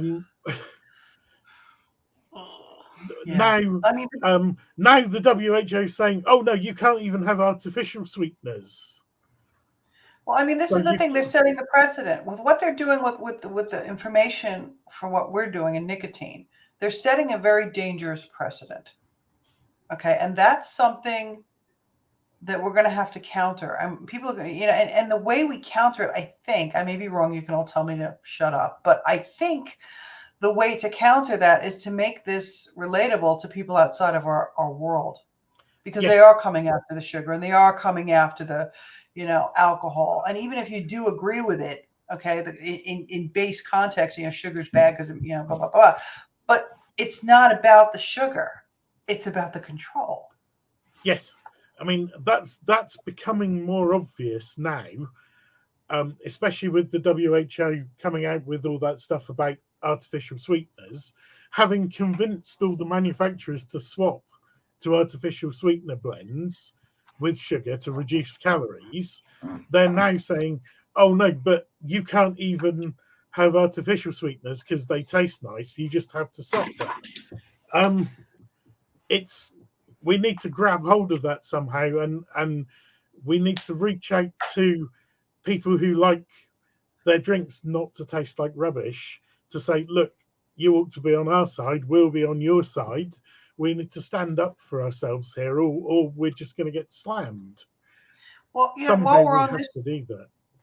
While we're on this little topic, let's hit the next one that's kind of big, and which is something that they're actually going to be discussing at this COP, which is the redefinition of smoke, which of course causes smoke to come out of my ears. And I'm pretty sure it comes out of most everybody's ears when they hear that. Okay. Because basically what that is, which ties into the control of health information, is redefining scientific terms. Yeah. You can't do that. When smoke you can if you're the WHO. Well, evidently you can. When smoke comes out of my kettle, there's something wrong. Well, it's going to be, because that's what they want to redefine it to. Yeah, but they can't do that. The scientific community just has to stand up and say, look, that's not accurate. You can't do that. But will they?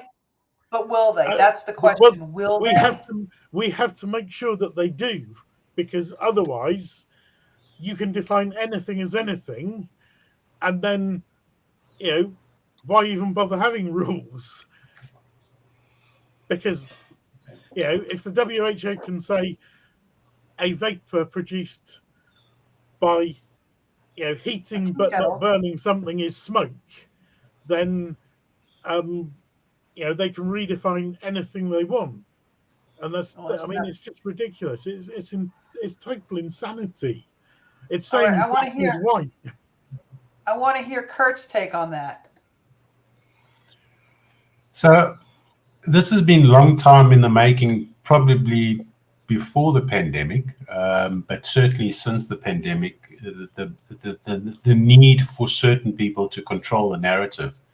And the best way to control that narrative is to place restrictions on speech or debate. And we saw this was very clear and very evident in the discussions around COVID and the vaccines and so forth and so on. And yes, believe it or not, they did change the definition of a vaccine during the rollout, ever so slightly, but they did change it. And the same thing would apply to smoke, is that the intention is to be able to package it into one issue. They've always wanted to say that vaping and anything to do with nicotine that is not pharmaceutically approved or regulatory approved, it will be defined as tobacco or tobacco products. So they want to do this from the smoking perspective, so it's nicely packaged, so forth. And then shutting down any dissenting or opinion or any debate around it is the perfect way to try to put everybody under control. And the best way to do that is through platforms like Google, Facebook, Instagram, you name it. I think they're going to have an issue with Twitter, and we can see that there's a lot of focus on Twitter, or X as it's known now, and the heat that they're taking, because they've set themselves as being a free speech platform. So it is incredibly dangerous, but it is part of the plan, because they don't want dissenting voices. They don't want opinions. They want conformity, and they want complete control. And I think it all boils back to the money. Who's driving this? You know, WHO, I don't believe, are driving us. WHO are just becoming the enforcers. There's something behind that's pushing this. It's something around. I feel it's Bloomberg who, unfortunately. No. I mean, there is some kind of, I don't know what you would call it, philanthropy, colonialism aspect, where there's another foundation that's critical in this, and there's pharmaceuticals that are critical in this. Yes. It's another foundation. But it's a combination of. It's planned. It's orchestrated. But yeah, I mean, Bloomberg is definitely involved in the same space and going after the same goals. I assume these people talk to each other. That yeah, there is a shift towards control over people by regulations, not going and invading the country, perhaps. Carrick, what's your take on this? Because you're falling asleep, so we're going to let you go soon. Well, yeah. I mean, I agree with the sentiment that it's driven by money. I think the pharmaceutical industry probably plays a hand in it. Their lobbyists are incredibly sophisticated and influential.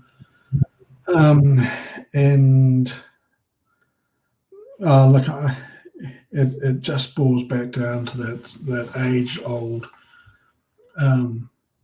notion of, whoever controls the messaging controls the power and the population. And our issue in terms of harm reduction and reducing smoking and all the rest of it, I think is becoming secondary to that overall need to control the population, who are now starting to get more antsy about being told what to do. And so there is a pushback generally occurring around the world where people are sick and tired of being told what to do, and yet those who do have the levers on the power are starting to go, well, hang on, so we've quite liked being able to control the population and their movements and the messaging to them, and we can't have them getting all uppity and getting carried away with their own sense of importance. So natives are restless.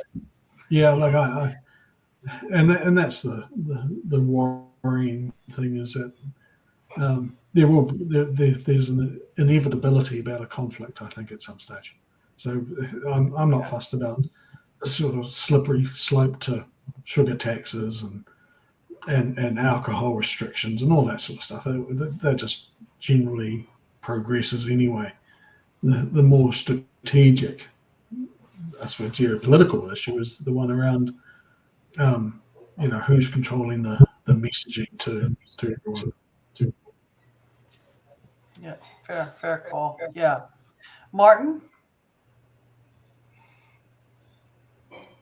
We can't hear you. We can't hear you. I don't know if you're ever going to get rid of that type of person. I don't know if I watched last week, I think it was, or maybe the week before. It was 400th year anniversary of the publication of William Shakespeare's first folio. And there was a lot of TV programming around it in the UK, and they had a kind of documentary, half drama thing, where theatre at the time was being closed down by Puritans, people who were Puritans. They didn't like the public being shown these things. They thought they were seditious. They thought it was stuff that people shouldn't see. And I think those people have just been with us throughout the ages. You just get a kind of person who always wants to control what people do.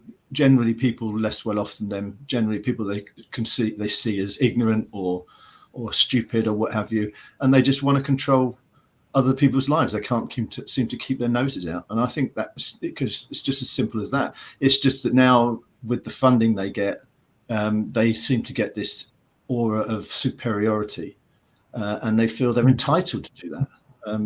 It's not just they want to, they feel empowered because people are willing to give them money to do it. And the people giving them money are probably exactly the same kind of nasty Puritans they are. And so they only speak to each other and they think they're doing the right thing.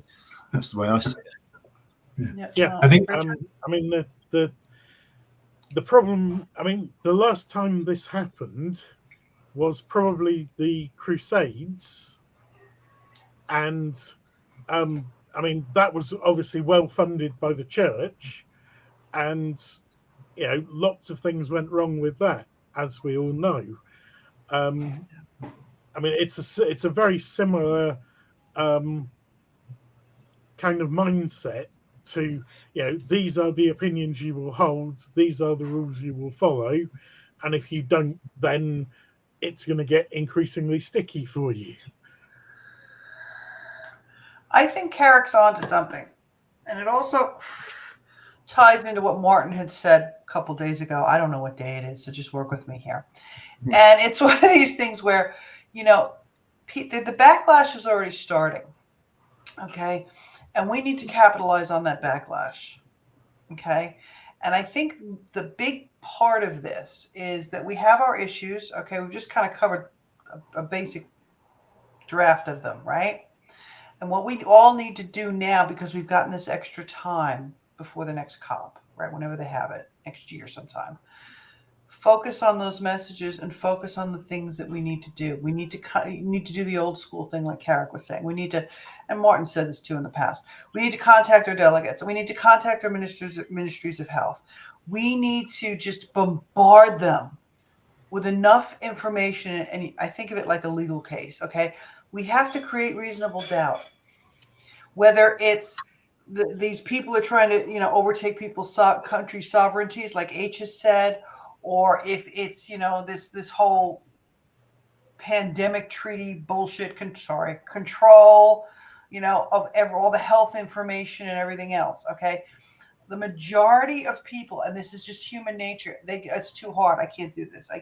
So what we've got to do is empower people to say, yeah, you can do this, but we've got to show them this is what you have to do. Would that be a fair assessment, Martin?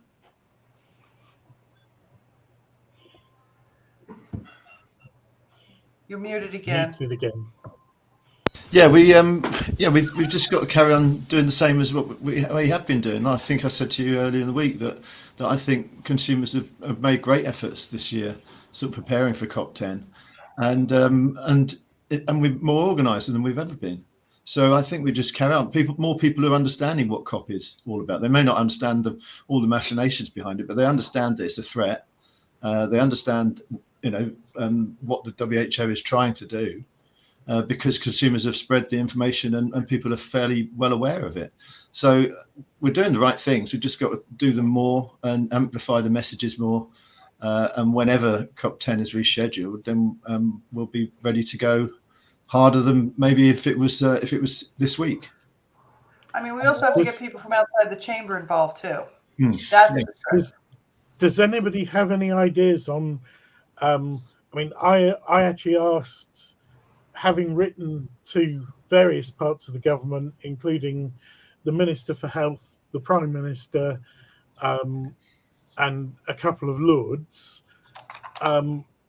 they received in total, when I checked, 11 letters. That's not enough. We need. How do we actually empower or capture people's imaginations and just get them to write a 1-page, 2-paragraph letter, with the first paragraph being, "This is my story. I stopped smoking by vaping, and I haven't been, happier or healthier ever in my life. And this is what I want you to do and why." It's really simple. It literally half an hour to sit down and compose a letter and actually send it to them. Either do it as a PDF and say, send it by email to the House of Commons and say, please treat this letter as if you had received a physical copy. If you require a physical copy, please let me know and I will send one. That way they have to file it as if they received it as a letter. We talked about this yesterday. You were asleep. We were talking about this yesterday or the day before, Martin, whenever the hell it was that we were talking, maybe the day before. But we did something in Asia Pacific called the Western Pacific Declaration. We do declarations every year. Okay. And one of the things that I had said the last time Martin and I spoke, whatever day that was that there is no problem with any other organization or any other regional organization or even individual consumer organization taking what we've done and replicating that for their particular or specific instance. And what we did with the Western Pacific Declaration is we wrote it. Okay, we all agreed on it. And then we signed it at the Asia Harm Reduction Forum. But what we also did is we took electronic signatures. Okay, we did that. And then what I did, everybody's like, okay, this is what we're going to do, is we sent it to the head of the Western Pacific Regional Office of the WHO. There is nothing stopping any other regional organization or any individual organization from taking that document, which is readily available. I think I've got the link somewhere. Hold on a second. All right. Let me find it. Where is it? Right here. Okay. It's a PDF. There is no reason that any organization or individual can't take that document, redo it to their circumstances, and either submit it to an MP or Minister of Health or all the way up to their own delegate and say, listen, this is what we want, because this kind of encapsulates everything that we want. This is what the WHO should be doing. This is how they should be doing it. And this is why they should be doing it. It's already there, Richard. You just need to grab it. Yeah. I mean, I would say that's maybe the kind of thing that, NNA or a consumer advocacy organization would be best off doing. I mean, I can't. No, an individual can do it. There's no reason why an individual can't do it. An individual can write a letter to my MP. Listen, I have an issue. This is my issue. Please read the enclosed. Yeah. I mean, certainly, yes, they could print out a copy. Pushing it off onto an organization. Okay, this whole thing of pushing it off to an organization. Organizations have done things since they've existed, and they still aren't getting a lot of buy-in from people. But it actually is more effective if it comes from an individual. Yes, yeah, I agree 100% there. I mean, just having people write to their MP or write to the Minister for Health. And it doesn't need to be complicated or technical. It just needs to say, basically, I'm a vapor, this is my story, and this is what I want you to do. I mean, it's that simple. Simple. Like Skip always says, KISS principle, keep it simple, stupid, right? or sweetheart, or however. She probably says sweetheart because she wouldn't say stupid because she's just so kind. But KISS principles, okay? That's what people need to do, because people do get kind of burnt out, especially in Europe. A lot of people have gotten burnt out because of what they've been up against for so long. If you keep it simple, you get enough individuals to do it, you know, because they care. Politicians care about votes, right? Oh, absolutely. Of course they do. I mean, the other one is I've tried to do, when I've written to politicians, I've literally always put my letters up on my wiki user page and usually post them to Twitter so that people get an idea about. It's not difficult. It doesn't need to be long or technical. It's literally just a quick letter on one page, or maybe two at most. And if we can get more of those going in, that will make a huge difference. Absolutely, it will. And maybe the bigger campaigns, the NNA and such like, are better off organising those and getting hundreds of signatures from all the people who they represent. But individuals need to do. Bye, Carrick. Thank you for joining us. Thank you, guys. I've got to go. Thank you. Bye. See ya. Thanks. So yeah, individuals kind of need to do their part as well, and sort of off their own volition, or not because they've been prompted by some form letter that they fill out on the internet and just hit send, because that doesn't work. Yeah. They at best, every letter that they get with the same wording, they just take that as one submission. Yeah, for exactly. the whole lot, or just ignore it entirely at the worst. I mean, the other thing that can be done, like we did with the declaration, okay, is we have the declaration, we just gather the signatures. That does work. At least in Asia, it works. Yeah, I mean it's not a form letter. You get screwed when you do the form letter thing. That thing gets, like in Australia, that gets immediately thrown out. Yes. Yeah, I mean, make it simple. Put it on the website. Electronic signature. Boom, boom, boom. Give them a list of electronic signatures and the emails and everything. Boom, done. You got to make it simple for people. Yes, I mean that would be where that should be on NNA's website or somebody's website. And then this is about. Yes, I mean I agree. I agree with Skip. Yes, you have to be polite. But you don't need to be wishy-washy. You need to be firm and say, this is my story and this is how I feel. But yes, you need to be polite and kind. Yeah. But you can't be too vague, otherwise kindness is not vagueness. Kindness is not vagueness. Respect is not vagueness. You can be it's like you're dealing with a child, right? You're firm, but you're kind. Yes, you don't have to make be sure. You don't have to be a Deb Arnott about it. Basically, no. But make sure you're clear about what you're saying. Yeah. Because politicians will gratefully and gladly misinterpret what you write if they can get away with it. If you're sort of vague and woolly, they'll take that as I'll just interpret that the way I feel like. So you need to be clear that vaping saved my life, or vaping saved me from COPD or whatever. Yeah, no, I mean, and those are the stories, the humanization of it, which is another discussion we've all had multiple times. You can be human about this, and you can also demand at the same time. Vaping saved my life. This is why it upsets me so much that I'm seeing this, and this. This is what we demand that you do. This is your mandate. You can do that. You can, it sounds like a shit sandwich, but really it's not.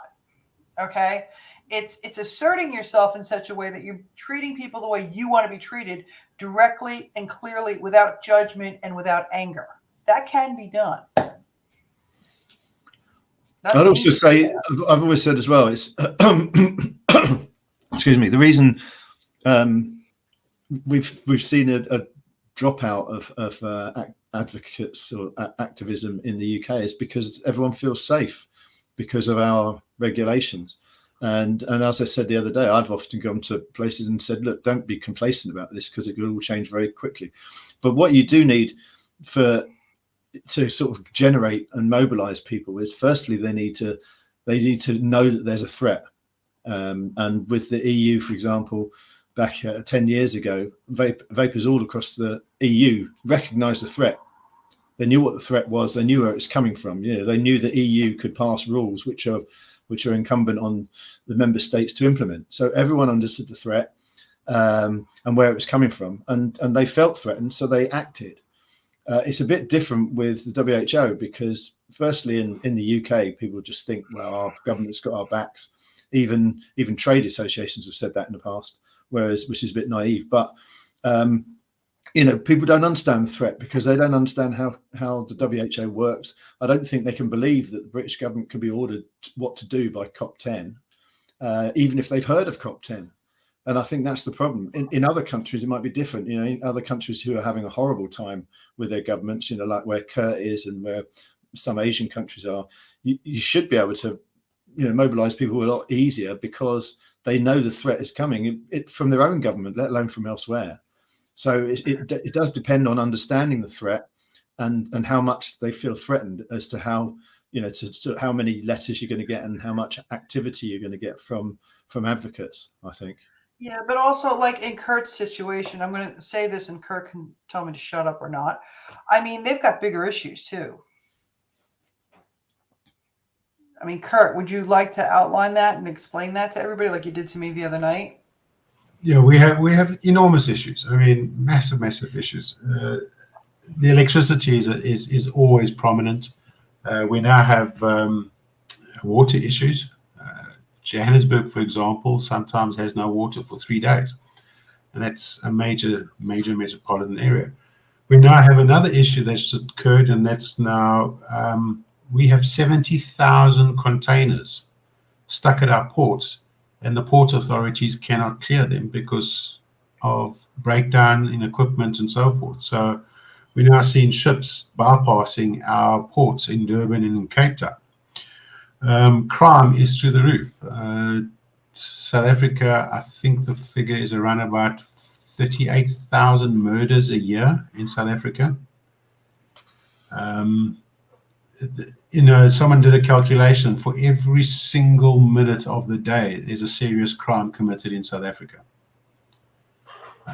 Education is at an all-time low.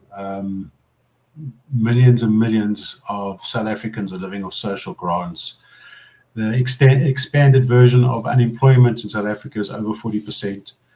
And all of these things are what typical South Africans are dealing with.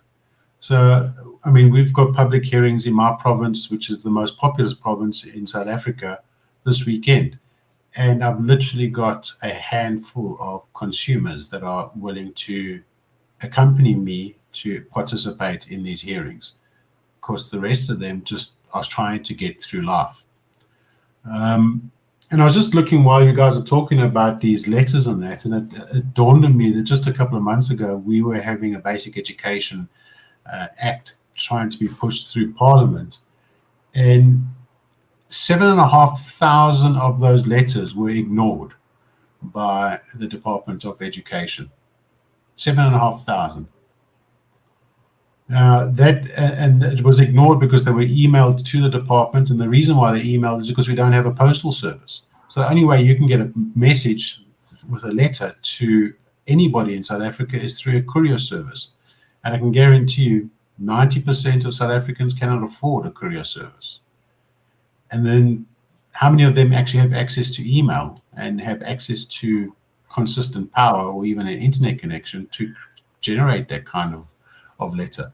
So there's all these things that are adding to the populace that literally are again, hopelessness, complete and utter hopelessness. So it becomes very difficult to keep pushing on because you do seem to be the only voice in the darkness. And it's not because people don't want to be, it's just people just can't be there.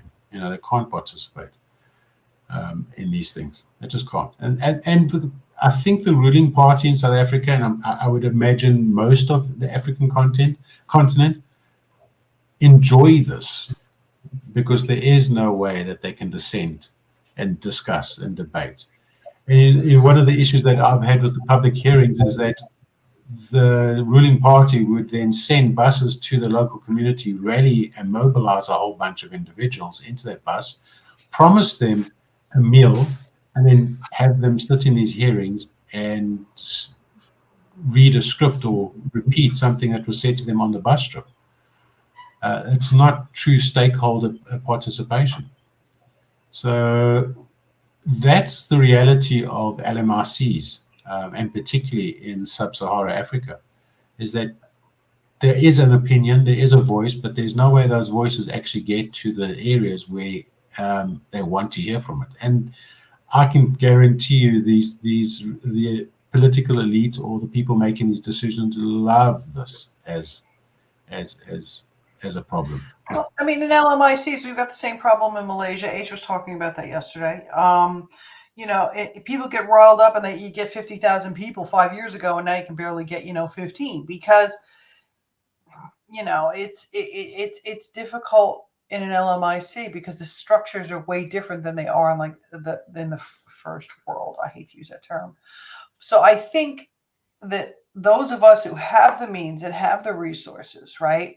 I think it is part of our responsibility to carry you guys along as much as we can. If you guys can't do the letters and stuff to your people, okay, it puts that responsibility onto us where we have that avenue and we have that ability to do that, whereas you don't.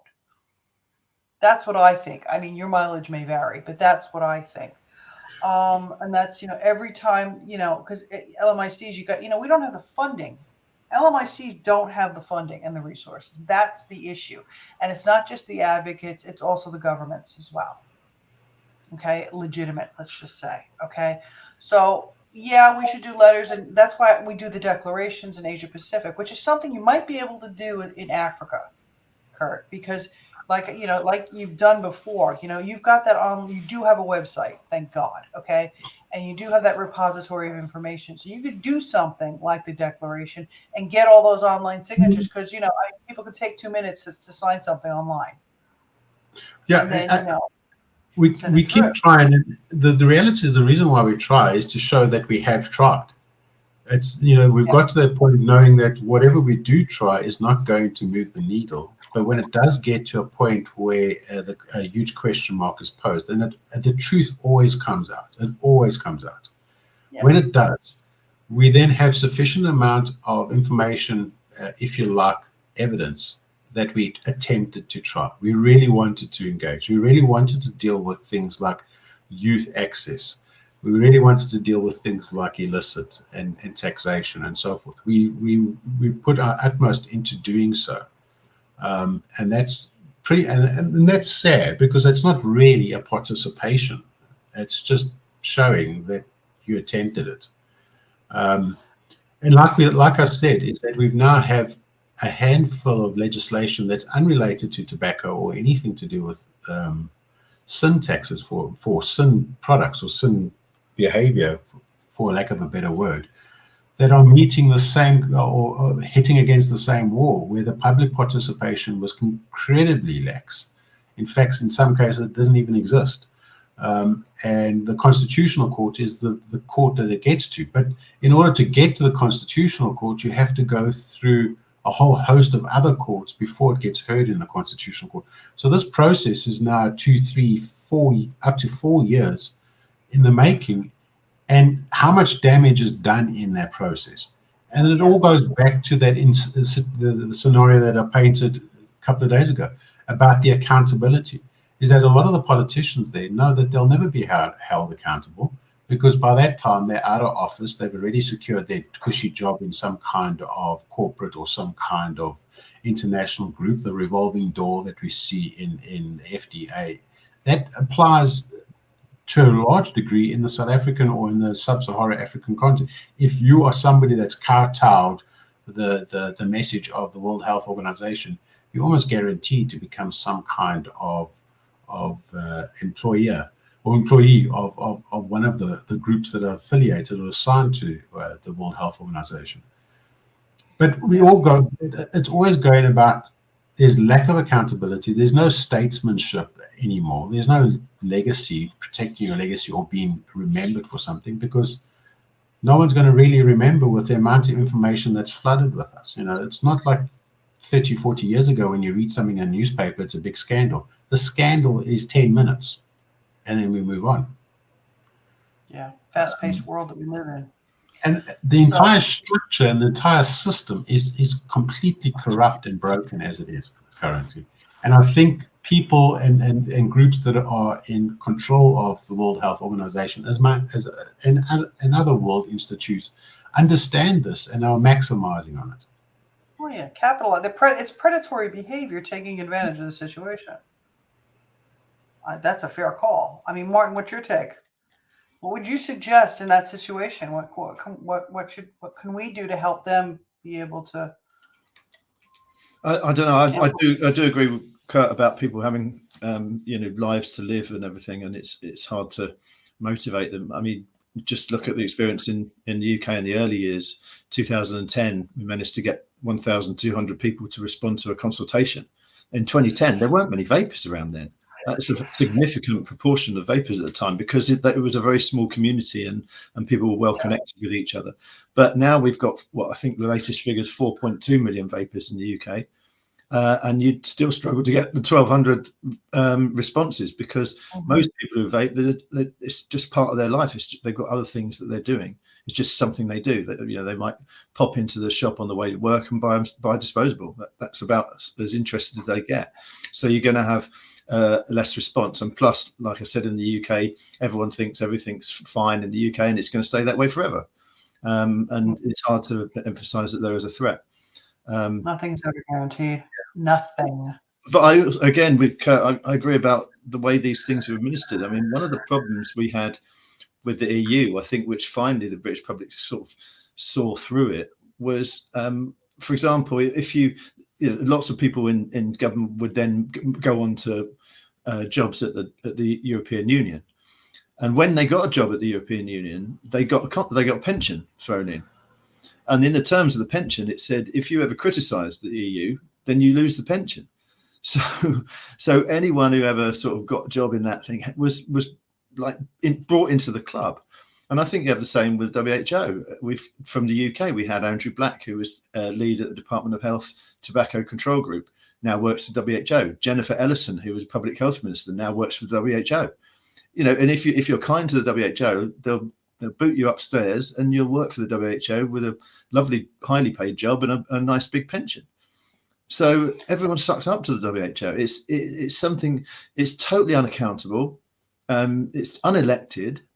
And when you push against them, they get vicious, and that is exactly what Kurt says. That is a problem if the way all our institutions are run. I mean, look at what's happened in the US with the FDA completely messing everything up, and again unaccountable. They've had the Reagan-Udall inquiry where it was viciously criticised for what the FDA was doing and pointing out its inadequacies, and they've done very little about it.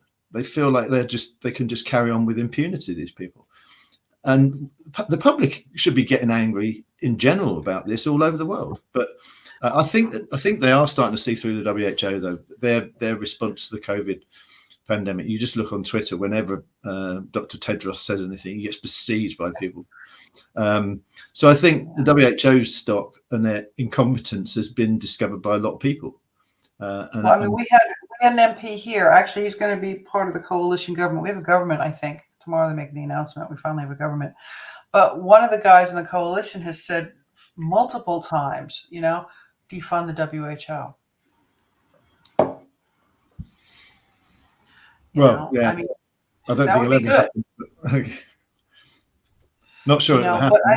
But for an MP to come out and actually say that's pretty impressive, I think. It's going to take something like that to scare them into acting responsibly, I think.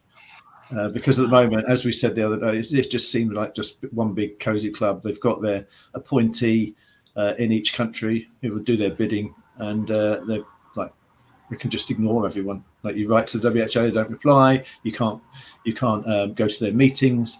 The NNA, when I was chair, sent and I think it was when Sarah was chair, Sarah Jakes, sent a response to a consultation on non-communicable diseases, and it was published under a section of organisations the WHO does not listen to, basically, and it sort of equated us with arms dealers. This is like a totally voluntary organisation. So do you think we know what the problems are, right? We know what the problems are, at least from that level of the WHO, and of course it's going to filter down. Do we have solutions for that? Do we present things to them saying, listen, this is your mandate? Do we call them out on it, right? We call them out on their not following their mandate. But what are the real solutions? Because if we can't change them direct, what's the solution on the way down to kind of filter it back up? That's the question, I think. To a certain extent, I think we need to get governments where they will listen to actually, stand up a bit in the WHO meetings, because governments are actually invited to those things. And I mean, having spoken to some of the UK people, they actually received advice from the Department of Health that they could be emboldened to stand up in the COP meeting and defend at least the UK's policies, which they've never had before. They were just sort of left on their own to make up their own mind. So that is a positive sort of step, that there is actually some backing from the government to say, look, no, you must stand up for what we want to do in the UK, at least. But I think, we need to work more on that basis to make sure that we keep tabs on what our delegates are doing and what actual information they're taking from our government to the actual meeting at the COP, and maybe FOIA or similar communications between them and the government, just so that they know that we've got an eye on them. Maybe but that's one suggestion just off the top of my head. I don't really know what to suggest. I think it's right at the bottom. I think the accountability to our own political leaders needs to be taken into consideration here. I mean, there's so many examples around the world where the political elite, I mean, even in the UK, where they were flouting their own laws that they had passed. And the worst thing that ever happened to them is they get either some pressure or they get to resign. I mean, I'll take, for example, South Africa. Our former president, Mbeki, who was an age denialist and played a very key role in obstructing ARVs and treatment, resulted in 350,000 deaths. His actions had cost how many lives? And the worst that happened to him is he got a little bit of ridicule and then was pushed out of his position. But he still enjoys a state pension. He still enjoys some platform every now and again, and nothing else. And I believe it's going back to that system, is that if a leader that is elected and does something to that level or that scale, needs to be met with the same law or the same restrictions or the same penalties as a normal person would in those scenarios.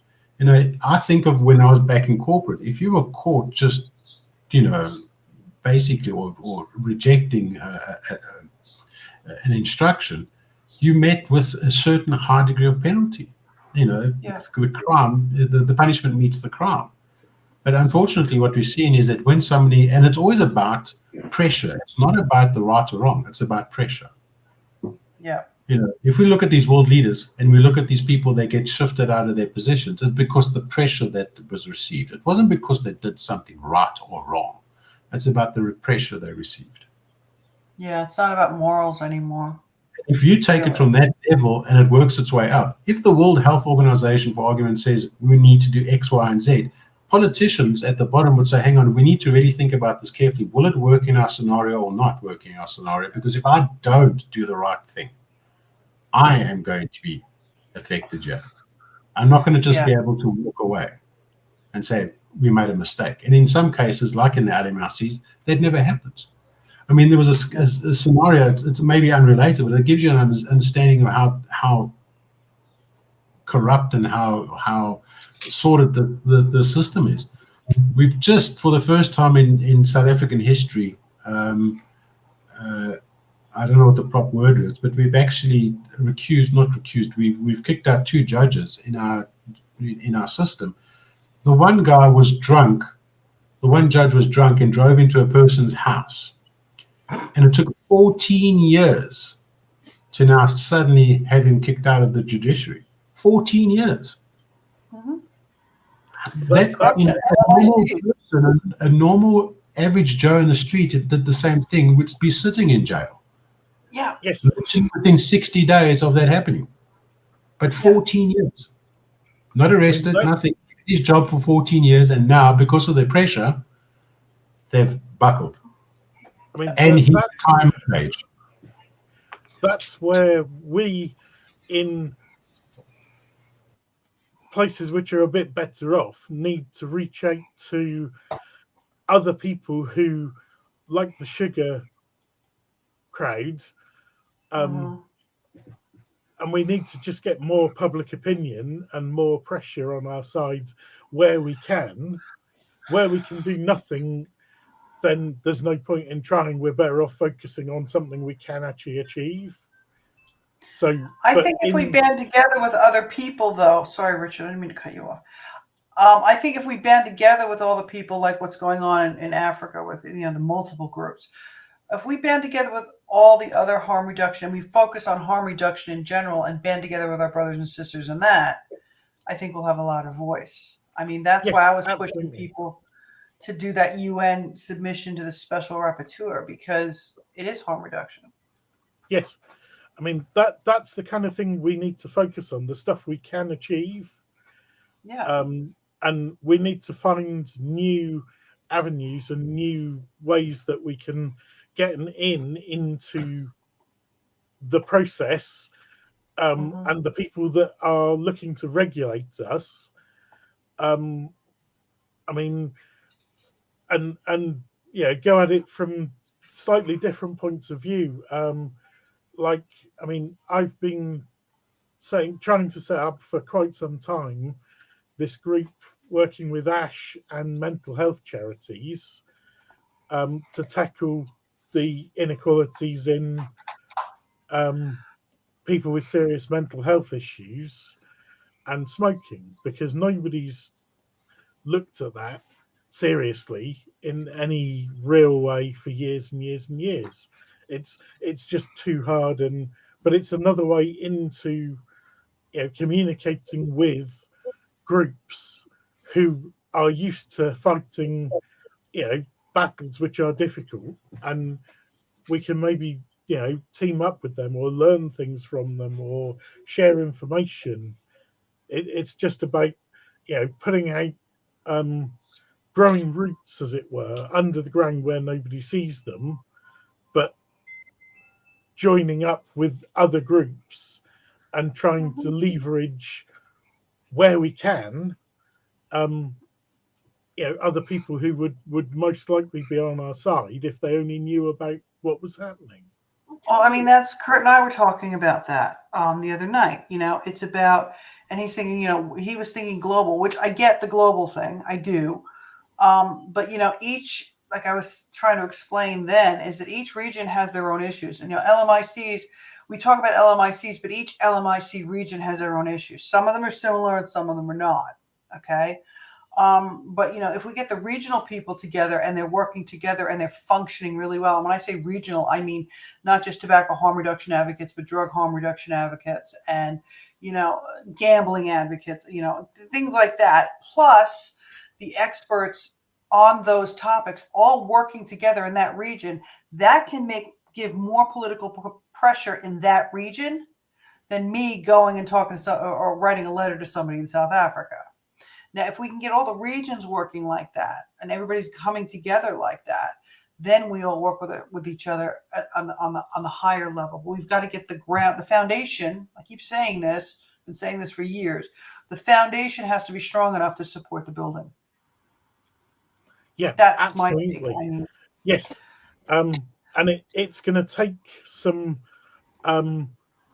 working together with other organisations, making contacts, forming, little networks of people, and that will help prop up discussions at a higher level between experts in one field and another field.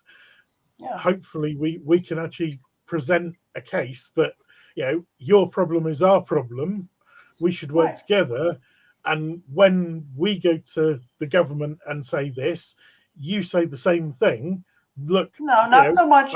Not I say this and you say this, but I believe in this. Do you believe in this? Yes. Well, let's work together. That's what I mean. Is that they offer support from their point of view for their people and say, look, no, this is better for us as well. Yeah, but, Martin. Yeah. Well, you have to kind of work together because that's what public health do. There was a report that came out last week. And it was produced by Action on Smoking on Health, the Alcohol Health Alliance, and the Anti-Obesity Alliance. And they came out with a joint piece of research. It wasn't very good. It was pretty rubbish, actually. But yeah, they joined together. They support each other. And it's something that we have to do. But it's harder in reality. It's great in theory, but in practice, I don't think you get it because, people who like a drink don't really care too much about smokers or vapors, and people, and people who smoke cannabis are continually saying, "Oh, it's safer than alcohol. You should ban alcohol rather than ban cannabis." And you think, what chance have we got when it's all disparate like that? But the other side is all united. But I don't know how you actually get people to do that. Common ground. That's where we have to find common ground. That's where, as advocates, we have to reach out to other people and form networks. I mean, that's just legwork on the ground that we have to do. But we all like our personal. We all like the products that we like, and we get angry about people attacking them. But on the other side, they want to ban everything. So it's much easier for them. Much easier for them to join together because yes, absolutely. I mean, I'm not saying it's easy, but it's one of the things that we have to try and do. It's an option. I mean, it's an option, and it's also relatively low cost in money, which we don't have any of. It's high cost in time because it does mean setting up meetings with people, forming groups, trying to get funding, to fund those meetings and put that together. But that's relatively small amounts of money, and charities and people will actually do that sort of thing if you can make the case that yes, this is good for the people you represent. Well, I mean, look about all of us. I mean, look at all four of us right now. Okay, I mean, you two are in the same country, but I mean, before COVID, none of us would be sitting here really doing this. No. Utilize what we've got. Yes. I mean, that's what we have to do, and we have to put down roots and make connections. Yeah. Like you say, we need a foundation before we start going up. We need to go sideways. Yeah, exactly. We're kind of losing viewership, and I don't know, but I'm falling asleep. I don't know. You guys just woke up. Yeah, so I'm going to have to go as well because I've got lunch to organise for my thing about the global group was to combat the other global group with the absolute facts with regards to, because irrespective of where you are in the world, smoking affects humans the same way, irrespective. And the same thing apply, and harm reduction, depending on which product is used, is harm reduction. That reduces the harm. So combating those high level opinions and statements at that point to such a degree that there's a strength that occurs from that. And one of the biggest issues that I've highlighted in South Africa, or in Africa as a whole, is the lack of monitoring. So you'll never, ever get some kind of consensus in these nations because there is no monitoring of it. And whatever monitoring there is, it's really inconsistent and infrequent. So there's no way of trending it with any kind of accuracy. So my idea of a global thing is to attack the high level issues first, and then using ways of measuring the success in areas. So the places like the UK, New Zealand, United States, Europe, where that kind of data is quite readily available and part of the methodology, the model. That's it. It's now a given. We measure this and we measure it a certain way. Trying to replicate those now models into LMICs, and that's when you're starting to talk about assistance to those areas, providing technical assistance. I do get that, but the thing is, and this is how we did it in Asia Pacific, which is an LMIC. Okay, if you take New Zealand kind of out of it, Australia, redheaded stepchild, whatever. Okay, as Paul said, it was built from the ground up, and that's why it works so well. Is because it was built from the ground up.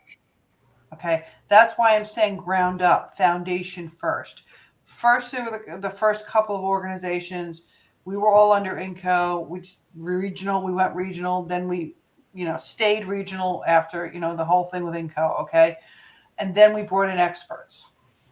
Then we said, okay, Colin, will you help us? Alex, will you help us? Madawa, will you help us? And then from that, people from Malaysia and people from the Philippines. It was built from the ground up. So now it's sitting there in this place where I can pick up a phone and I can talk to somebody who is in, like, say, I don't know, Indonesia, let's just say, okay, and say, hey, listen, we've got a problem here. Can you help us? Can you give me an opinion? And I can do that. That's what you need. That's what works. Yeah, that's what I mean by we need to go sideways first. Yeah, LMICs, that's the way things work there. It has to come from the ground up. It has to. It's networking. It's not so much what you know, it's who you know and what they know. Yes. But it shouldn't wait. It shouldn't wait because there are other regions. There's other regions to formulate a global body. I agree that, but it should wait because what's going to happen is if we look at what happened with INCO, okay, the regions weren't really talking to each other because the regions themselves weren't really strong.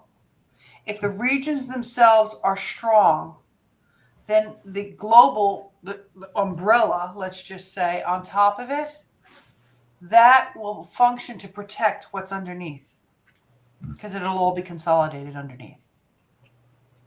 Yeah. I got a problem. I need to talk to somebody in Africa. I can call Kurt or I can call Joseph.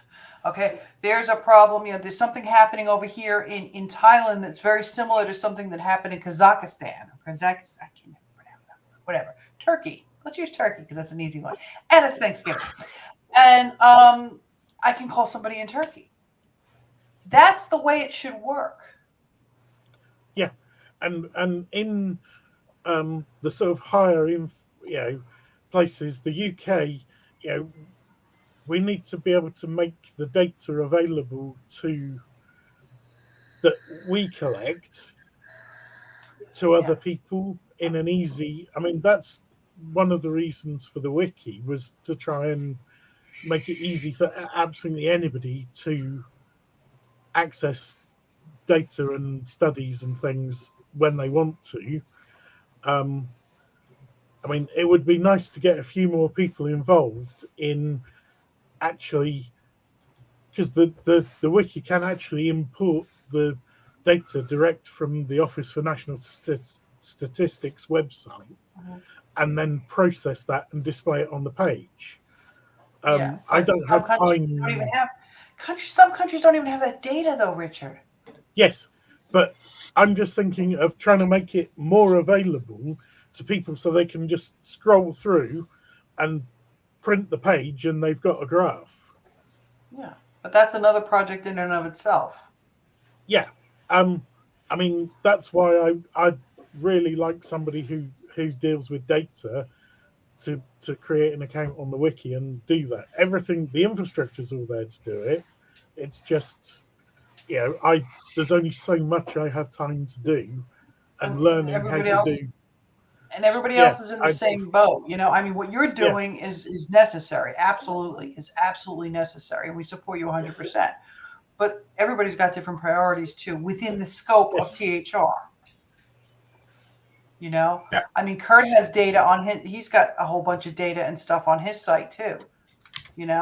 Maybe talk to Kurt and see if you can bring some of his stuff in. It's an excellent idea. Put out a call to the advocates. Find an IT geek amongst us. Yeah, I mean, that's because to actually maintain a page like that is not too difficult, because you can literally set up a query on the page that will go and fetch the data from the website you're looking at, and then reprocess it and display it how you like. You know what? Put a call out for a geek. I know it sounds crazy. I'm calling you a geek, whoever you are, IT people. It's okay. I mean, I've tried that a couple of times, and keep trying. Keep trying. Keep trying, because you will find somebody. There will be somebody out there that will do that. I mean, I was sort of hoping that there were, because there's a lot of IT type people in India and also in Africa who've got recognized IT qualifications. Someone in a situation like that could be something where they could actually do some real good for not too much effort, and it's not going to cost them anything. It's just some time, and as long as they've got access to a computer and internet. Well, you know what? Rog is saying Lindsay, but she's so busy she doesn't know what she's doing with herself. Phil is another one. I've already talked to Lindsay, and in a way, if she could get up to speed with that, it would make her life a lot easier, because it would automate a lot of the stuff she does by hand, as in going and fetching the data from various websites. You could literally. And the other thing too is she could take the data that she already has and throw it in a Microsoft database, and just put it up there, and then just upload it and upgrade it. But given a CSV file, I can import that into the wiki in no time at all. If she's got data she wants on there, just send it to me as a file, and as long as it's less than 30 gigabytes, then I can just directly import it straight in. Well, you know what? Talk to Lindsay. Talk to the man in my screen who's sitting next to you, but who's actually, in South Africa, and ask him for his data as well. I mean, that's how you do it. Martin, darling, do you have any final thoughts for us? Right, I'm just going to say goodbye now, because I have to leave. Good night, darling. Thank you for joining us. I will speak to you all soon, hopefully. Yes. Okay. Thanks, Richard. A lot. Okay. Cheers, Richard. Cheers. Bye. Bye. Final thoughts. Not much. My cat's been bugging me for milk, so this is important. Yeah. So no, basically just bore everyone with what I always say is just write to people who tell your story, and see if you can get 2 or 3 friends of yours to do the same. That's the only way we're going to get through to the likes of our governments and then in turn the WHO. So we can just keep doing that. And next year it's going to be fighting the EU, because they want to go back and do everything we fought against them 10 years ago, and they do that again. So but never give up. It's a long game. Politics is always a long game, and we're in the game of politics, whether we like it or not. Yeah, it's Groundhog Day, but it gets better each day in a weird way. Kurt, final thoughts? Yeah, I share the sentiment. Keep trying, keep chipping away. You don't make a statue or a painting with one stroke. It's multiple strokes. It's multiple chipping away at things to create something that you want. And I think it's on us to keep doing that, and hopefully people see that value, and people outside of our spaces see that value and get to understand it. And I think it's just a matter of time when this happens, because, as I said, it always comes out. It eventually always comes out. And I think that's why a very big part of the WHO Google pandemic thing is to prevent some of the stuff from coming out. It's not about preventing future discourse or dissidence. It's about preventing mistakes that have happened, and we know there have been mistakes. It's control.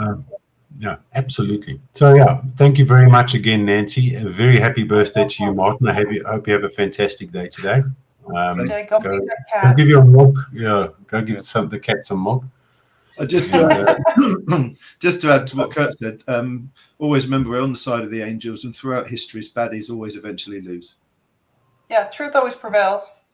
Absolutely. All right, guys. Thank you. You have Thank fun. you, We're in everybody.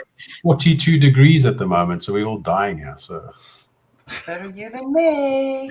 All right, guys. Cheers. Bye. Bye, everybody.